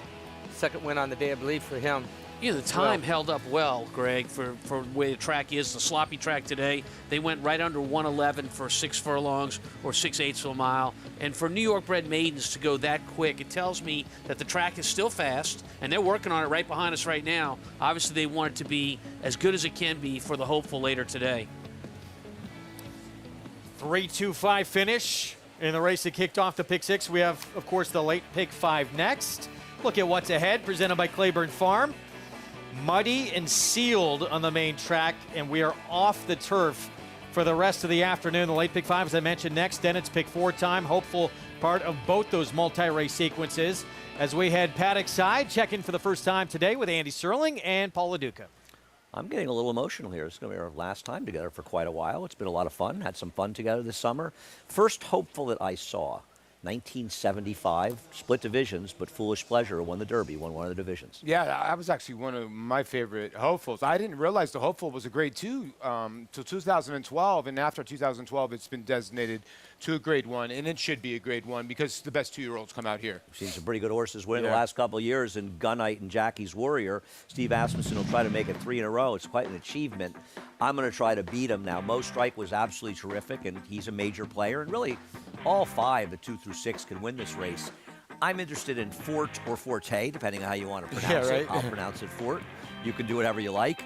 I feel like he might have got a lot of education in this race for it, and he's going to run a lot better. I loved his debut, and I'm hoping he bounces back, but I take Mo Strike very seriously, Paul. Yeah, you know, Mo Strike on this day, he really dug in. You can see he's a big lumbering horse, and I would think the 7 furlongs will help him. And he sort of just ran away. And, you know, he was 8-1 when Fort was actually your favorite in that race. And, you know, I think Irad maybe had the horse kind of broke flat-footed and got put behind the 8 ball a little bit and had a little bit too much to do. Yeah, I just think the kickback was very strong earlier in the meet, and it was a very educational race. I love that he's coming back in here. It means there was no issues coming out of the race.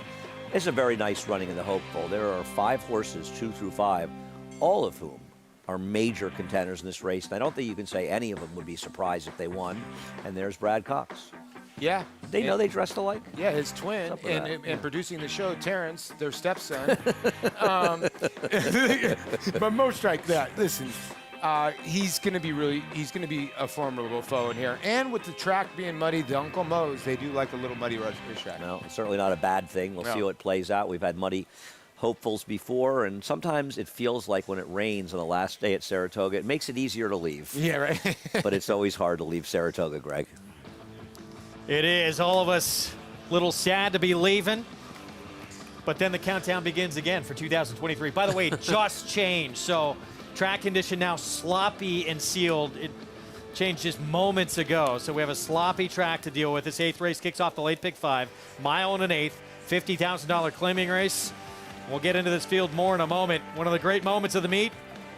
Epicenter.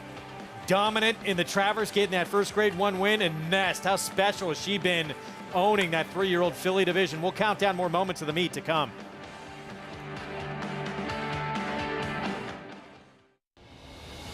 Here comes Tama.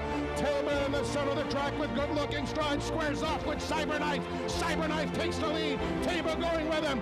These two in a thriller. Cyberknife just in front. And Cyberknife has won the TVG.com Haskell over Tama. Jack Christopher finished third. The running time 1 minute 46.24 seconds. $2,300,000. Come dream with us at 3 Chimneys.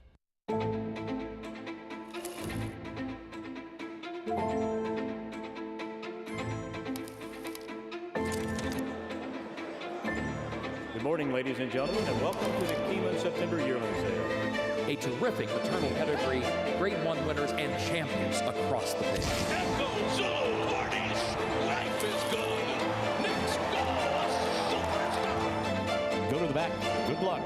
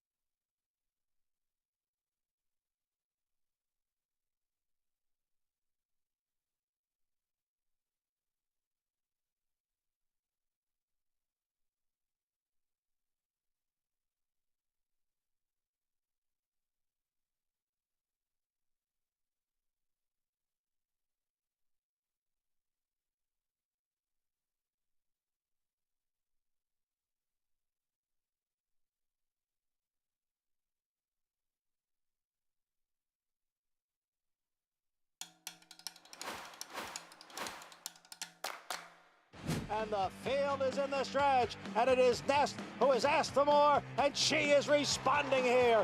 Nest has a 4-length lead. Secret Oath in second. Here is Nest, and she is pouring it on here in the stretch. She is at the top of her class. Nest wins the Alabama. That was moment number 5 in a meet that's had a ton of terrific moments. Her coaching club, American Oaks, and then this Alabama, both of them just incredibly dominant. Yeah, she destroyed a very good field, made them look average, and it's a big coming out party for her. We knew how good she was, but I didn't think she was going to put on a show like this, Tom.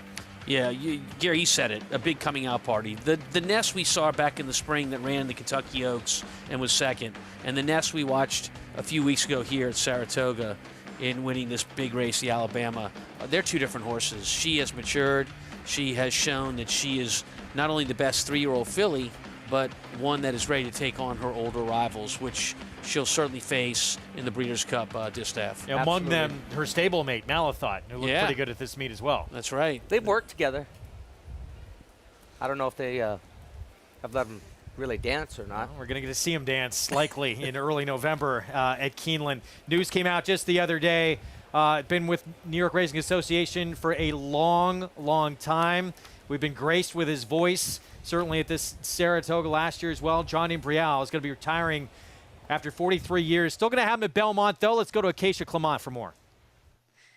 And I am so pleased to be joined by the one and only John Imbrial, one of truly the nicest and most generous people you'll meet around the racetrack. And Johnny, we're so thrilled we still get to have you at Belmont, but your final day calling in this booth at Saratoga. What are the emotions here, and what does it mean to have been able to call races at this legendary track?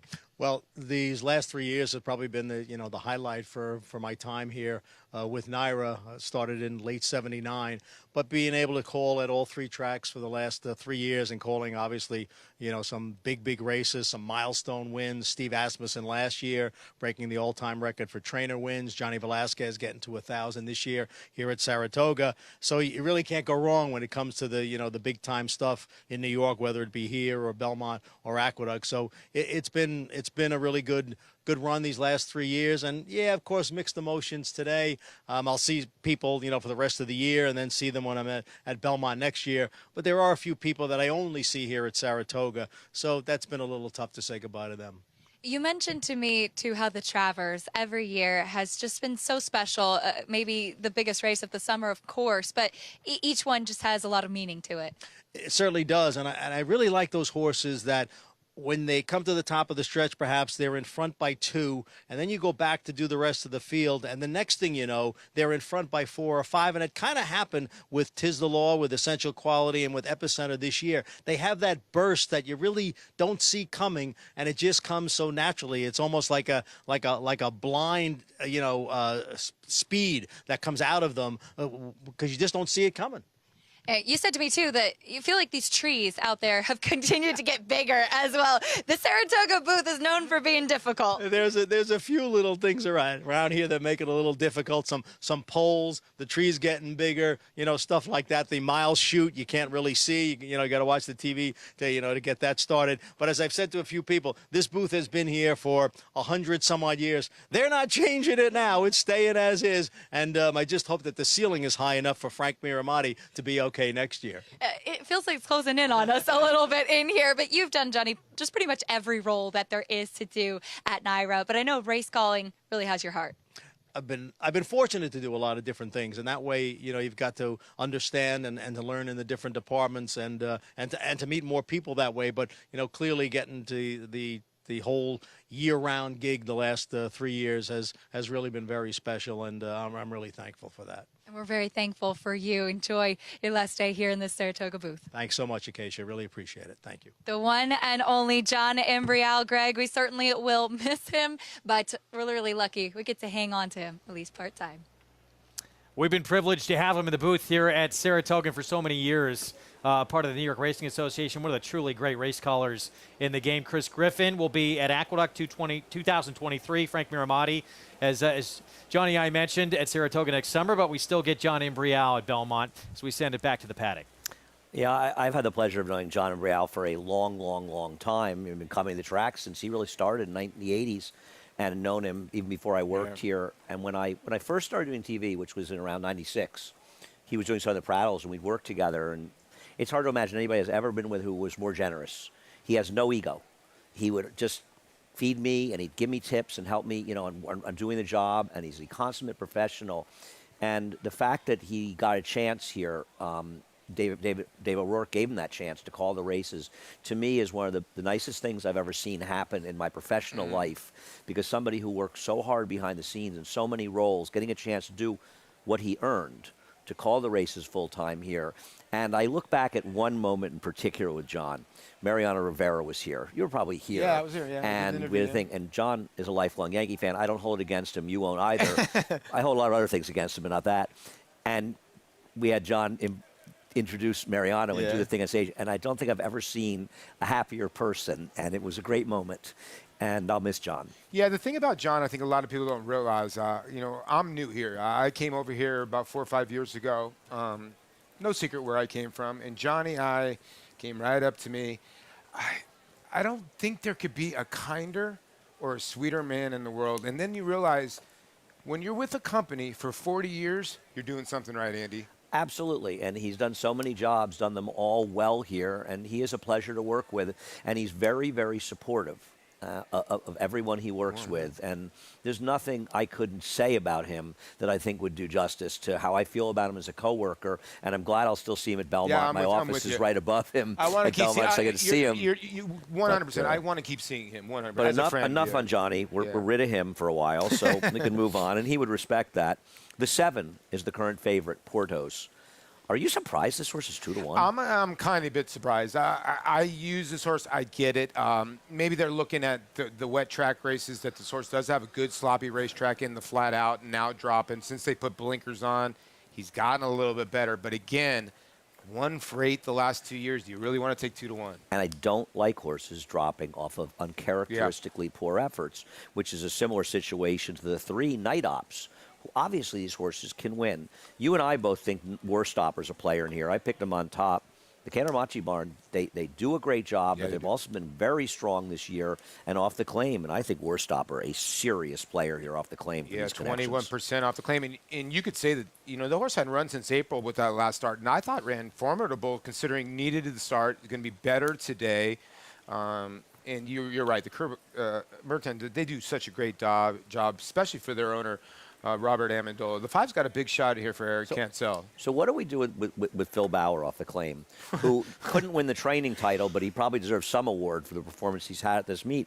You know, he's only 0 for 4 off the claim over the last 5 years on dirt, but he does so many things well. How do you dismiss a horse? He trains. You know, and it's an interesting claim, right, Andy? Because this horse was voided a claim at Belmont, and he still dipped in on the horse. So obviously we don't really know. They never really tell you what is happening with the voided claim, but he still dipped in.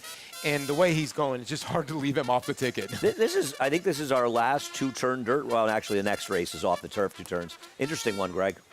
It is, and we're going to start with a contender from the rail. Gentleman Joe, Manny Franco aboard. Don't you feel like off the claim for Rob Atras, Manny Franco's going and trying to wire the field?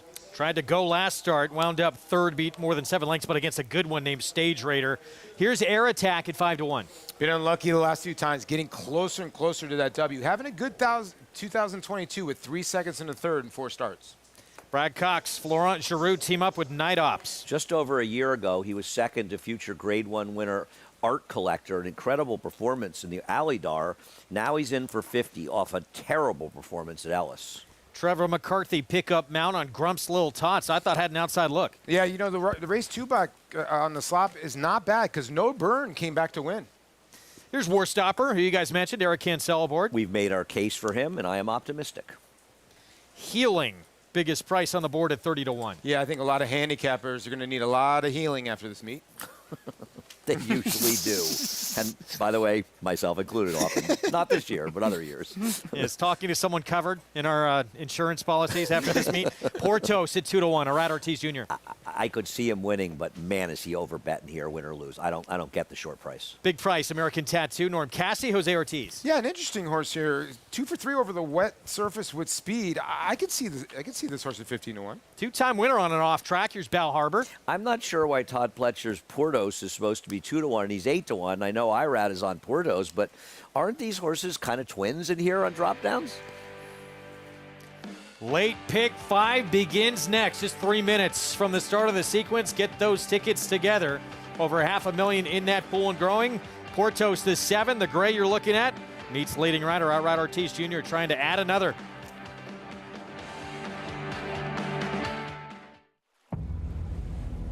History remembers moments of extraordinary strength, skill,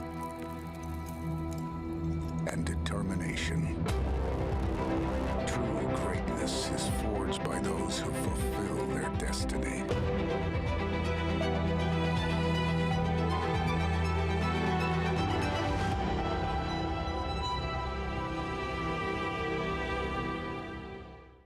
Prolumo is the all-natural, non-medicated, targeted therapy top horsemen choose to reduce bleeding caused by strenuous exercise. We use it for preventative, and also we start horses on it if after a race or after a workout they bleed. The success has been tremendous. Prolumo's active ingredient, Noto ginseng, has proven hemostatic properties. Consult your veterinarian prior to administering. Go natural. Visit Prolumo.com to order today. Eclipse champion Run Happy, the #1 second crop dirt sire of last year, is back and showing a new dimension with winners on turf, dirt, and all weather. Tabalina's really shouldered all the responsibility. What a deserved victory. Most impressive. Tabalina by 3 1/4. Somebody's problem is on her way to winning the Prairie Meadows debutante. Somebody's problem by 2.5, 3. Run Happy, price for value, and standing strong at Claiborne Farm. Racetrack Television Network brings you every race, from every track, on every screen, every day. With monthly packages starting as low as $5, RTN gives you great value and access to more live HD streaming and race replays than anyone. Visit RTN.tv today to sign up and watch on almost any device, including Roku and Amazon Fire. RTN has packages that start at $5 per month.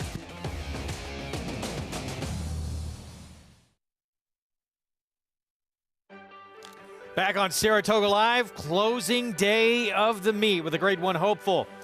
Our final day feature. You can play it all by getting signed up and started with Naira Bets.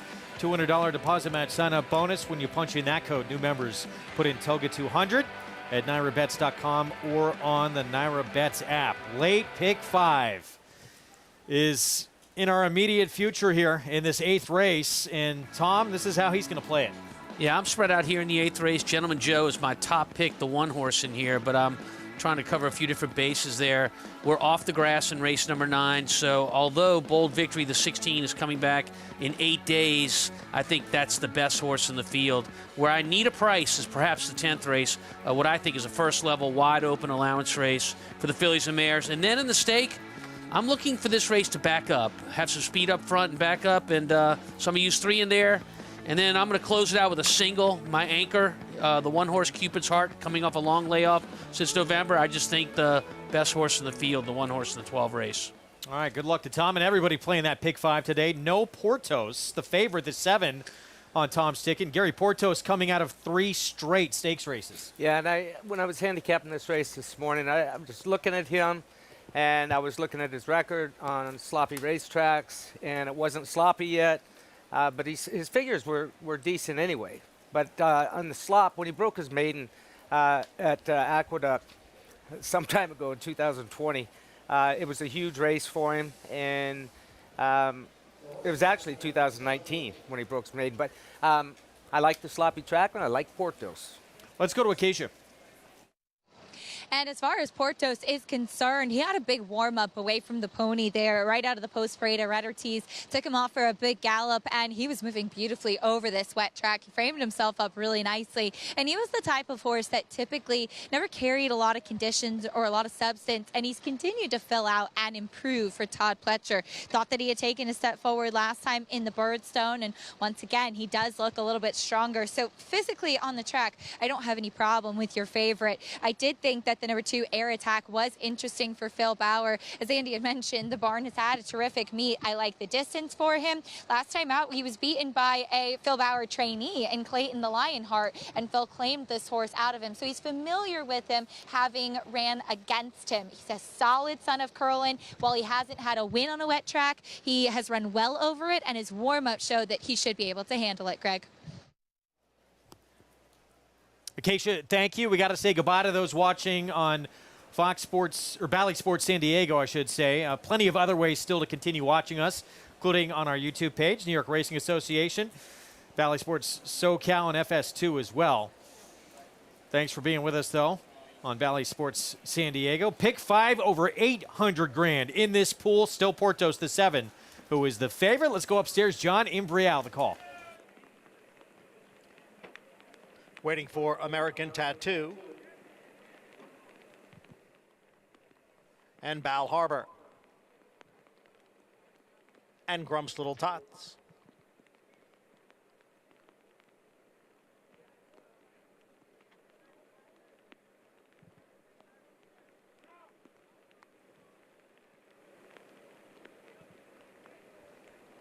They're all in the gate.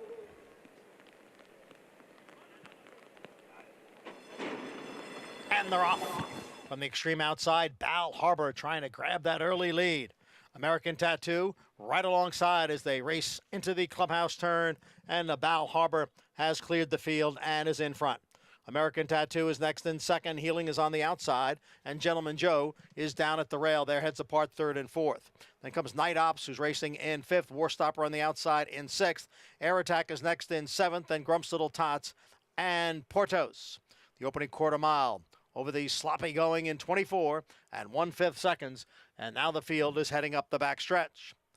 And the leader is Bal Harbor by a length. American Tattoo in pursuit in second, with Healing on the outside in third. And then it's a half length to Gentleman Joe, who's running in fourth. Air Attack is down at the rail in fifth. Then comes War Stopper. Night Ops in between horses.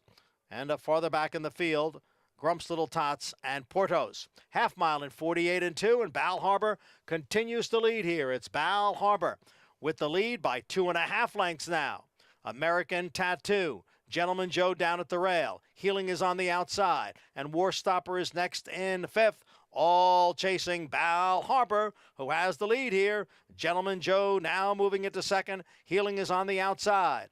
It is Bal Harbor, who ran 3/4 in 1:12 and 1. Bal Harbor at the top of the stretch with the lead. Then Gentleman Joe along with American Tattoo. Healing is on the outside. Portos is coming through now down at the rail. It is Bal Harbor looking to take them wire to wire here, and he's got a commanding lead. It is Bal Harbor in front as they pass the 16th pole. Bal Harbor, much the best, really loved the sloppy track today under Luis Saez. Portos was second, Warstopper third. He's loved the slop throughout his career, as noted by John Imbrial. Third win on an off track and 6 starts for Bal Harbor. Yeah, and straight to the front. No straws in his path, no mud in his face. Skipped over it like he loved it.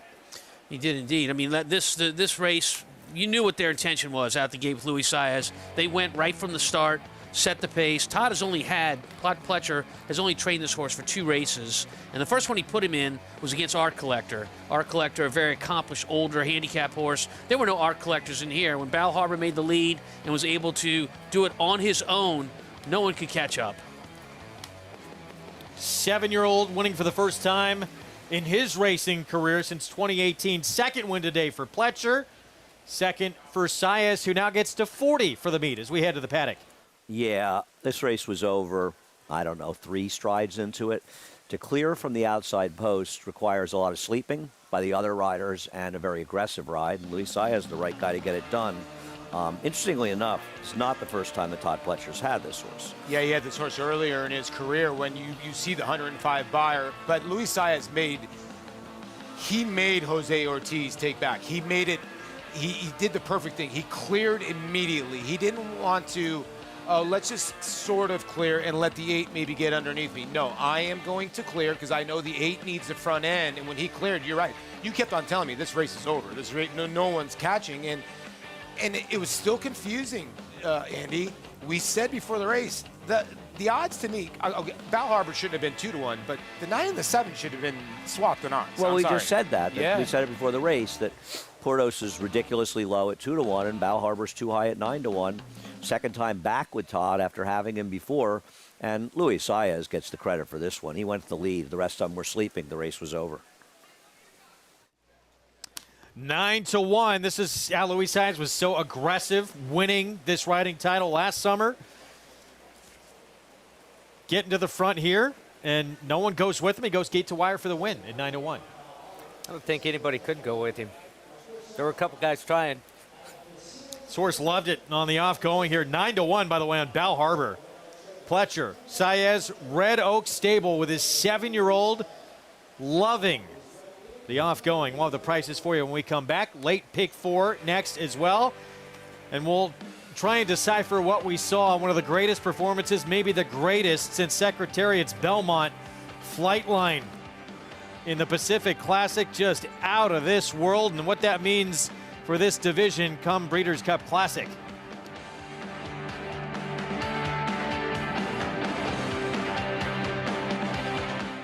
Eclipse champion Blaine ranks among the nation's top sires at a fraction of the price. His recent top runners include these standout performers.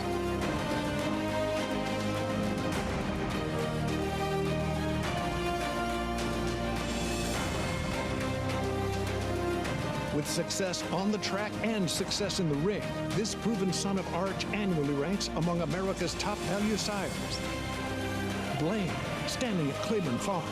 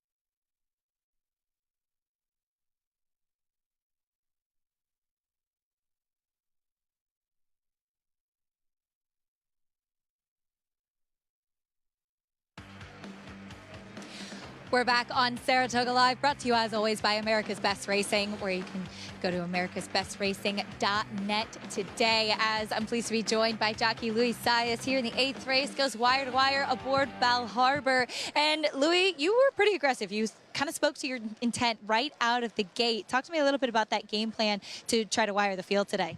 Yeah, that was the plan. You know, the track is being a little bit sloppy, so we was reading that he liked the sloppy, so the plan was try to break from there and put it in the clear, and they work out pretty good.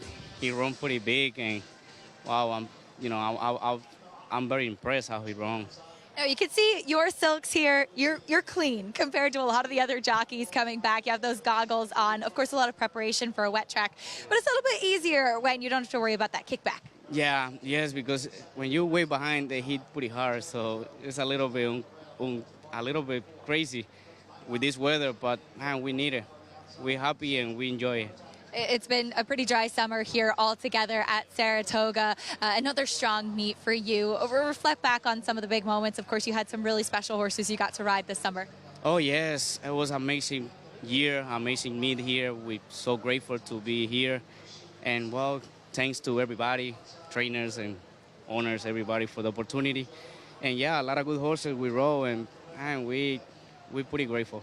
It's what we live for, right? Well, congratulations on another strong summer. Thank you so much, Kashi. Luis Saez, as he brings Bal Harbour home for the first time since that off-the-turf Gio Ponte in November 2018.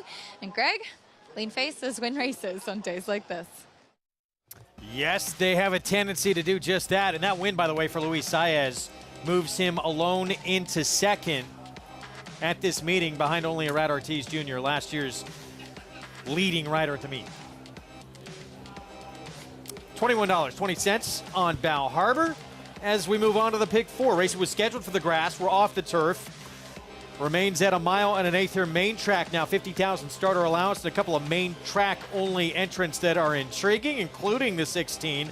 Jose Ortiz will be aboard there. His brother Irad on Corkman, the 15, that also gets into the race. We're going to look at the older horse division, couple of big races to look back on. Firstly, here at Saratoga, Jockey Club Gold Cup, and a big race for Olympiad, getting back to the horse that we had come to know before really disappointed in the Whitney. Yeah, he showed up. He showed up in a big way in the Jockey Club Gold Cup. He's got the American Revolution, was tracking him the whole trip, trying to put pressure on him, keeping him honest, and the more he kept him honest, the better he got. He loved what was going on behind him.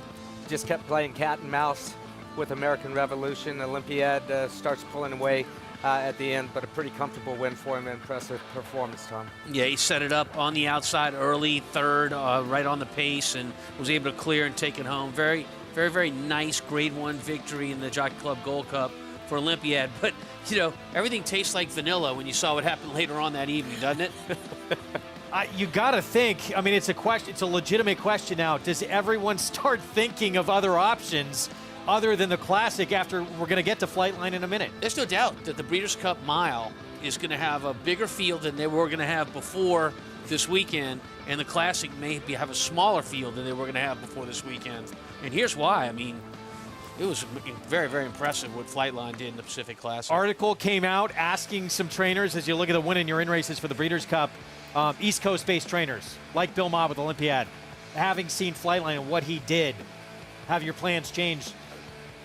Mott, one of them, a few others. Steve Asmussen, obviously, with the 3-year-old, is so talented. Epicenter said they didn't exactly say bring him on, but not going to let him scare him away for now. They're still going to go. This performance, Dave Johnson called Secretariat's Belmont Stakes win. He said this was the most dominant he can remember since that time in almost 50 years. Flightline in the Pacific Classic, 19 1/4 length win, just 17 100ths off the track record when he was geared down late in this race. I couldn't agree more. I mean, it is very unfair to the great Secretariat and the great Flightline to try to compare the two to each other. But you can't help but watch this Pacific Classic from this weekend and not think of Secretariat's Belmont. I agree 100%. It's the most dominant performance that I've seen since Secretariat, and maybe in my lifetime. I'm a fan of this horse. I've got to watch him train in the mornings when I'm out in California. He's just a special kind of horse, and he's like Pegasus, with the real Pegasus with wings. First time going 1.25 miles, and the fact that he went 6 furlongs, 109 4. He went 1 mile, 134 2. And to finish up the way he did, to carry that speed, that distance, it is so exceptionally rare in this sport. And it looked like there was more there. Flavian, he'd done enough. He said, we'll look forward to your next race, and you've done enough for today. Showcased his stuff. We know we're gonna see him at least one more time. I believe he's gonna train up to the Breeders' Cup Classic, and there is talk, guys, from Connections. We're gonna see him back as a 5-year-old. Tom saw Secretariat. I saw Serengeti Empress in the Oaks. I don't understand. I'm obviously a bigger fan of the filly than Tom was. Listen, obviously the flight line that ran at Del Mar, and the flight line we've seen in all his races, is probably too much horse for these horses. He's silly. I mean, this race speaks for itself. I'm not big on those kind of comparisons because Spectacular Bid was a great horse. Oh, yeah. Skip Away and Formal Gold put on some amazing shows with big figures. Will's Way, Gentleman, some of those horses fascinating. Ghost Zapper. We've seen some very fast horses, and you don't want to forget about a lot of these great horses. And these horses that ran great races in Flightline, I wouldn't label a great horse yet because he's only run 5 times. This was a great performance, and one of the great performances you'll ever see, jaw-dropping. But as that article said, trainers are not afraid. They will be taking him on. It's Breeders' Cup Classic. And a lot of them, like Life is Good, he can't run the Breeders' Cup Mile. That's waving a white flag. They might as well retire him if they're not going to run in the Breeders' Cup Classic. Yeah, I'm kind of with you. You look at this horse, and I think what makes him so special, you know, you had greats like Zenyatta and Arrogate. They did not love Del Mar. So it's a kind of race course that can be kind of tricky. So for him to run under 2 minutes is absolutely insane. And you have a horse like this, Life is Good, who's very, very talented. And after you watch that race, you're looking at a horse that's running the 112, 115 buyers, and you're now thinking to yourself, can he actually even hang with Flightline? Well, that's the thing. That's crazy. Mean, when a horse like Flightline, when a horse comes along and makes a horse like Life is Good look like a mere mortal and just a horse that I just don't know if he can run with him, that's what you're talking about, how good he is, because Life is Good is a fantastic racehorse. 100%. I mean, one of the better horses we've seen in years. Speed, brilliance, tremendous racehorse. But you know what? You got to take the shot. And the reality is you have to run in these big races. And the Breeders' Cup Mile, I understand exactly what Tom's saying, and I'm not really trying to make fun of him, but that race needs to go if that race is going to do to this race what it did to American Pharaoh's Breeders' Cup Classic. I loved Liam's Map. I always wished he ran that race. Yeah. I understand why they went there. He's not my horse. But the Breeders' Cup Classic has to matter. If the Breeders' Cup Mile is taking horses out of that race like that, it needs to go, in my opinion. Okay. We're going to see what happens. I would expect we're going to, at least going to see a lot of trainers with a backup option, maybe cross-enter in this race. But, yeah, for now, at least the way these other barns are talking, they're not going to be scared away. They're going to take their shot at Keeneland this year. And Back to Life is Good. I mean, this is, as the guy said, an exceptional racehorse. He proved it again in the Whitney, and it is kind of crazy to think that off that performance we saw, people are saying it's not even close between these two right now. Let's see him. This is the matchup everybody wanted, though, in the Classic, these two. Hey, look, you've got to train forward to the Classic. A lot of things can happen between now and then. We see it time and time again. This Life is Good on Sunday, just a stroll in the Park Amelia Green. Todd gives her a ton of credit for her hands with this horse. You can see the feet in the dashboard, just cruising along. She lets him out ever so slightly at the wire. He's taking her right now, wanting to do a lot more than what he is doing, Tom. Oh, no doubt about it. I mean, he's got his head up high, trying to break that cross. She does a great job of holding him back. It's not that he's out of hand. It's just that his cruising speed is a lot higher than what she's allowing him to do in this specific work. You can see how well he gallops out afterwards. Just a very, very good work, and all you got to do is look at the rider's hands to see it's only now that she's letting him run a little bit, and that's well past the wire. I think her hands are moving a little bit because she's pulling him. She's tiring a little bit too. So. This is an exceptional racehorse, and this is the matchup that everybody wants to see. Life is Good, Flightline. There's no guarantee. That was an otherworldly performance from Flightline. These horses are not machines. There's no guarantee we're going to see that again. Well, I don't know. We've seen it a few times from him already. I mean, I think the Pacific Classic was the wow race, but certainly coming into the Pacific Classic, we've seen Flightline can wow you. We're going to take a timeout. We'll continue to count down the top moments of this Saratoga summer meet when we come back on Saratoga Live. Stay with us.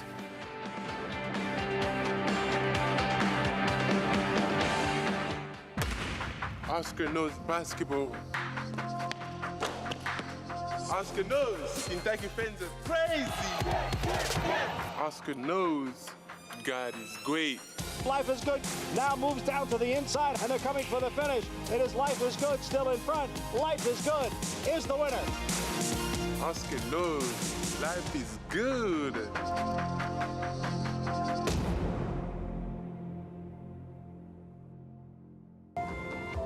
The November sale has become literally a Star of Stars sale.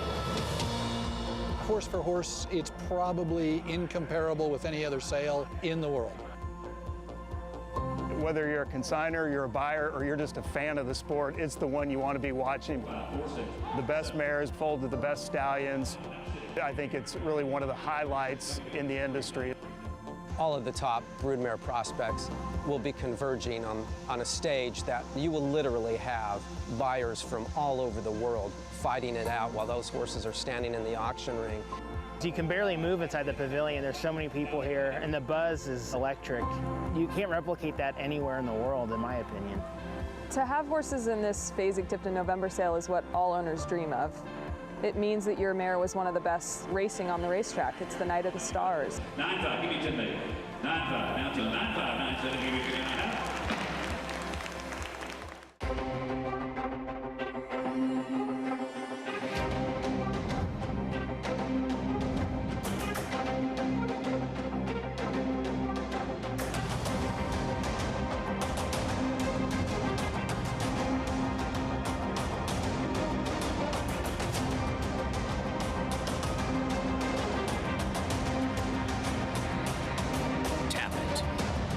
Standing at Gainesway.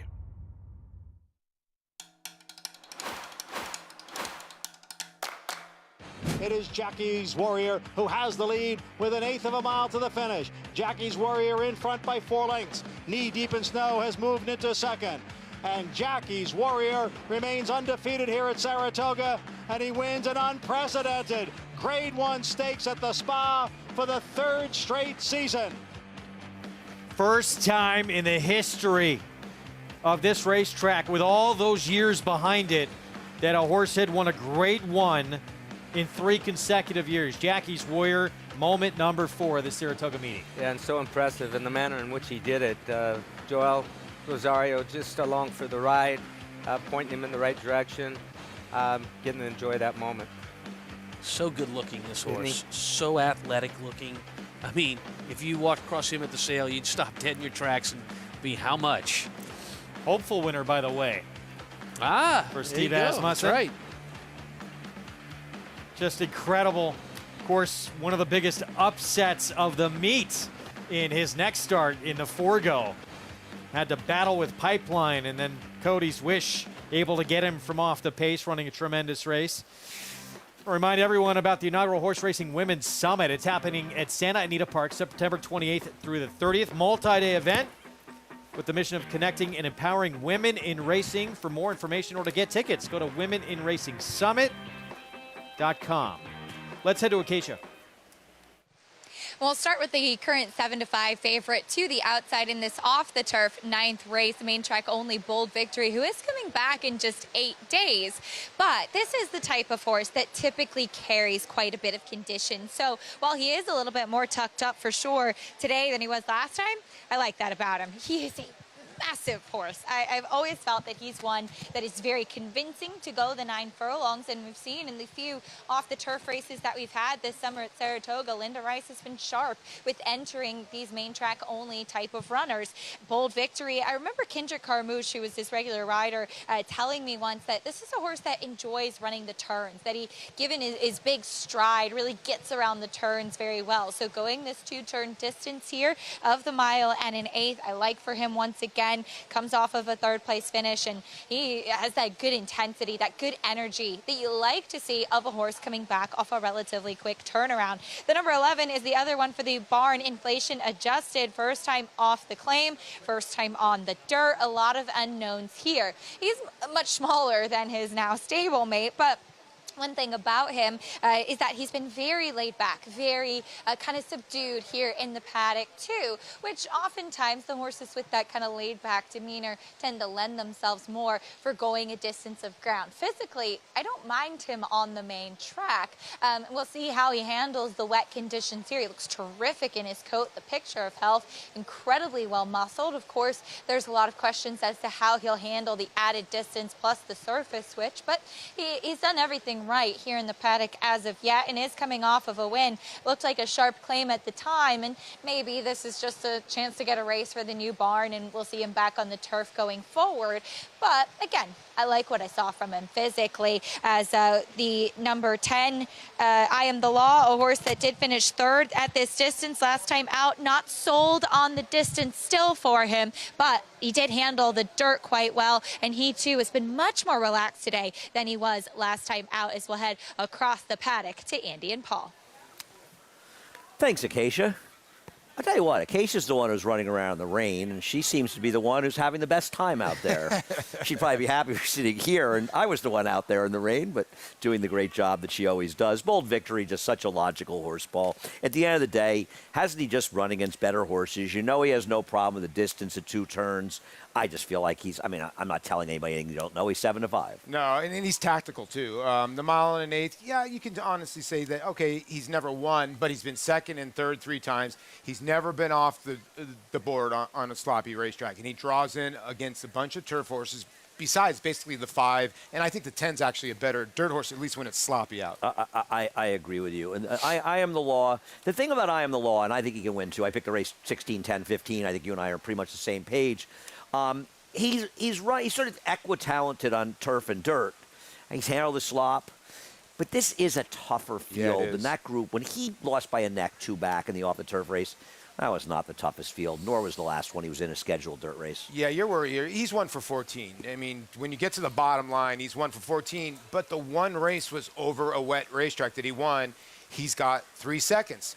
All 3 seconds over a wet racetrack. So over a dry racetrack, he's just not good. Over the turf, he's never placed. But over a wet racetrack, he's 4 out of 5 in the exacta, and that's why he's getting bet down to 3-1. No, that makes sense. I mean, you could argue that the overlay on the board right now is Corkman. I mean, he's the other MTO. He ran a 77 buyer last time. He lost to an arguably better horse in Roderick last time. He didn't run badly at all. Handles the mile and an eighth, and I don't see why it's supposed to be a big problem. He has a second with a 75 buyer at it. I believe that day was second to a very heavily favored Chad Brown runner up here, as a matter of fact. I mean, why is he 6-1 here? I don't get it either. I mean, the Noda barn does good. Usually they bumped this horse up from 25 to 50, and I thought the horse ran okay behind Roderick. Couple sloppy efforts have been okay, but this horse should not be 6-1. I would think, I'm surprised the 11's a little underneath the 15. That might change. I have a question for the other set. If the 15 wins, Corkman, do you think we'll all be able to hear the notas from our respective spot, even in the rain? We already know that to be true. Probably hear him all the way back at Aqueduct. It's pretty empty here.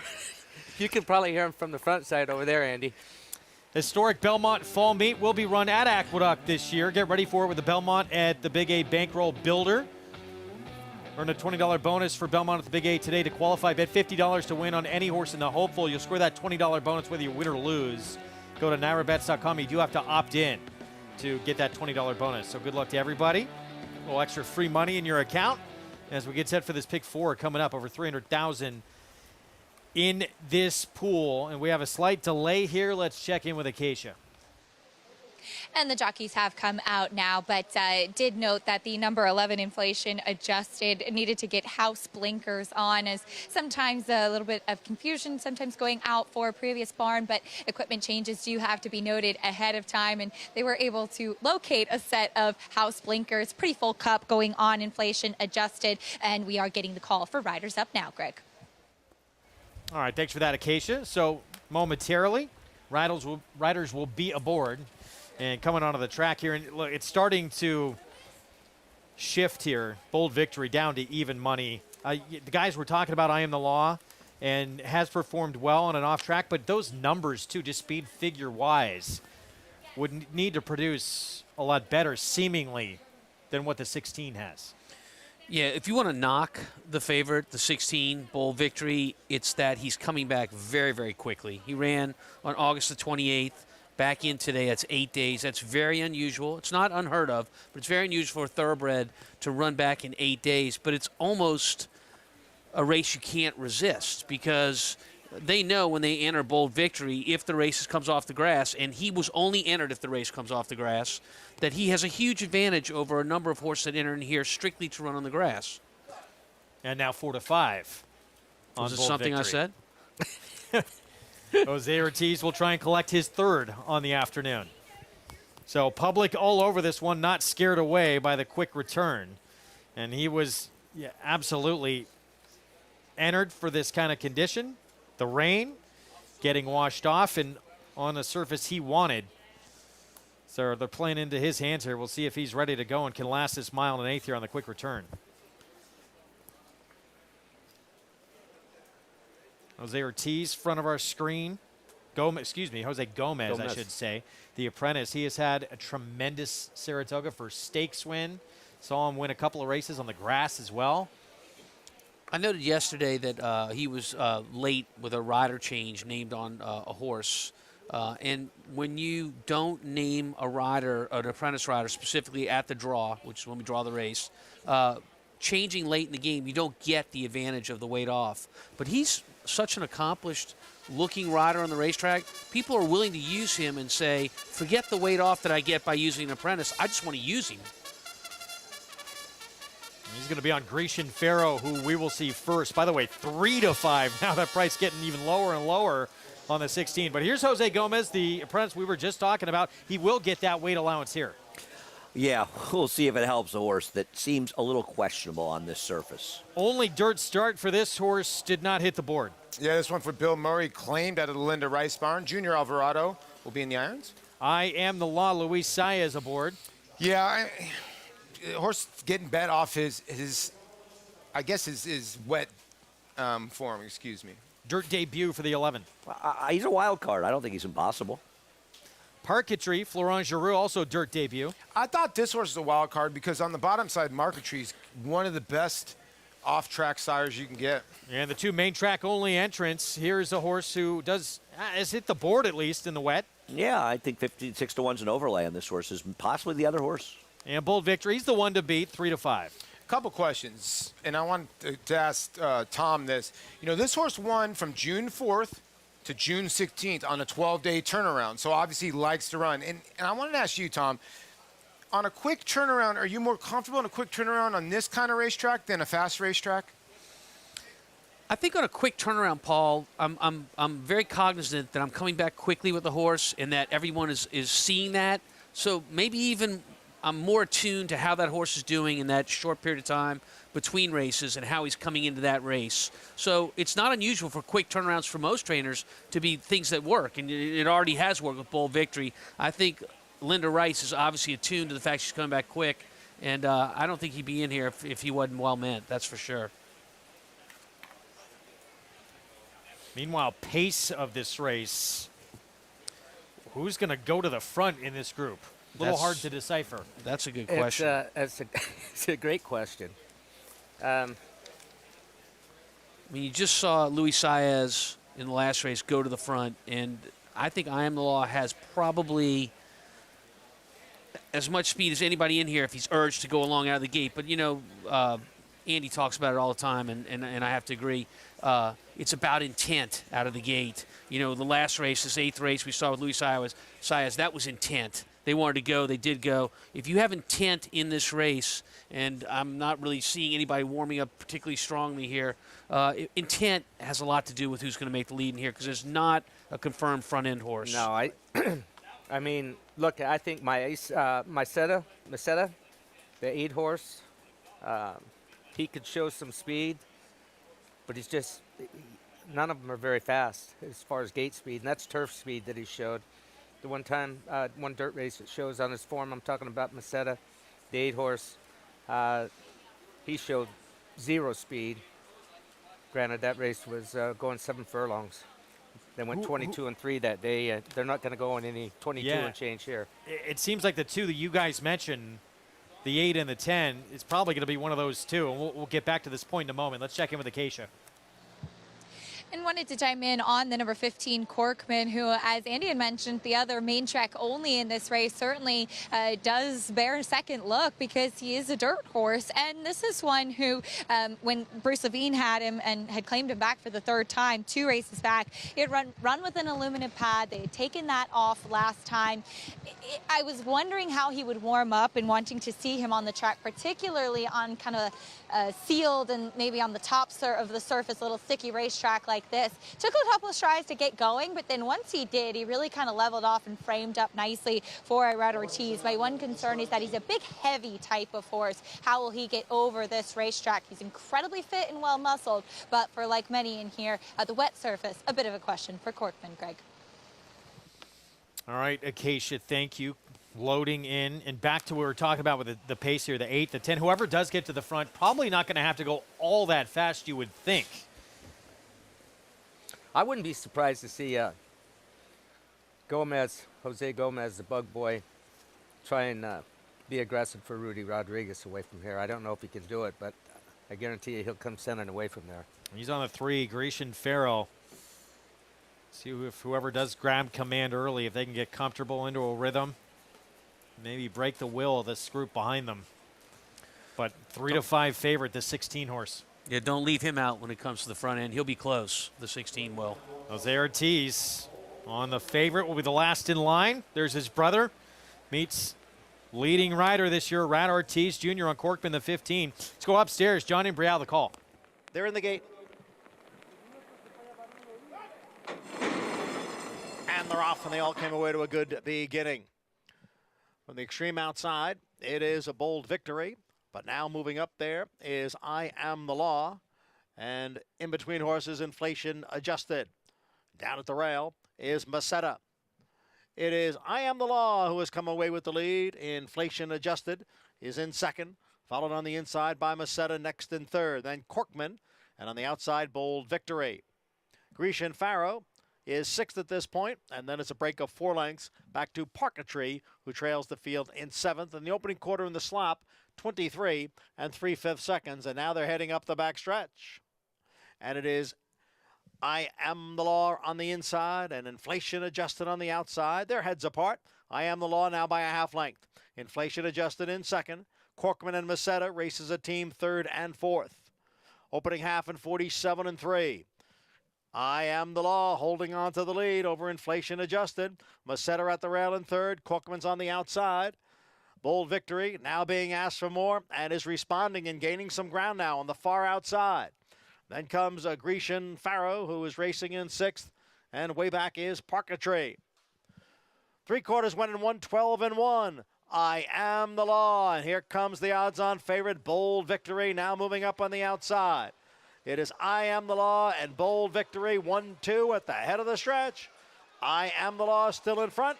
Bold Victory now comes to him. Bold Victory on the outside with I Am the Law, and the two of them are right together with a furlong to the finish. Bold Victory, I Am the Law continues to battle on, now is 16th out. And now Bold Victory is clear from I Am the Law. And it will be Bold Victory and Jose Ortiz to get his 3rd win today. I Am the Law was 2nd. And Bold Victory bet down to 3-5, and that week's return, not a problem here against this group. No, and Linda Rice has got to love when a plan comes together like this. Like you said, Tom, coming back on 8 days rest. Jose kept him wide, but he cruised up and did that pretty easily at the end. Kept him really wide. I mean, this horse broke from the gate. Jose's plan was to try to make the lead. He sent from the gate, looked over, he wasn't going to get there, stayed all the way wide around the first turn, wide down the backside, wide around the second turn. This horse ran much further than anybody else in the race and winning. But one thing about this track, you can see standing water down on the rail, and we can see it on that great shot that we've got going down the backside, that there was standing water down on the inside fence. So these guys are racing out. Luis Saez heaving angled out, coming off of that turn to move out to that crown of the racetrack where the water is flowing more down towards the inside. The idea is that it's not going to collect water like there is down on the inside. Yeah, get another good look at it here with that water down by the rail. 3-5 on Bold Victory, main track only. Gets the win here, guys. A couple things. Linda Rice had a very good plan. She actually used inflation adjusted as a bit of a rabbit for this horse to make sure she kept eye on the law, busy in the front end. And Paul and I were talking, watching the race, and I think a lot of people, especially if you bet this horse at 3-5, are going, he doesn't look like he's really running the backstretch. And Paul, I said to you, that's the way this horse looks in a lot of races. He's a horse that always runs wide in his races, and he often looks like he's not running. And then he doesn't. He looks like he is running. Yeah, right. It's kind of, you said it to me. Like, you know what, this 16 looks kind of dead, but he isn't. He's kind of, you know, Mig calls them bicycle horses. But when Jose's kind of asked him, and there you see Linda in the winner's circle, you know, Luis Saez pointed his horse out to see the 16 to try to get the 10 to compete. And Luis made just another brilliant move, trying to steal the race with the 10. The 16 was just a little bit better. Happy for these connections who claimed this horse last year and ended up doing okay with him. They've talked to me on Twitter a little bit. Nice to see them doing well here. And he gets the victory. Linda Rice, who's had a very nice meet, Greg. And, yeah, another winner here. Loving that this race came off the turf to get this win with this MTO at 3-5.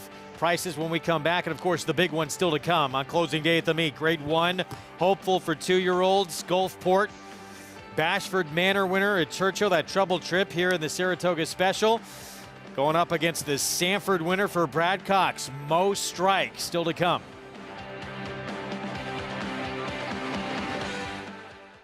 Harris Farms, proudly standing Smiling Tiger, a triple Grade 1 winner, defeating Breeders' Cup champions Dancing in Silks and Amazombie, a leading California sire with over $9.7 million in progeny earnings, with 94 winners in 2021 and graded stakes superstars like Spice Perfection. Spice Perfection wins the Grade 1 La Brea. And Tiger Dad. Smiling Tiger, a leading California sire, standing at Harris Farms. It pays to be Cal-bred. Who you betting on? How about an app created specifically for horse racing? Naira Bets. We specialize in thundering hooves, fist pumping, and boosting your bankroll with robust weekly promotions. And offer betting tips from actual horse racing experts. Bet all day and night, nationwide. Get the action and thrill of horse racing with Naira Bets.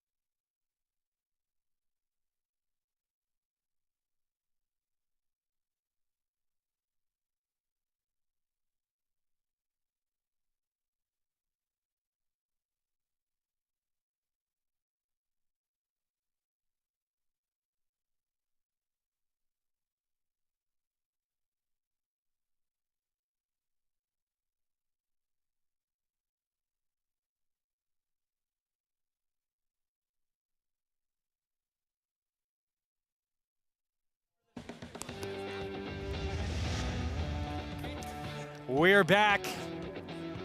on Saratoga Live on FS2. Thanks for being with us on closing day of the meet. Our program brought to you in part by Hillendale at Alapa. Hopeful still to come.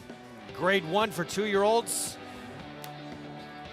But here in race 9, it was bold victory at 3-5. Main track only entrant to kick off this Pick 4, returning in a week's time to win for Linda Rice and Alpha Phi Delta Racing. Third winner on the day for Jose Ortiz. $3.20 for the victory. 16, 10, and 15. Set up the next race in a moment. Final hit of the meet coming up for Acacia Clement. Acacia, let me be the first to say, just tremendous job all meet long, as always. Pleasure to work with you. Thank you, and same to you, Greg. I really feel lucky to be part of the greatest team and the greatest show on horse racing, and what a summer it's been. Just really, really grateful to be part of it. Some really special moments for me, of course, as everybody knows by this point, Gufo defending his title in the Grade 1 sword dancer for my husband Miguel and his family was a really special moment. But the big milestones that I was lucky enough to be down here in the winner's circle for and do the interviews. John Velasquez, when he crossed the wire and won 1,000 races at Saratoga. Our own Tom Amos with his 4,000th career training victory. And Katie Davis in her first ride back after a year and 7 months after becoming a mom.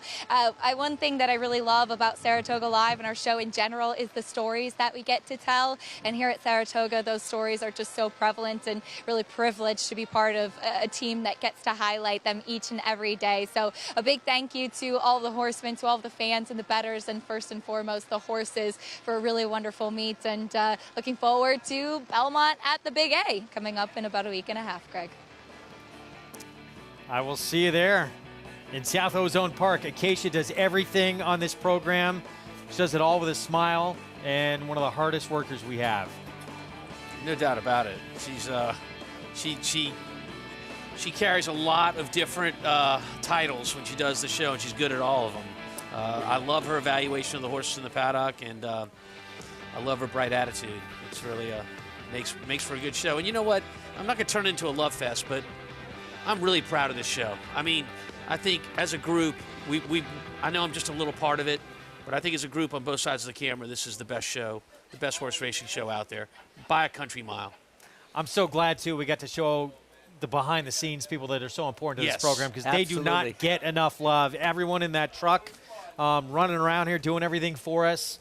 We wouldn't be on the air without you, and we so appreciate you, even though we don't say it enough. So thanks to everybody back there. Me personally, I'm not here year-round. I'm other places, but by the time this meet's over with, I feel like I'm part of a big family.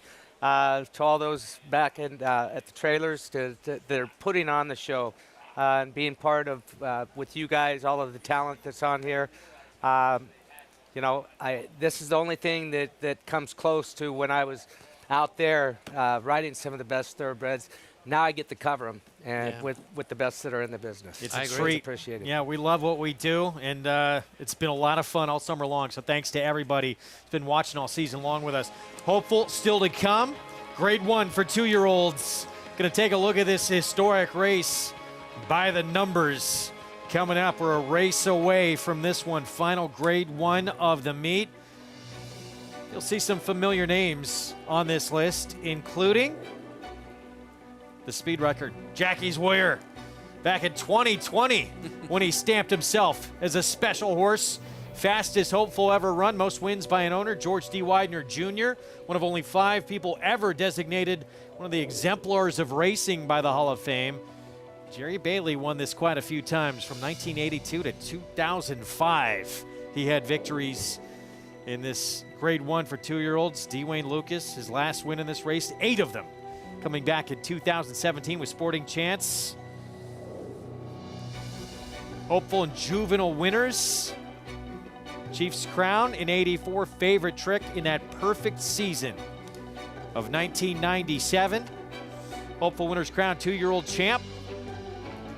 Great Secretariat. We were talking about his Belmont earlier, the most dominant performance we've seen in some time, and one that evoked memories of it. Favorite trick, the first 2-year-old named horse of the year since Secretariat. 25 years span And all the hopeful winners that have been inducted into the Hall of Fame, 13 on that list. And more to come, I would think, with what Jackie's Warrior has put together in his career. This year's group for the hopeful, Gulfport, Mo Strike. They're going to take a lot of attention in this race. Dwayne Lucas, though, Todd Pletcher showing up as well. We start off with Western Gent, Dwayne Lucas, Luis Saez. Well, Team up here. I have great love for this horse. One of my best scores of the meet when he broke his maiden. He is the biggest favorite on today's card to finish last. Forte, Todd Pletcher, Arad Ortiz Jr. He was very good in his debut at Belmont. Yeah, he was. He was 20 cents on a dollar. He actually went off as the favorite in the Sanford, and he was behind Mo Strike. Maybe he'll give a better effort today. Dwayne Lucas as well with Bourbon Bash, 8-length gate-to-wire win at this meet on August 13th. He certainly flattered the 6 Blazing Sevens when he broke his maiden last time, or maybe he improved dramatically. One of the 5 horses that absolutely can win this race. Gulfport, he started out his career a perfect 2 for 2 by nearly 20 lengths in those 2 victories combined. Yeah, we'll get to see him here in a second. There he is right there. Flavian Pratt takes over. And, you know, I walked in with Steve Asmussen today. I said, are you worried about the rain? He said, nope. I think this horse is going to love it even more. And I think his initiative to me was, I think Flavian's going to take no prisoners. He's going to send, and say, try to catch me. We need a picture of him with shorter hair. Mo Strike, the Sanford winner for Brad Cox. He won that race by 3.5 lengths. Well, you missed 8 to 1 on him last time, and obviously a shorter price, but he ran very well in that race and has to be considered a major player. He's the second choice on the morning line. And then Blazing Sevens, Rodeo Creek Racing, Manny Franco, Chad Brown. Obviously showed a ton of ability first time out, beating Bourbon Bash. Actually was 4.5 to 1 that day. This is the other one in here that's kind of the wild card, because when you look at this race, you feel like it's the 2, 4, and 5, but the 6 could have a ton of potential. We've already saw him win with Good Olive that a lot of people didn't think was going to win. They brought that horse back, so Chad's very dangerous with the Blazing Sevens. Good night, Olive. Good night, Olive. That's right. Sorry. Blazing Sevens handled Bourbon Bash convincingly in this debut, and then of course Bourbon Bash would come back and win by 8. Yeah, Manny Franco that day is chasing a lone speed horse all the way around the racetrack in Blazing Sevens debut win.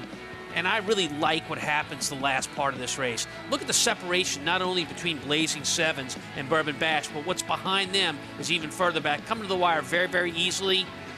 Horses tend to make the biggest improvement between their first start, which is a learning start, and their second start. That's what Blazing Sevens is going to be doing later this afternoon, and doing it from an outside post, a comfortable post.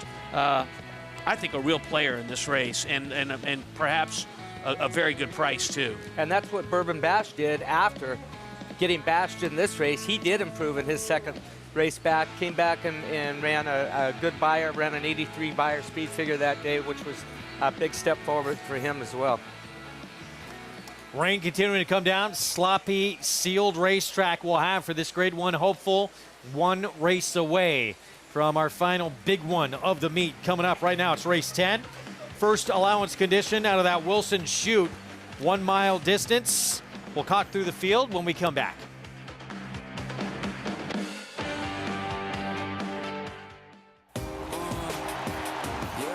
Charlatan is back, and he turns it on with 1/8 of a mile to go. Express Train moves into second. Nashville dropping out of it, and then Collusion Illusion. What a spectacular return for Charlatan, who will romp in the run-happy Malibu Stakes by 4.5 emphatic lengths. Charlatan, ultra impressive. It's a new day for a new king.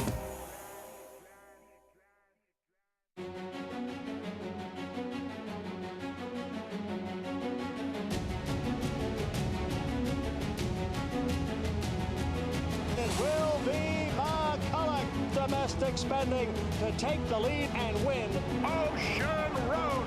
State of Rest to win it here by a length. And in Italian, here at Saratoga, wins the Diana in front-running fashion. Daredevil, returning to stud on U.S. soil. The only first-crop sire to see 2 offspring win the Grade 1 Kentucky Oaks and the Grade 1 Preakness Stakes in the same year. She dares the devil, taking the Kentucky Oaks and the Grade 2 Azeri Stakes, and champion Swiss Skydiver, winning the Preakness and the Grade 1 Beholder Mile Stakes. With more exciting prospects on the track and multiple 6-figure sales in the ring, Daredevil's career is just getting started, only at Lane's End. This season at Oaklawn, we've got more of everything. More of the top thoroughbreds in the world. More days of live racing. And the largest purses in our history. All at a completely reimagined Oaklawn. Come be a part of this historic season at Arkansas's only casino resort.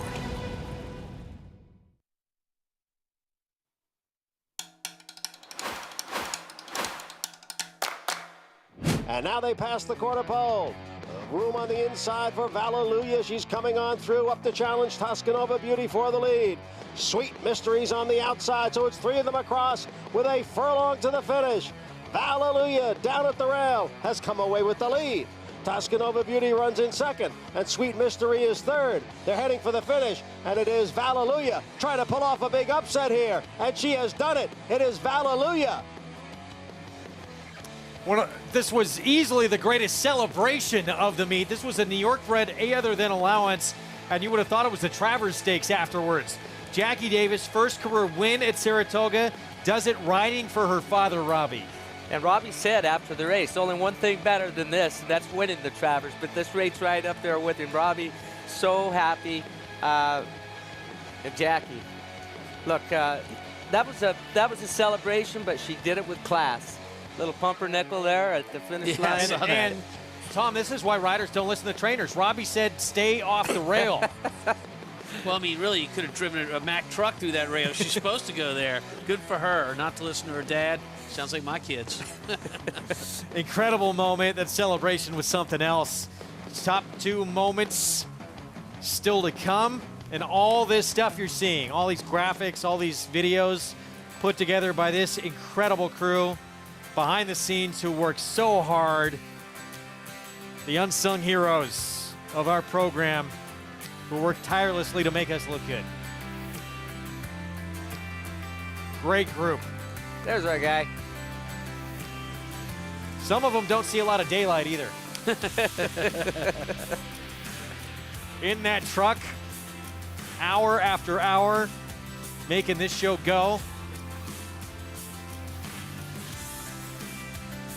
He's had too much coffee. Tremendous group. Thanks to everybody. What a fun summer we have had, and everybody works so hard up here, but it's all worth it. We love being here, and we love bringing the show to everybody. And today, probably the hardest day of the season, especially with this rain. Everything's got to be torn down tonight. As soon as these lights go out, their day's just getting started. But we got the big one. We got the big one, the Grade 1 hopeful, the Saratoga signature race for 2-year-olds. Coming up just 1 race away. I'm pumped. We're looking forward to it. First things first, though, race 10. Mile race out of this Wilson Chute in this first allowance condition race. Let's welcome back Maggie Wolfendale. We'll take a look at a horse who is coming back off a little bit of a freshening here. 4-trainer Ken McPeak from the inside. That's number 1, Cocktail Moments. And she has not had an easy career so far as class is concerned, as she broke her maiden first time out. Yes, impressively, but then stake, Grade 2, Grade 1, and then she tried to get a little class relief, and last time she was breaking from the inside. There's a little stumble at the gate. She tried late, but it was a race in which no one really made up that ground. We saw the top 2 finishers kind of running 1-2 around the racetrack that day at Churchill. I like the way that she's been been preparing for this start back, has a nice plethora of fast types of works in here, and watching her work at least back on August 6th, thanks to XBTV, she was on the inside of King Fury, who is a graded stakes winner, and holding her own quite nicely. Maybe not quite as strong on the gallop out, but he's one that likes to cover some ground, and this is only a mile, which I really like this turn back, or I should say this distance for her out of the chute today. Now, she comes back, she looks incredibly fit, she's really well muscled behind the saddle, great coat to her. I like her in this spot. As we'll move on to number 3, Jane Gray. Last time out, defeated by Union Lake, who certainly didn't disgrace herself and arguably ran the best race while finishing 3rd in the Grade 2 Prioress a couple days ago, and Repealing came back to win too. She finished between the two. She's going to stretch out to the mile here this time around. I'm not overly enthused by that, to be honest, despite having a pedigree that says she can buy into mischief out of a Bernardini mare. It's kind of weird looking at her. She almost does have more of a turf hoof to her. So with that being said, this is her first try on a wet track. I think she should be able to handle it. And furthermore, 3rd off the layoff, in which, don't forget, the first start off of that long layoff, she actually had heat stroke after, or heat distress, I should say, after that race at Belmont. And she rebounded a bit in that last race here at Saratoga. And today she looks stronger than those two efforts. So like what I'm seeing from Jane Gray, just question the distance maybe a smidge. As number 4 is Minute Waltz. She's another one that's getting a longer distance as of recently, though she does have some races going 2 turns, mile and a 16th and so on, in Kentucky and Louisiana. Last time out, she sat right off the pace, came under a ride midway around the turn, though another race where it was dominated up front with Arioki wiring the field that day. Her last breeze in 47-4, she was by herself with a rider up, Julian Leperoux, actually in the irons that morning, and really did not look like she was going that fast. Granted, it was one of the first works of the morning in which the track is usually at its tightest and fastest.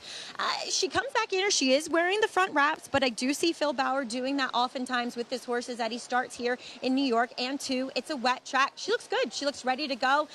We'll see if she can finally get that second win of her career. 2 winners across the paddock, Andy and Paulie. Hey, guys. Thanks, Mag. Interesting race. And by the way, in case you're wondering what night racing would look like at Saratoga, you're about to find out. Yeah, right? It's a little darker in real life than it looks on TV. Paulie and I both like Cocktail Moments, if you want to pitch her. It's interesting. She's actually favored in doubles. Now, whether she ends up favored or not remains to be seen. And you better hope that horses can come from behind if you like her, because she doesn't have much speed, but I do think she's a horse that's run against some very good horses.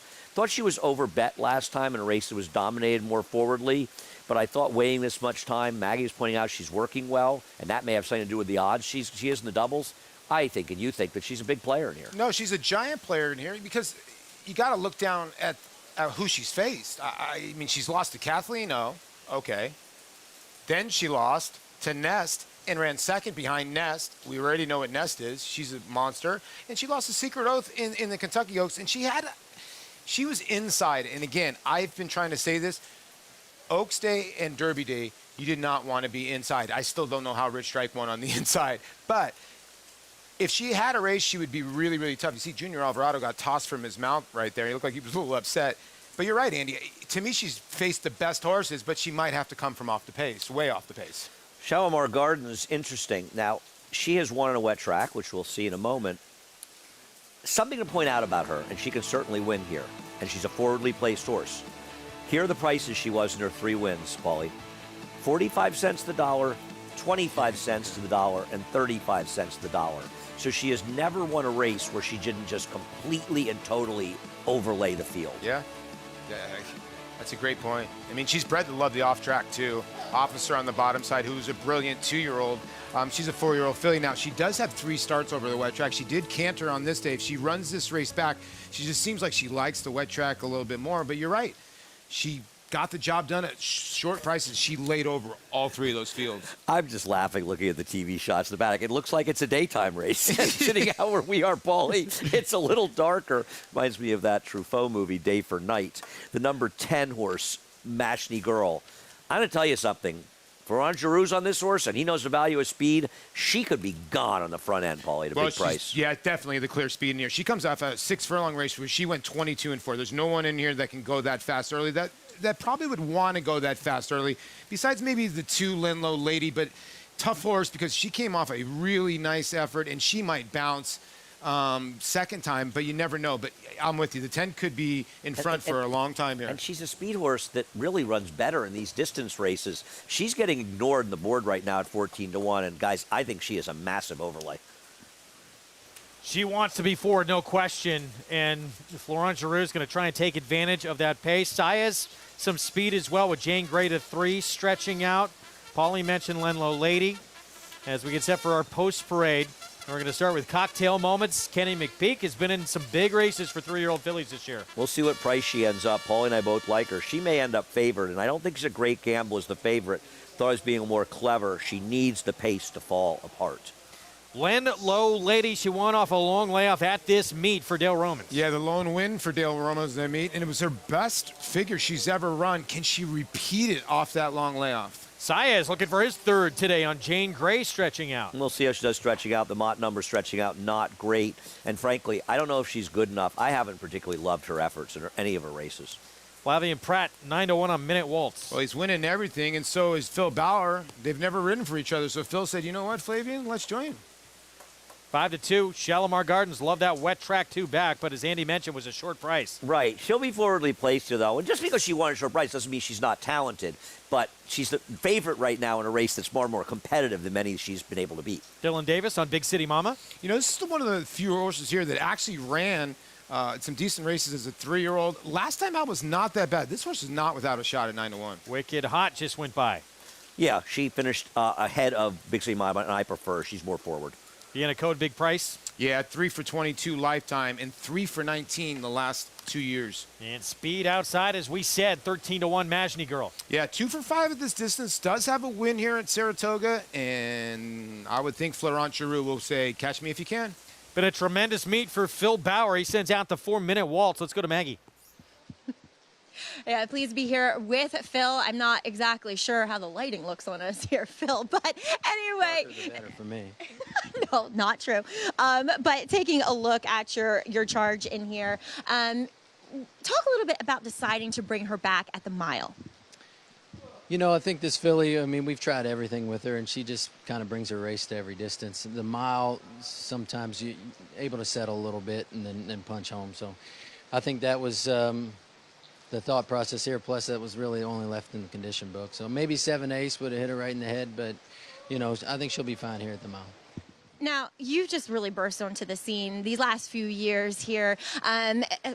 Outstanding win percentage up here at the Spa. Talk a little bit about what it means for someone like you, kind of up and coming through the ranks, to have such a big Saratoga. It's flattering, I guess, but you know, I think all the credit goes to Richard and Tammy as the owners. You know, they've allowed me to kind of live a dream in this position and being a private trainer for them, and what they invest in young horses and stock and quality of horses. So it makes all the difference, and it's fun to come up here and kind of play with them and see how good we can do. And obviously, you don't expect to have a meet like we've had, but certainly. Tribute to the barn's hard work, and just you take it as it comes in this game. We've had so much fun watching you. Thank you, as always, for your time, and thanks for being an awesome interview, too, this summer. I appreciate you having me. Thank you very much. Phil Bauer in here. He looks as though this is only the beginning of many successful Saratogas to come. Greg? He's got a lot of camera time this summer. 60% win rate at the meet from limited starters. That'll happen. He deserves it. Yes, he does. Well, what about Minute Waltz in here? What chance do you give his filly in this race? Well, look, the horse was second at this level, and in a wide open type of race. I know this race is an eighth of a mile longer and it involves a turn and a half versus a one-turn race in our next race, the Hopeful. But I'm really curious to see in a race that has quite a bit of speed where the horses can come from off of it. I think what we've seen as the rain comes down is a lot of prominent horses go on to win. But the question is that just because of race setup, or is it because that speed is maybe more conductive with this track that they're working on constantly to try to keep fast? And the times have held up pretty well, but I want to see if speed backs up here. And if it does, I think you play the hopeful in a fashion a little differently from who's going to be in front and who can just make the lead. And I think you got to consider who Minute Waltz has aboard today. You were talking about chess earlier. Yeah. He's got the master chess player, Minute Waltz does, riding her. He's been making all the right moves at this meet. You see him make very few mistakes out there. So he's thinking one step ahead of before the next thing that's going to happen. He's thinking seconds ahead of what's going to come in the coming strides. That's what makes a great rider. Absolutely. Right? To be able to foresee inside, outside, which way do I go? You're constantly, when you're in a groove, you're making that right move, aren't you?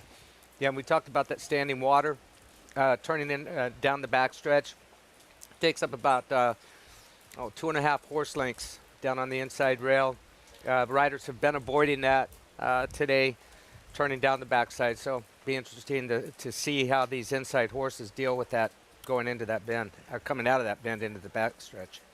Quick reminder, too, when these multi-race sequence had started, the 9-horse was still in, was scratched afterwards. After the pick 5, pick 4 were already underway. So if you had that 9, you now get the post-time favorite, which as of right now is the one Cocktail Moments at 5-2 on the board.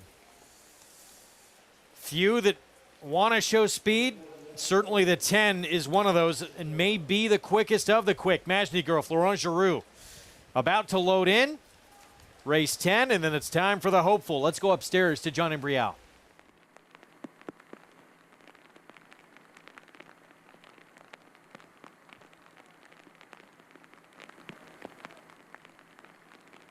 And they're off as they race up the Wilson Chute and head for the main track.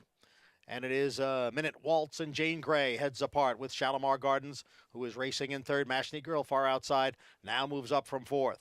Then comes Wicked Hot next in fifth. Down on the inside is a Cocktail Moments being passed there by Vienna Code. At the back are Big City Mama and Len Low Lady. Jane Grey is the leader now with Minute Waltz in second and Majny Girl on the outside. The opening quarter over the sloppy going in 24-1. Cocktail Moments is down on the inside and racing in fourth, just 2.5 lengths off the lead. And the leader is Jane Grey. In front over Minute Waltz, Cocktail Moments, Majny Girl. They are right together. And then comes Vienna Code as the field goes for the far turn. It's Jane Grey the leader. Majny Girl takes second. Minute Waltz is in third. Cocktail Moments races in fourth. And then farther back it is Vienna Code.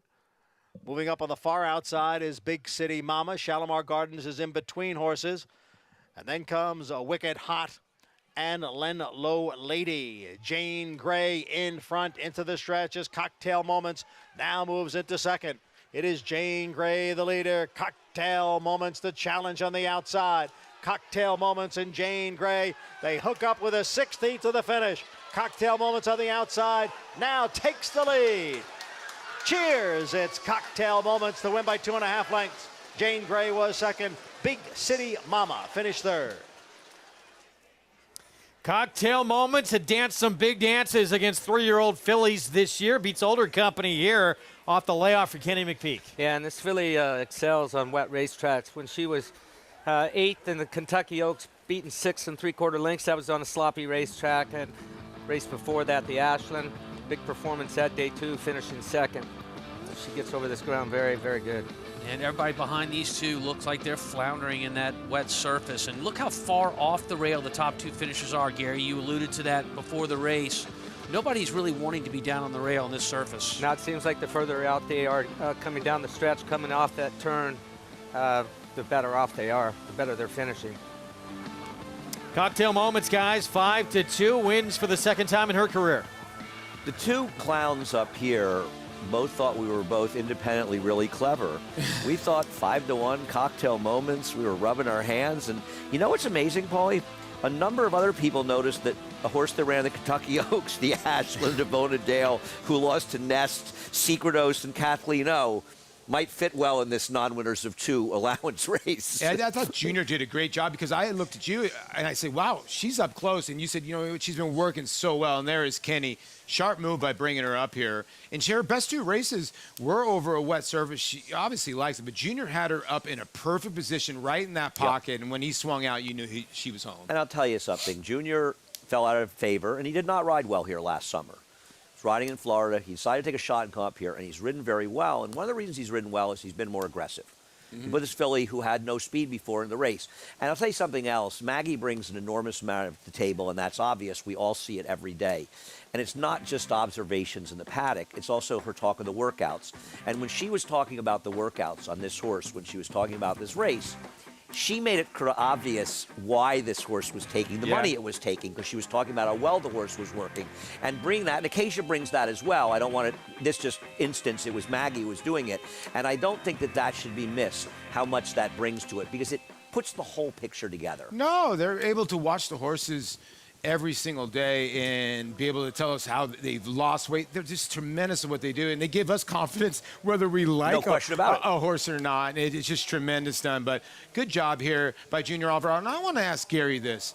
You know, Junior had such a tough year, but when you get a horse like Olympiad, Gary, does it give you the confidence, and now Junior's sort of on a roll? Absolutely, Paulie. I mean, he's in the corner of, he's got Billy Mott in his corner, riding horses like this filly. He's riding with a lot of confidence right now. You can see it. It's just had an outstanding meet, really, quietly.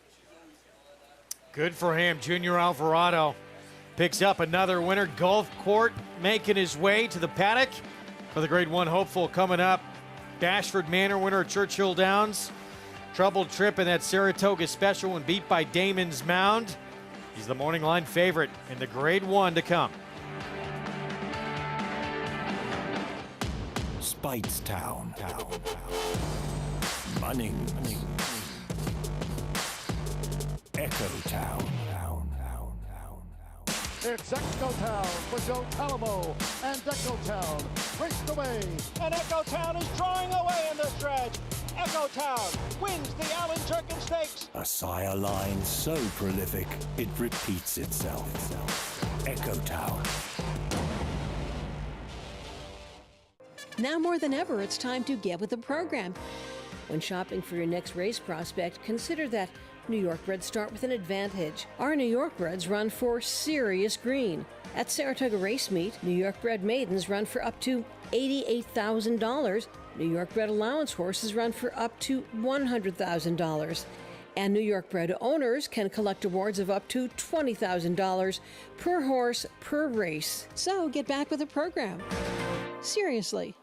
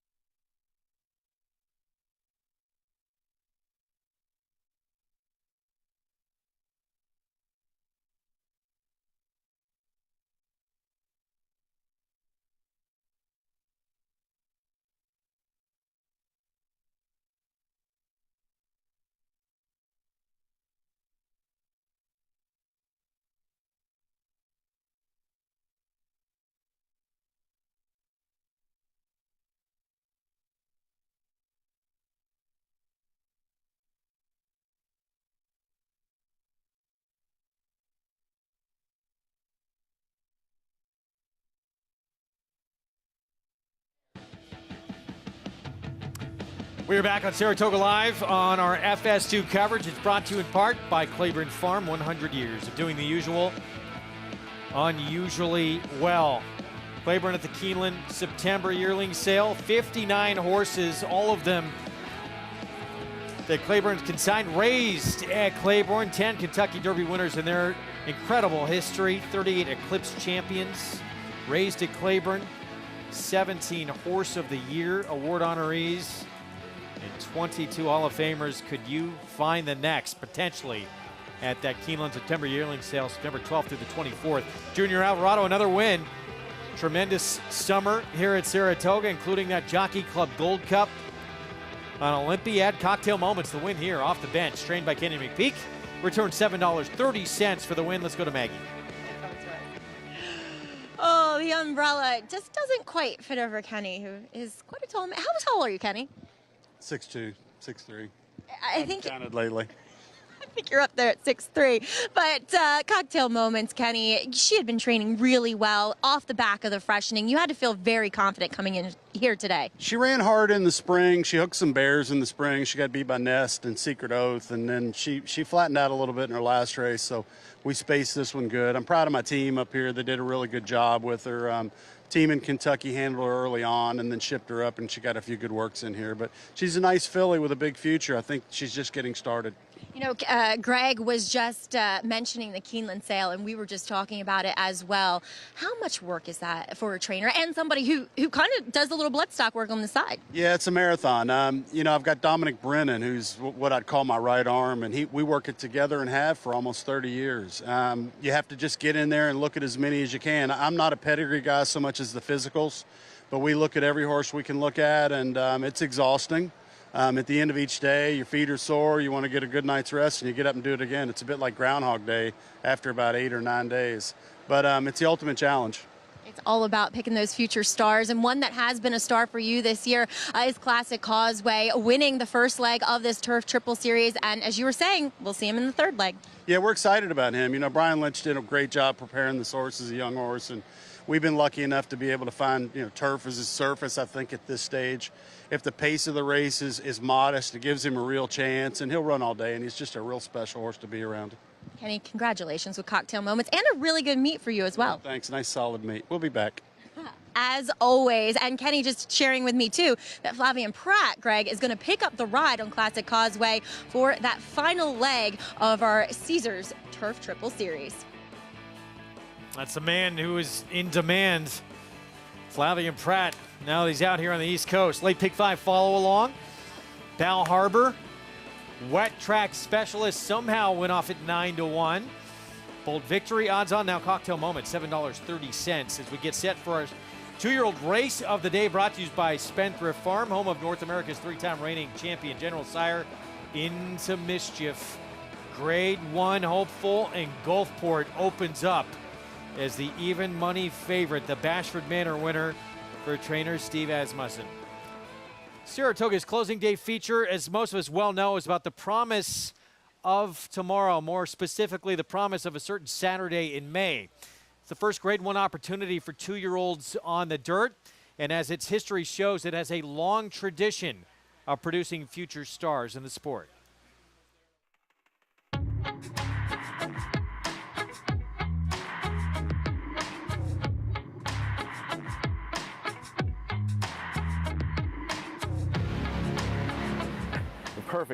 Perfectly named race. Well, to me, the Hopeful, you know, is a premier 2-year-old race at Saratoga. When you have a great 2-year-old race like the Hopeful, I'm thinking about one thing: the first Saturday in May the following year. The Hopeful Stakes, created in 1903, is run each year on Saratoga's closing day. The tradition of Saratoga 2-year-olds dates back, you know, 150 years, and when you think about the highest quality 2-year-olds of the summer competing in the Hopeful, it makes it one of the marquee races of the year for 2-year-olds for sure. And you know, it's got a rich history of producing great stallions. It's a race that has been won by some of the greatest horses to ever look through a bridle. Man o' War, Whirlaway, Nashua, Secretariat, Foolish Pleasure, Affirmed, and Favorite Trick. All won the Hopeful. In fact, Favorite Trick would go on to win Horse of the Year as a 2-year-old in 1997. It's a fantastic race that carries historical significance. Dwayne Lucas's 8 hopeful wins is the most by a trainer. Sporting Chance, free drop. Billy Sporting Chance just bolted to the outside. He still may have won, though. We thought we were coasting home, and next thing you know, boom. But it's a 2-year-old. Remember that. Dwayne, you're truly a legend. You're 8th hopeful. It's a pleasure to watch it all unfold in front of us. Congratulations, Sporting Chance. You know, I don't think the other 7 in front of us helped us today. I think we needed this one. Trainer Todd Pletcher is a 3-time winner of the hopeful. Pletcher loves the timing of the race, plus the 7 furlong distance. I mean, I think for the beginning of September, the hopeful at 7 furlongs is an ideal distance. I think that's why it's such a competitive race, as you see that blend of the precocious 2-year-olds stretching out a little bit to 7 furlongs, but also those future classic horses that can still compete at 7. Nick Zito won 5 Champagne Stakes, the next big 2-year-old race run after the hopeful. But not winning the hopeful still bothers the 2-time Kentucky Derby winning trainer. A lot of great horses won the hopeful. So if you look up the history of the hopeful, boy, I would love to have been on that list. I really thought with the best shot I had was with Birdstone. I would love to win the hopeful. Trainer Steve Asmussen was victorious in the last 3 hopefuls. Was frustrated with our lack of success in it for a long time. And this is an impressive performance here for Jackie's Warrior. He wins the Grade 1 Run Happy Hopeful. Being fast isn't enough here. Have a quality that can handle the pressure that Saratoga brings to them, and for them to be able to handle that sort of pressure as a 2-year-old shows a level of ability and a maturity that very few horses have. Well, Steve Asmussen's been up to the pressure the last 3 years running. Gunite, Jackie's Warrior, Basin, the last 3 winners of this final Grade 1 of the meet. And we'll see if he can collect a 4th in a row. He has the 4-5 favorite to try and do so with Gulfport. Yeah, I think for Gulfport, it's go right out of the gate, Gary. And if he clears this group, and he certainly is fast enough to do it, a lot is going to depend on what the horse right next to him on the outside, Mo Strike, does. Does Mo Strike go with him and try to, be his shadow and take him on last 1/8 of a mile in the race, or is it just Gulfport early? Because if it's just Gulfport early, they're going to have a tough time catching up with him. 17 minutes away, Grade 1 hopeful for 2-year-olds. Gulfport 4-5 on the board. Flavian Pratt will be aboard. Arad Ortiz Jr. is going to ride Forte. For Todd Pletcher and Tyler Gaffleone, we will see on Bourbon Bash. Excuse me, Jose Ortiz filling in. We'll be back. Every hair, every muscle, every contour, every pulse. In the juvenile. Essential Quality have won. In the Belmont. Essential Quality has won the Belmont Stakes.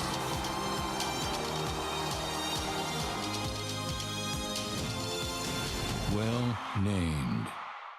Big news from Presque Isle Downs. Graded Stakes action returns Monday, September 19th with a $400,000 Grade 2 Presque Isle Masters, a very important Breeders' Cup prep race. In 6 of its first 11 runnings, horses from the Presque Isle Masters won that year's Breeders' Cup Filly and Mare Sprint. September 19th also features the $200,000 Presque Isle Mile. Join us for our biggest day of the season at Presque Isle Downs, Erie, Pennsylvania. For more, go to PresqueIsledowns.com. The level of racing that he's achieved is extremely rare. Anybody who's witnessed Matoli running sees a level of ability that doesn't come along that often. Matoli's a monster! Matoli wins the sprint! Oh, what a horse he is! Matoli, he did it again! Wins the mid-mile! The only thing to be better than one Matoli's a few Matolis. The mighty Matoli, who won the Torgo by 3.5 lengths, the new stakes record. Racetrack Television Network brings you every race, from every track, on every screen, every day. With monthly packages starting as low as $5, RTN gives you great value and access to more live HD streaming and race replays than anyone. Visit RTN.tv today to sign up and watch on almost any device, including Roku and Amazon Fire. RTN has packages that start at $5 per month.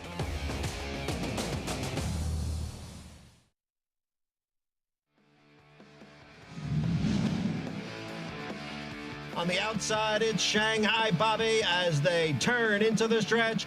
Here's Shanghai Bobby now to strike the lead. It's Shanghai Bobby in front and getting clear here. Shanghai Bobby's in front by 4. Then Burn Identity and Fortify, followed by Overanalyze. They come down for the wire, and it is Shanghai Bobby to win the hopeful, and he did it impressively. Rosie Napravnik aboard for Todd Pletcher, part of a perfect 2-year-old campaign for Shanghai Bobby, including this hopeful moment. Yeah, take a little peek at the monitor in the infield. She knew she had it wrapped up. Man, she was a good rider. She was was. a good rider. She was strong. Julie Crone strong. That was the 2012 edition. And a look at hopeful to Breeders' Cup juvenile winners. Shanghai Bobby, the last to do it.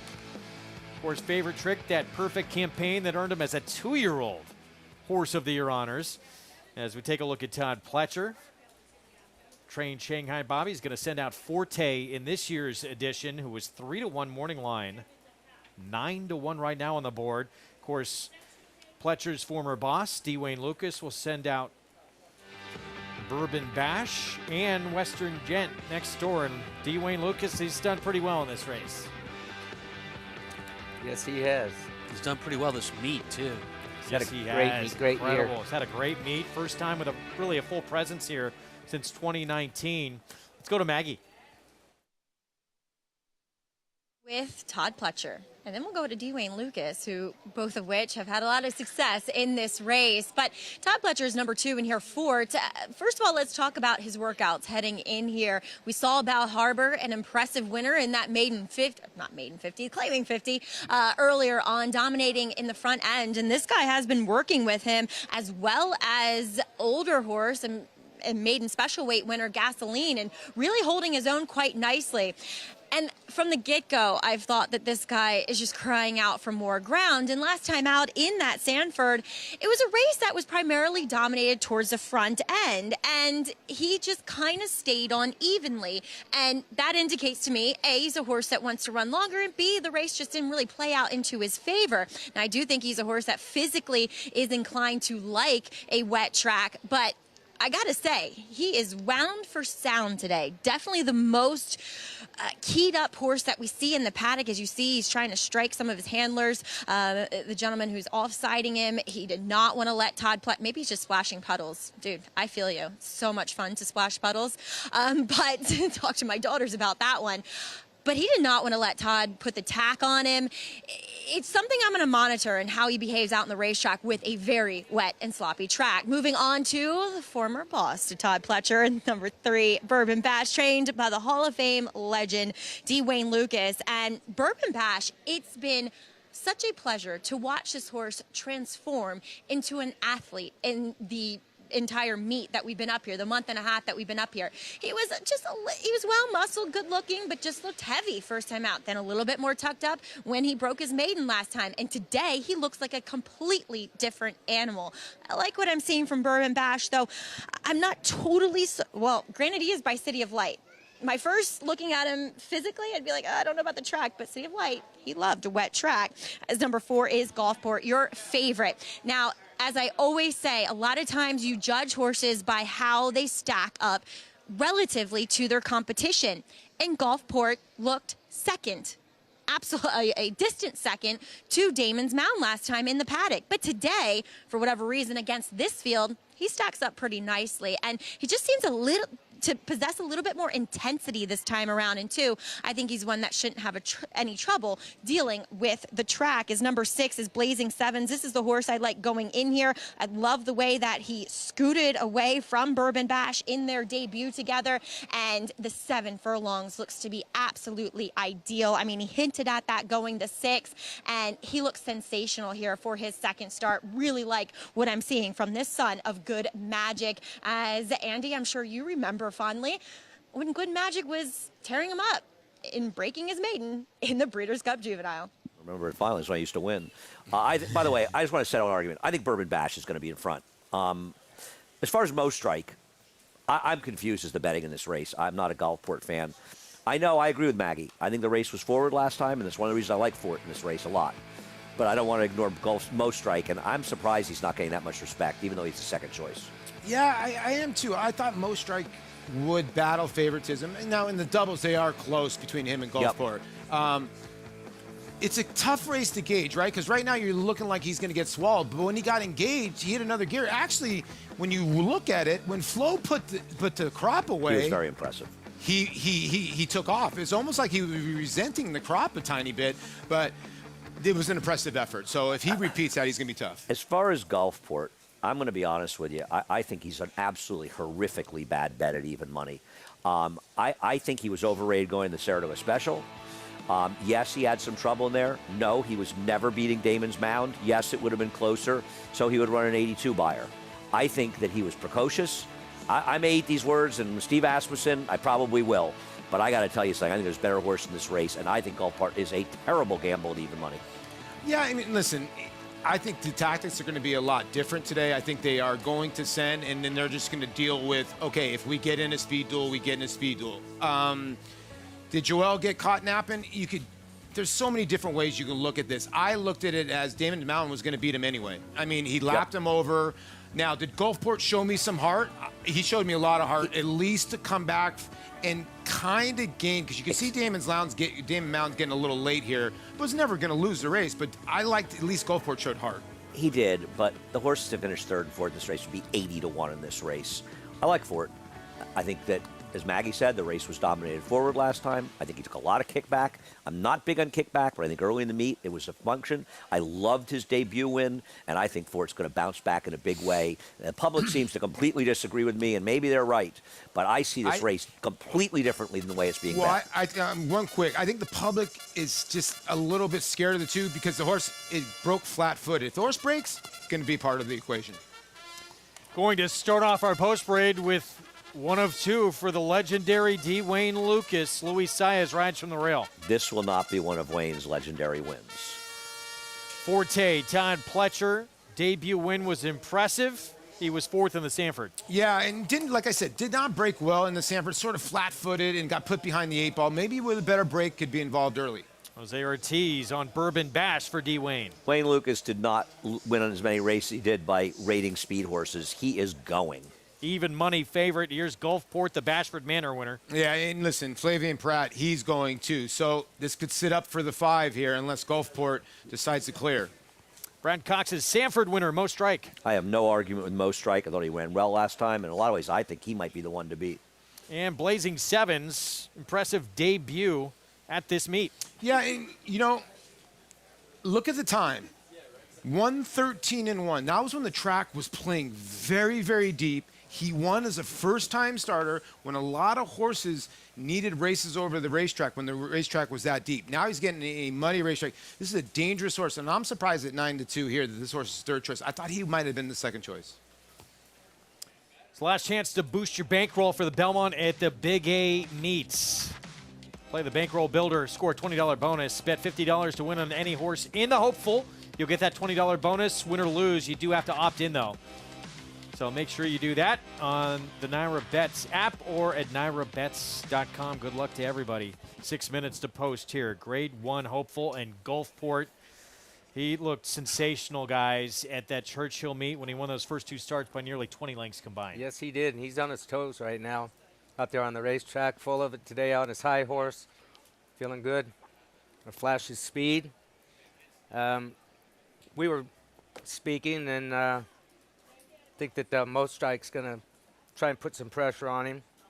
Bourbon Flash is definitely going to go down inside of him. So, yeah, I mean, Gulfport looks great on the track right now. He's on his toes. He's not overly anxious, but he's really showing what is some very, very nice class in the way he's moving, and he's moving very well on the track. Look, at Churchill, he was by far the most impressive maiden winner boy, 2-year-old boy that we had the entire meet there. He came back and he showed it again in the Bashford Manor.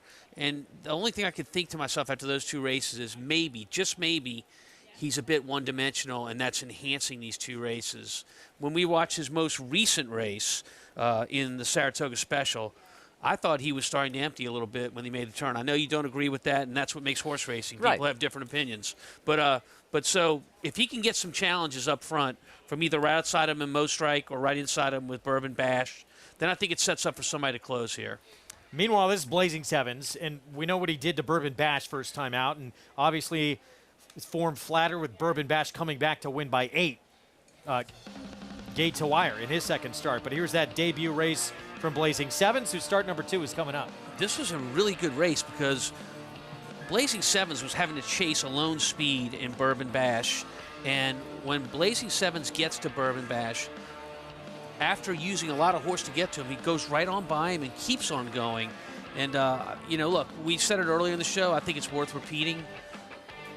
A horse's biggest improvement oftentimes is from that first start, a learning start, to their second start when they're learned. And this will be Blazing Seven's second start. I like that outside post position. Yes. He's got a huge chance to pick up the pieces if a pace duel unfolds up front early in the race. Yeah, I mean, Manny Franco had to love it when he picked up the overnight and saw that he'd drawn 6 of 6. Same as when he broke his maiden, he drew 8 of 8. He was able to stalk and then pounce, use his kick at the end of the race. It was a good schooling event for him with the right result. And look for him to do the same thing today. He's in the perfect post position outside. He can take a look at the 4 horses down inside of him, 5 horses down inside of him, and just stalk them and see if he can pounce again. Who will stamp themselves as a way too early Kentucky Derby favorite. More immediately, Breeders' Cup juvenile favorite. There's Hall of Famer Todd Pletcher looking on. He'll send out the 2 Forte as we send it back to the paddock. Blazing Seven's a funny horse in here. Chad Brown was talking to him earlier about it. He obviously thinks he has a real chance here, and I'm surprised at the odds. He feels he's going to get better with even more distance. Whether or not he takes a step forward here remains to be seen. But he ran very well first time, and it feels to me like the public believes that Gulfport can't lose, and they don't care about any of the others. And to me, this is a 5-horse race, not a 1-horse race. Well, I think the public just looks at the race 2 back in the Bashford Mare, and they see a horse win by 12 1/4. And then the people that didn't watch the replay of the Saratoga Special see jostled and checked hard. I do like Gulfport. I just think he needs to get to the front end. I'm kind of with Tom. I think he is one-dimensional. If he gets to the front end here and he's able to clear, as you see Mike Rapoli, who has, I think, through the biggest party in the history of last night at Salivo. Mike Rapoli likes to tease me that I never pick his horses. Now, if Fort loses this race, I expect Mike to let me know, please never pick my horses again, as I'm the only nitwit on the show who has picked this horse. If he wins, he's going to tell me you got to pick more of my horses. We'll see how it plays out. I like Fort. I think the public's out of their mind to be making Gulfport 4-5 in this race. Maggie, what do you think?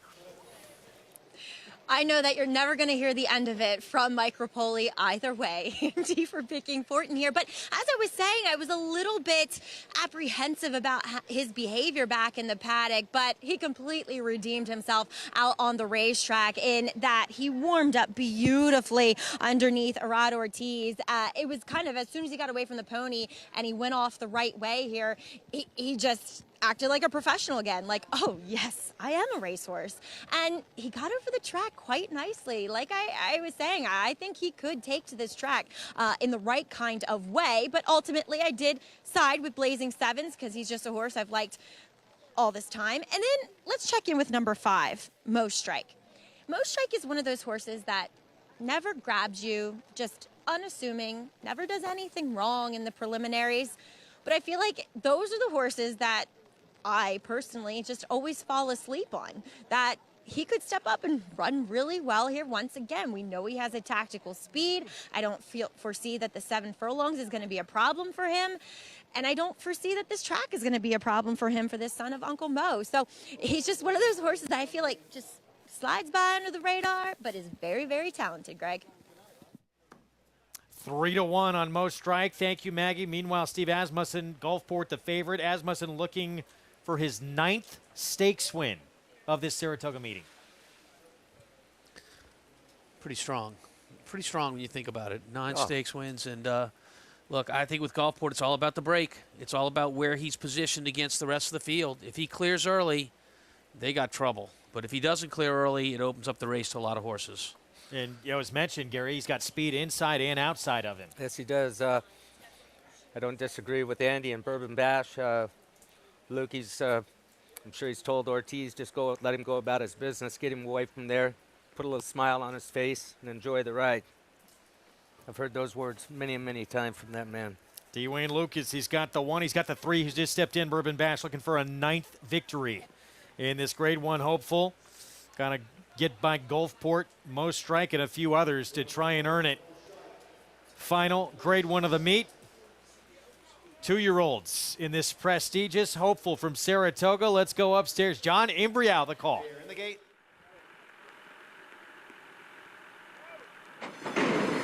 And they're off.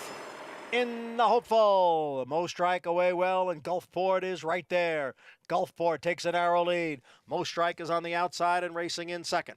And then down at the rail, it is Western Ghent next in third, followed by Bourbon Bash in fourth. Forte is in fifth. The trailer is Blazing Sevens in sixth. They race up the backstretch. It's the favorite Gulfport who has the lead here. Gulfport is in front by a half length.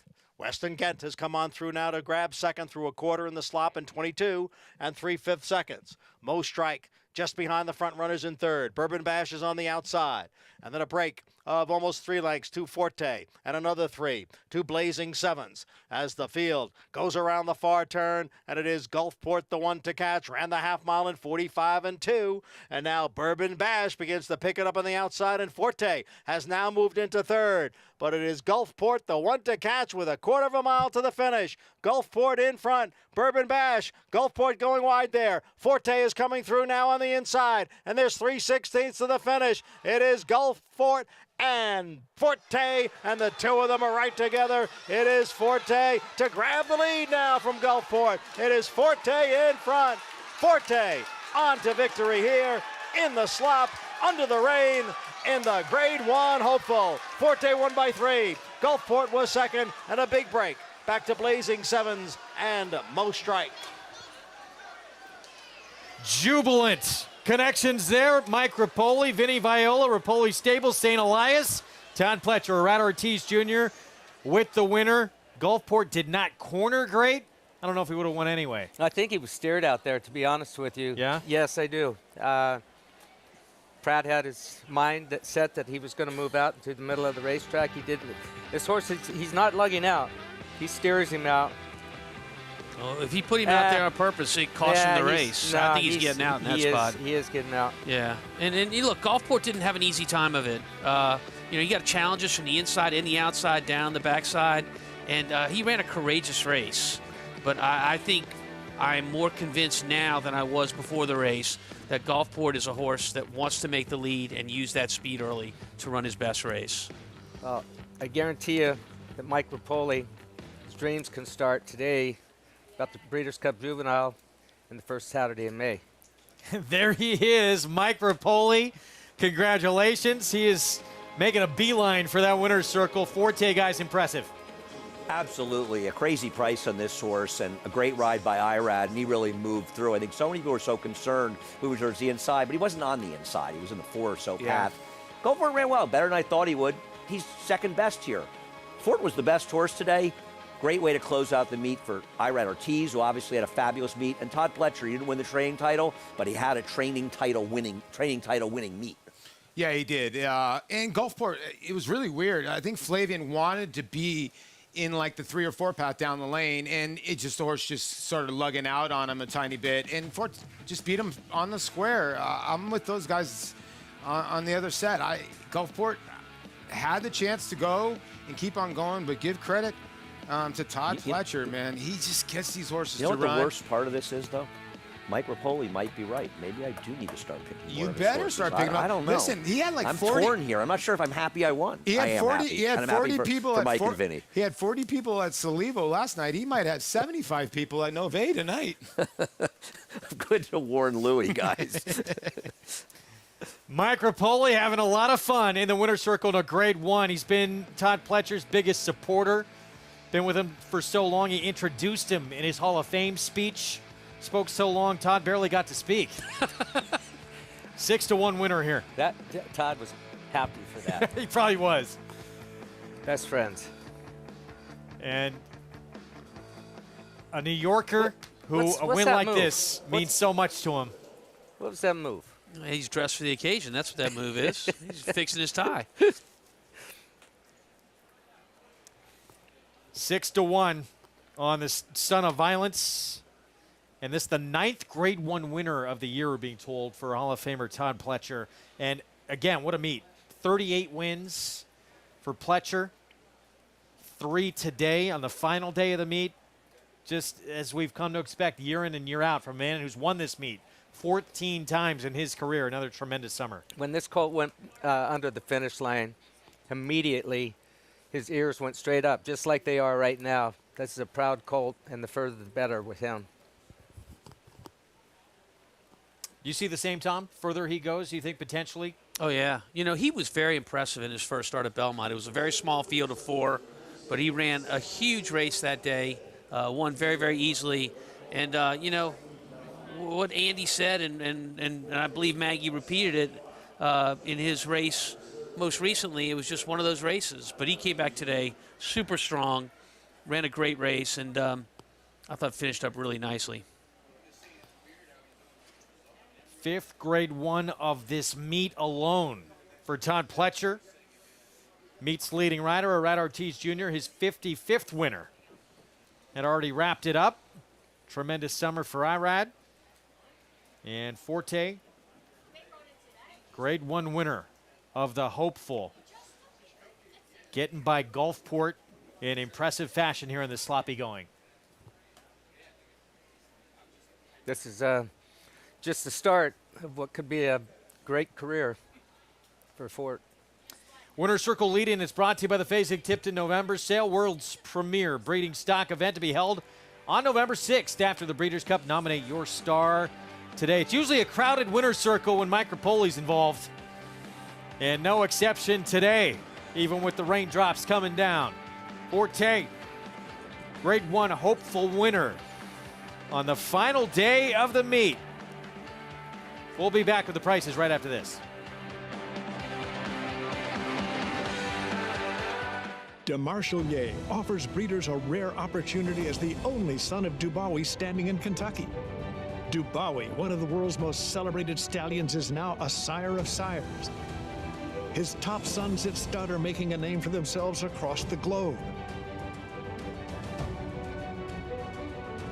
With a picture-perfect pedigree, this son of Dubawi brings one of the world's most potent bloodlines to America. DeMarchelier, standing at Claiborne Farm. Who you betting on? How about an app created specifically for horse racing? Naira Bets. We specialize in thundering hooves, fist pumping, and boosting your bankroll with robust weekly promotions. And offer betting tips from actual horse racing experts. Bet all day and night, nationwide. Get the action and thrill of horse racing with Naira Bets.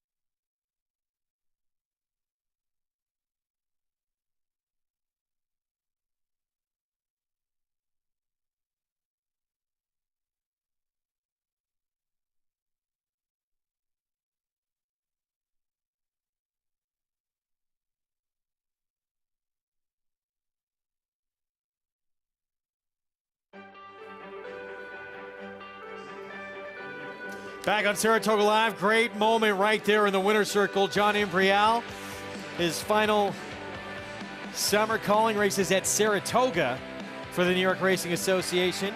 Part of that winner's circle celebration is Forte and Mike Rapoli, Vinny Viola, Rapoli and St. Elias team up with Todd Pletcher and Arad Ortiz Jr. on this impressive 2-year-old. And it's been quite a run this year for Mike Rapoli. His first Belmont win, Mo Donegal owned a piece of, and now a hopeful win as well. Let's go to Maggie. As we were just reminiscing about the time here, joined by Mike Rapoli and Vinny Viola, and it's a bit of a love fest down here, Mike. You know, I love owning horses with Vinny and Teresa, and we were here on Saturday. We went 0 for 5, and I'm not good at 0 for 5, and he's not good at 0 for 5, so... He was going to blame you, right, man? No. We don't. No. He did. No, he blamed me. Trust me. But yeah, I love Vinny, and he makes me better. I had to pound him a little bit. He makes me better. But you know what the best part about Vinny is? We win a grade 1. I'm down here. We're hugging, and he's like, "I got to get you some sport jackets. You cannot go out there like that." I'm like, "You got to wear a tie and a jacket. You got to wear a jacket." So he's getting some jackets out of the deal, but it's he's getting jackets, navy blue blazers, white shirts, and ties out of it. And an orange tie, right? Of course, but. Listen, the horse ran incredible. His first race was great. His second race, he never got a chance to run until past the wire. Vinny, Todd, and I are never on the exact same page. This one we said, be patient, keep him close. And we did think going outside was the better move, but when I think it was Gulfport went like 8 wide, Irad is Irad. That's why he's the leading jockey and one of the best jockeys in the game. How many lengths did he win by? 2, 3, 4. Nice. Yeah, we'll go with 3.5. Really nice race, and he should actually move forward from this race. So. Was there any concerns about the wet track? You know, I mean, sometimes skies have opened up throughout the day. No, the pedigree shows he could run on it. Yeah. I mean, to me, all of them. This is the first thing for all of them. You don't know. I think he handled it professionally. He sat behind horses. Probably, listen, it worked out for him well, but he got a lot of experience. He sat behind horses, came inside, got slop on his face. He did everything right. Todd thinks he can go a mile and a quarter, so. It's a pretty good 7-furlong race. I was going to say, Vinny, it's not named the Hopeful for nothing. Are we dreaming already? Oh, big. We're always dreaming. But you know what it is? I really like the way he straightened out on the way home. He was by far the most professional horse coming down the lane, so that was cool. What are we celebrating tonight, guys? Oh, man, well, you're Friday not going to went to believe Nove, this. and last night Silvino's. I closed both of them down. I don't know, maybe Vinny's house. We need something. Yeah, maybe. Is Teresa ready for that? I think Teresa, start the macaroni. We're coming home. Guys, massive congratulations. Always such a fun time to see you in the winner's circle. Thank you, Maggie. Thank you, Maggie, so much. Appreciate it. Mike. And wait, is it Fort or Forte? Forte. Forte. It's Forte. And he is... I should have known that dealing with a couple of lovely Italian men, Greg. But as you can tell, big smiles and big hopes for Forte in the future. Vinny Viola, always dreaming, they mentioned. Kentucky Derby winner for him, and that's one Mike Rapoli would love to get. Got the Belmont on that bucket list earlier this summer, and now he's got a horse. Todd Pletcher thinks he can go a mile and a quarter. That's high praise for first Saturday in May next year. Long way to go to get there, obviously, but this is a nice win. Yeah, nice win, and putting them in the winner's circle, that is their forte. They win a lot of races, don't they? They do. So does the man who was aboard, and that Hall of Famer, Todd Pletcher. Again, Pletcher's 38th winner of the meet. 14-time leading trainer here. And maybe he's got his next Derby prospect. You would think so after this performance. It's going to be fun to watch this horse going forward. Late Pig 5 follow along. First of all, how do you escape at that price? I don't know. 3-1 morning line. Returns $15.80 for the win from that barn. One more to go this summer at Saratoga. Can you believe it? We've come to that moment. 6-furlong sprint to close out the meet. New York bred. First allowance condition. Cupid Tart. Even money. We'll have more in this field in a moment. We have the top moments of the meet to come. Number 1 and 2 still remain. We'll be back to reveal right after this on Saratoga Live.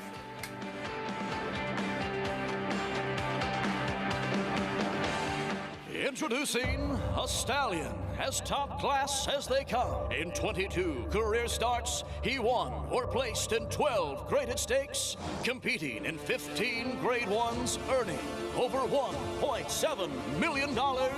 His undisputed speed is evidenced by 7 100-plus buyer speed figures, a 3-time grade 1 winner, Raging Bull. Adelphi Racing Club, offering a truly personal racing experience. Looking to own thoroughbred racehorses and win at the highest level circuits? We're not just a syndicate, and our members aren't just investors. We are partners. Experience the Adelphi difference. Join the club today. Contact us to get a taste of the Adelphi experience and come hang with us this Saratoga meet. It's America's original sport, and no one covers it better than America'sBestRacing.net. From the sport to the lifestyle, the best races, horses, and destination venues, cocktails, gambling, fashion, and more. America'sBestRacing.net is a sport for you. Live it, love it, bet it.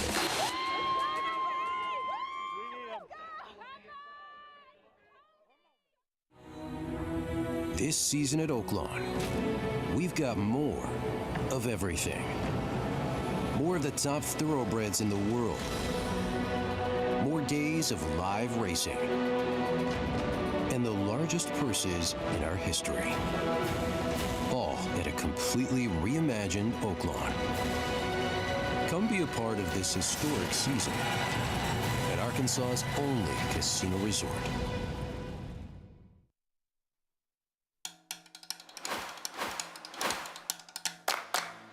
And there's a quarter of a mile to the finish in the 153rd Run Happy Travers. Here is Epicenter now to take over the lead. Cyberknife is down at the rail and racing in second. Zandon has now moved into third.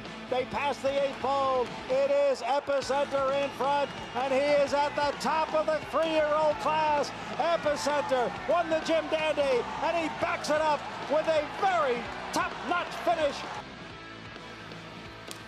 One of the great moments of the meet, and this was hard to believe, the first grade 1 of this horse's career. The fact he came into this race, even before this, as being the most consistent 3-year-old all year long, finally gets that big moment. And for Steve Asmussen to finally win this race with this ownership group, Winchell Thoroughbreds, was special. Very special. You know, I mean, we talked about it after the race. First of all, here's a horse that all spring was the talked about horse of the Derby, favored in the Derby, didn't get it done. Favored in the Preakness, didn't get it done. Came to Saratoga, and in the Run Happy Travers, not only got it done, but showed a real maturity, Gary. He did. Become the top 3-year-old of the class. Winchell, Asmussen, what they've accomplished, not only with their own horses, but Cyberknife second, Sire, Gunrunner, Winchell, Asmussen again. These people got it going on. Look, he tipped his hand in the Jim Dandy. The way he handled that bunch that day. Won with his ears up, and I said it yesterday, I'll say it again today, the boy became a man in the Travers. Grew up, and he's ready to face his elders.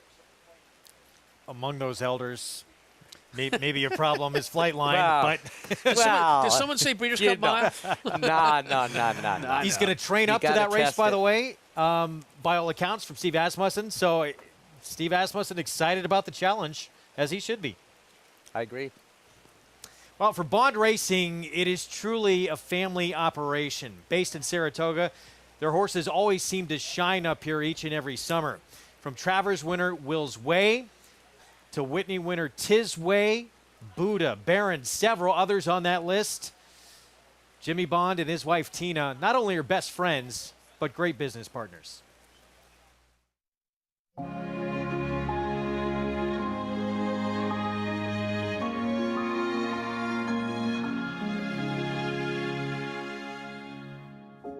As a little boy, this was a dream.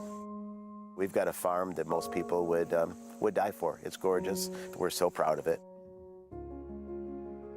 I think it was predestined for us to have New York breds. I was lucky enough to have a horse called Le Carriere. Le Carriere was second to Cigar in the Breeders' Cup in '95. He was a New York bred, You know, New York's really getting it right. I mean, you look at Tiz the Law, Funny Side, so many great horses, 4-Star Dave. So you're seeing them every day at Saratoga, Belmont, Aqueduct, throughout the country. They're winning races. It's the greatest program, in my opinion, and you know, we're lucky we're breeders too, so we get a few more awards. We breed a lot of our own horses, but we have bought some of them as well and put into the partnership. We maintain the majority of each horse, and we sell 5–10% shares. We're heavily invested in each horse as well. It helps us with the risk, but it also gives them a lot of comfort in that we're taking the majority of the risk. These horses are professional athletes, and they're your sports team when they're going in the gate. And for us to share this with so many people across the country that have joined our partnership, and that's really rewarding. We found this place and we redid it. We've had it for 23 years. It's 44 Gridley Street. We're a quarter of a mile basically down from the 7-furlong pole on the main track, and it's a little piece of heaven. The walk is the greatest thing for me personally because I get to follow my horses, watch them come back, I can make sure that they're okay all the time. It's actually an education process because the horses actually get to be around vehicles, cars, but the horses get used to it. We use clear cord a little bit to do some figure eights inside, just to kind of give horses back that farm life that they started with. I think it's great. The horses are out of the stall for about an hour, you know, which is really nice for the horses.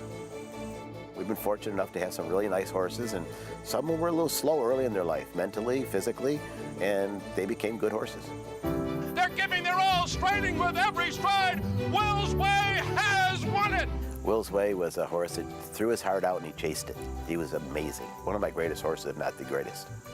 My heart always went to Barron's. He run 6 grade ones, I think, in a row, and he went to Dubai twice. He was just an iron horse. Tisway takes the Met Mile with style. Tisway won the Met Mile, and of course the Whitney, and you know, then was syndicated to Spendthrift. And he was a good horse. Buddha was an exceptional horse. He was a star. He beat Medal d'Oro in the Wood Memorial. They just wanted more. That's all you can say, you know, and that, you know, we're just lucky to be around them. We bring different things to the table. I come from a corporate background, and he's the horse person, so I think I see things from different ways. Well, I was her dream job, okay? We got to straighten it out right now, okay? It's fantastic. We are best friends. We've been best friends for 40-some-odd years. When you work with your best friend, great things happen, and I'm the luckiest guy in the world.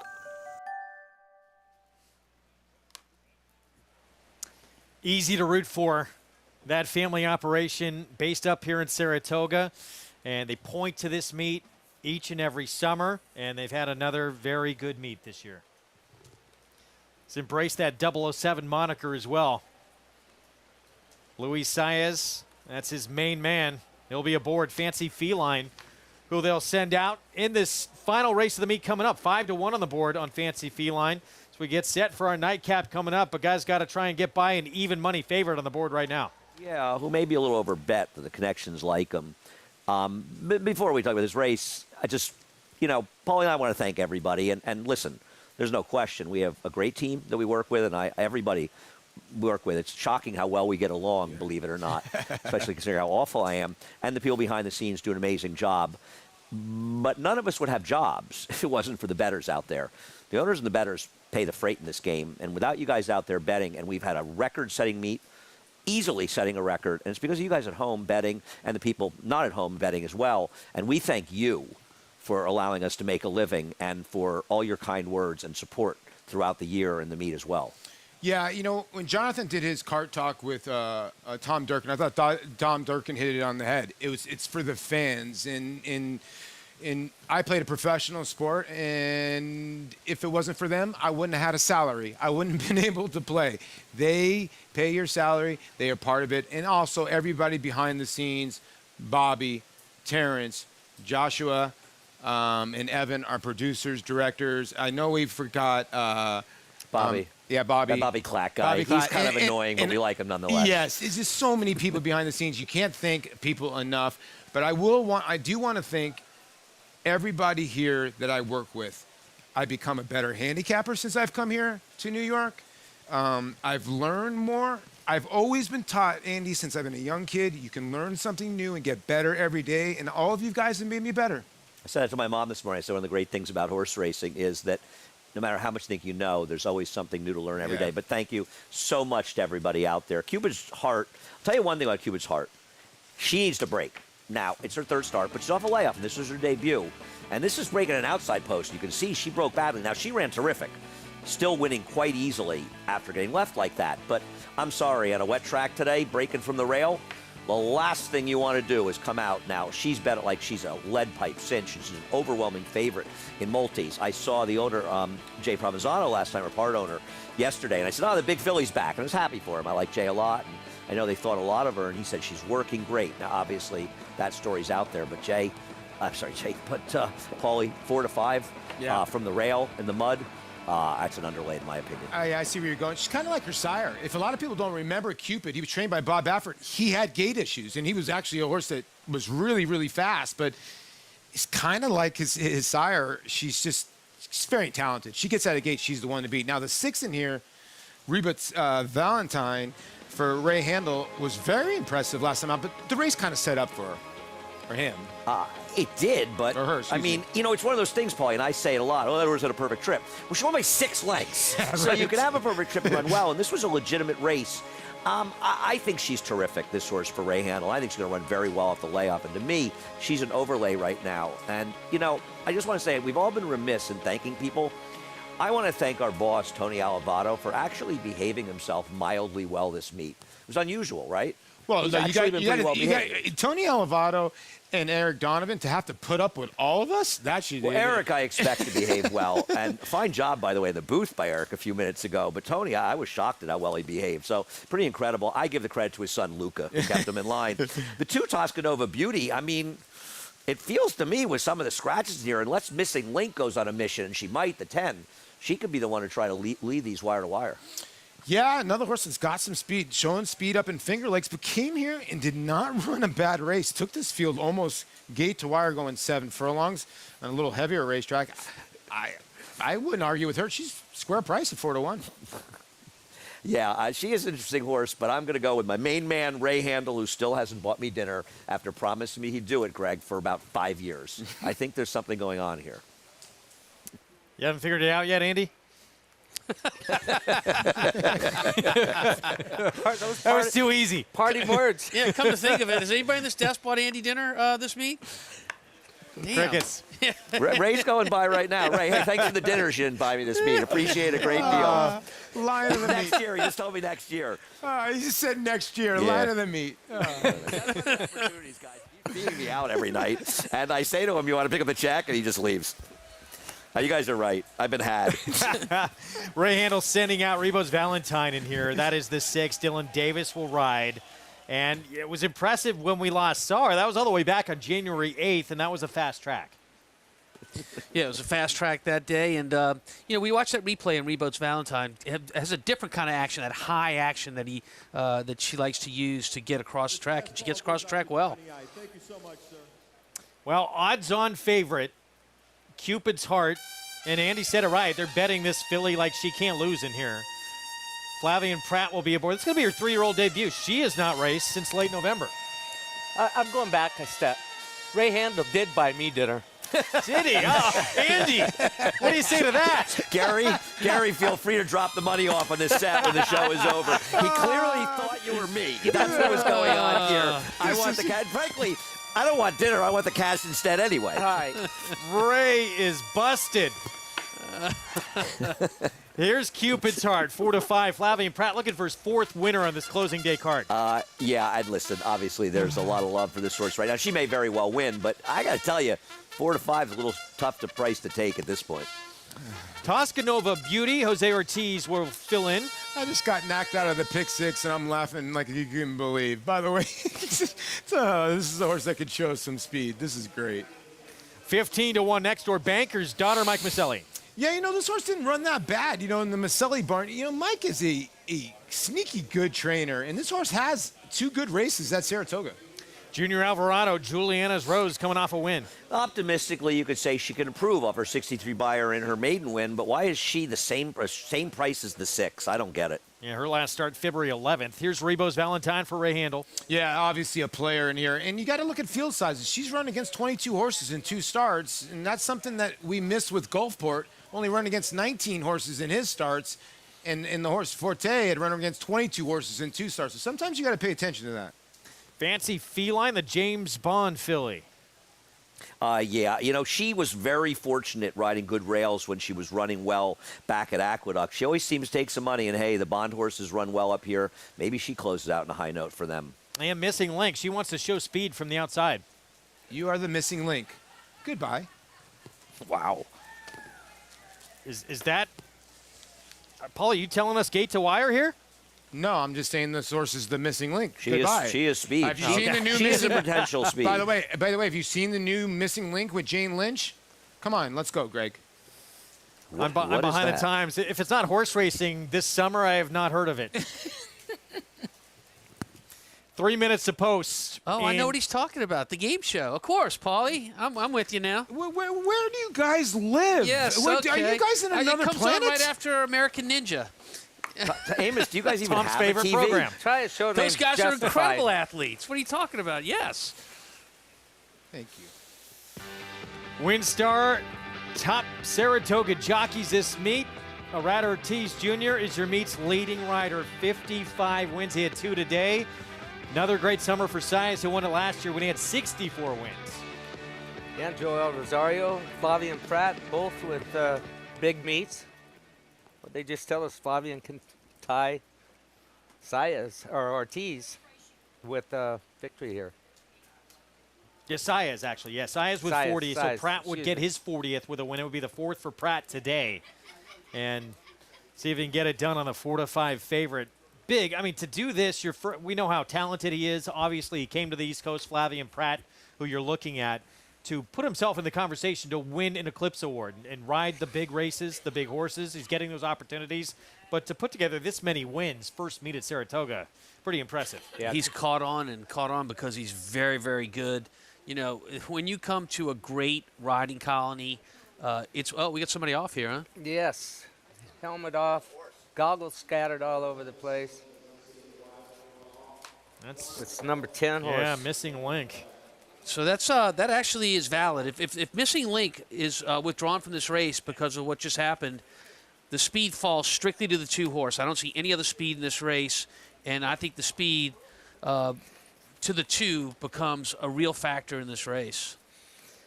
Amin Castillo. It looked like there was equipment spread all over the place. So this was a long term, Mags. Let's get an update from Maggie.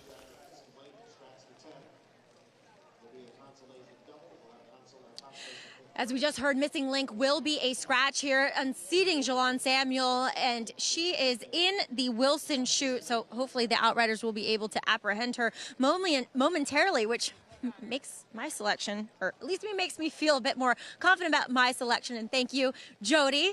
As Jody, another integral part of our team, filling me in on the camera angles I can't see. As we'll take a look at some horses coming in off layoffs. And number 1, yes, Cupid's Heart. Obviously, I'm very close with the connections, Jay Provenzano, and they have been very high on her and telling the exercise rider, who we affectionately call Flacco, slow her down, a little slower.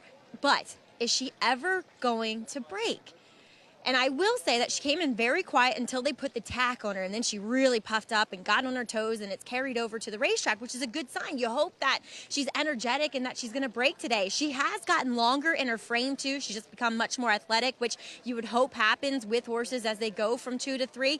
And she looks strong and fit and ready to go here. So I have no problems and hoping and wishing the connections the best of luck here with Cupid's Heart. Moving on to number 6, Rebo's Valentine. She hasn't really changed much from, I mean, yes, I saw her as an early 3-year-old, but she really hasn't changed at all. She's always been a little bit of a slighter filly, which maybe it means that she'll be okay here on this wet track. And she has filled out a touch behind the saddle, but with that being said, she looks very lean and fit and ready to go. But I went with the horse that now looks to be the speed in number 2, Tascanova Beauty. I think, everything's just falling into place for her here for Linda Dixon. She looks well out on the racetrack, and let's hope that she breaks here. Greg? All right, Maggie, thank you. Again, late scratch of the 10. It was Amin Castillo, scheduled to ride Missing Link, but will not go this afternoon. So late scratch there. Even money on Cupid's Heart. Again, Flavien Prat trying to get his 4th winner here on this closing day card. Well, I'm with Maggie on the 2-horse, Tascanova Beauty. Johnny Brial, final Saratoga call of his career coming up. Still be calling races throughout the rest of this year and then at Belmont going forward, but it'll be his final Saratoga. We're going to miss him. Final race of the summer here in Saratoga Springs. Let's go to Johnny I for his final Saratoga call.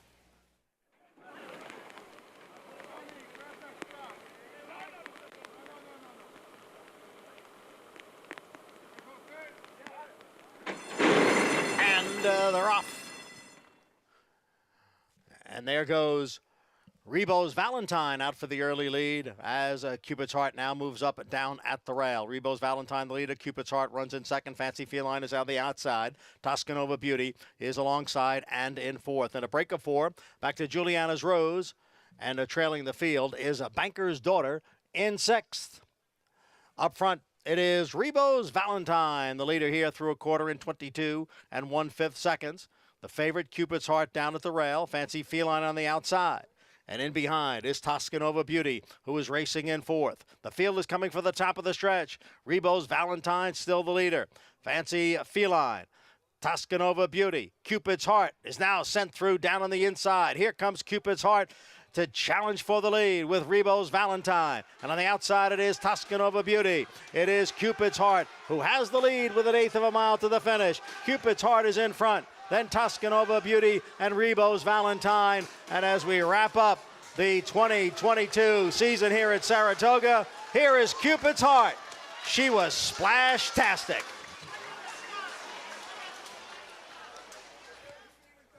Cupid's Heart takes this finale of the meet in a 4-win Labor Day for Flavien Prat on the favorite. Yeah, and rode a good race. Didn't get away from there perfectly. The 6-horse, Rebo's Valentine, went straight to lead. He was stuck down there in that quagmire down on the rail, but it didn't bother Cupid's Heart. Got through it, splashed through it, and then got out in the good going on about the 5 path there. Race's history. And Johnny Brial, by the way, a nod to Tom Durkin, his final call. Yes, sir. At Saratoga as well. He knows his history. Johnny Brial going to be missed here at Saratoga. Yes, he will. Quality man there up in the booth. For Cupid's Heart, broke a lot sharper than last year. You could see that there was a workout underneath her form from this year off the layoff. She breaks sharp. She's down on the rail. I don't think Prat wanted to be down on the rail, but he knew that was the only way he was going to get through. And once he did get through, turn it for home, he moved Cupid's Heart out to the middle of the racetrack where the best part of the track was and just absolutely dominated this field. Yeah, he really didn't have a choice. Jose Ortiz on Tascanova Beauty, he made that 5-wide move and was putting a squeeze on downstairs, trying to hold him down in there, but she was too much horse. Flying Peace Stable, Jay Provenzano, Randy Hill, trained by Bruce Levine, Flavien Prat. Still to come, our #1 moment of this Saratoga summer. We'll have it for you when we come back.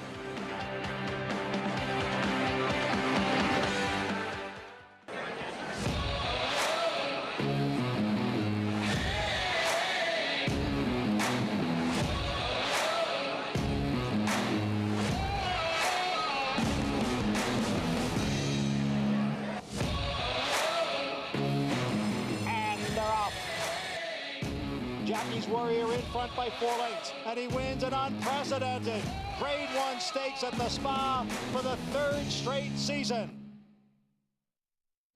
Prolumo is the all-natural, non-medicated, targeted therapy top horsemen choose to reduce bleeding caused by strenuous exercise. We use it for preventative, and also we start horses on it if after a race or after a workout they bleed. The success has been tremendous. Prolumo's active ingredient, Nodo ginseng, has proven hemostatic properties. Consult your veterinarian prior to administering. Go natural. Visit Prolumo.com to order today.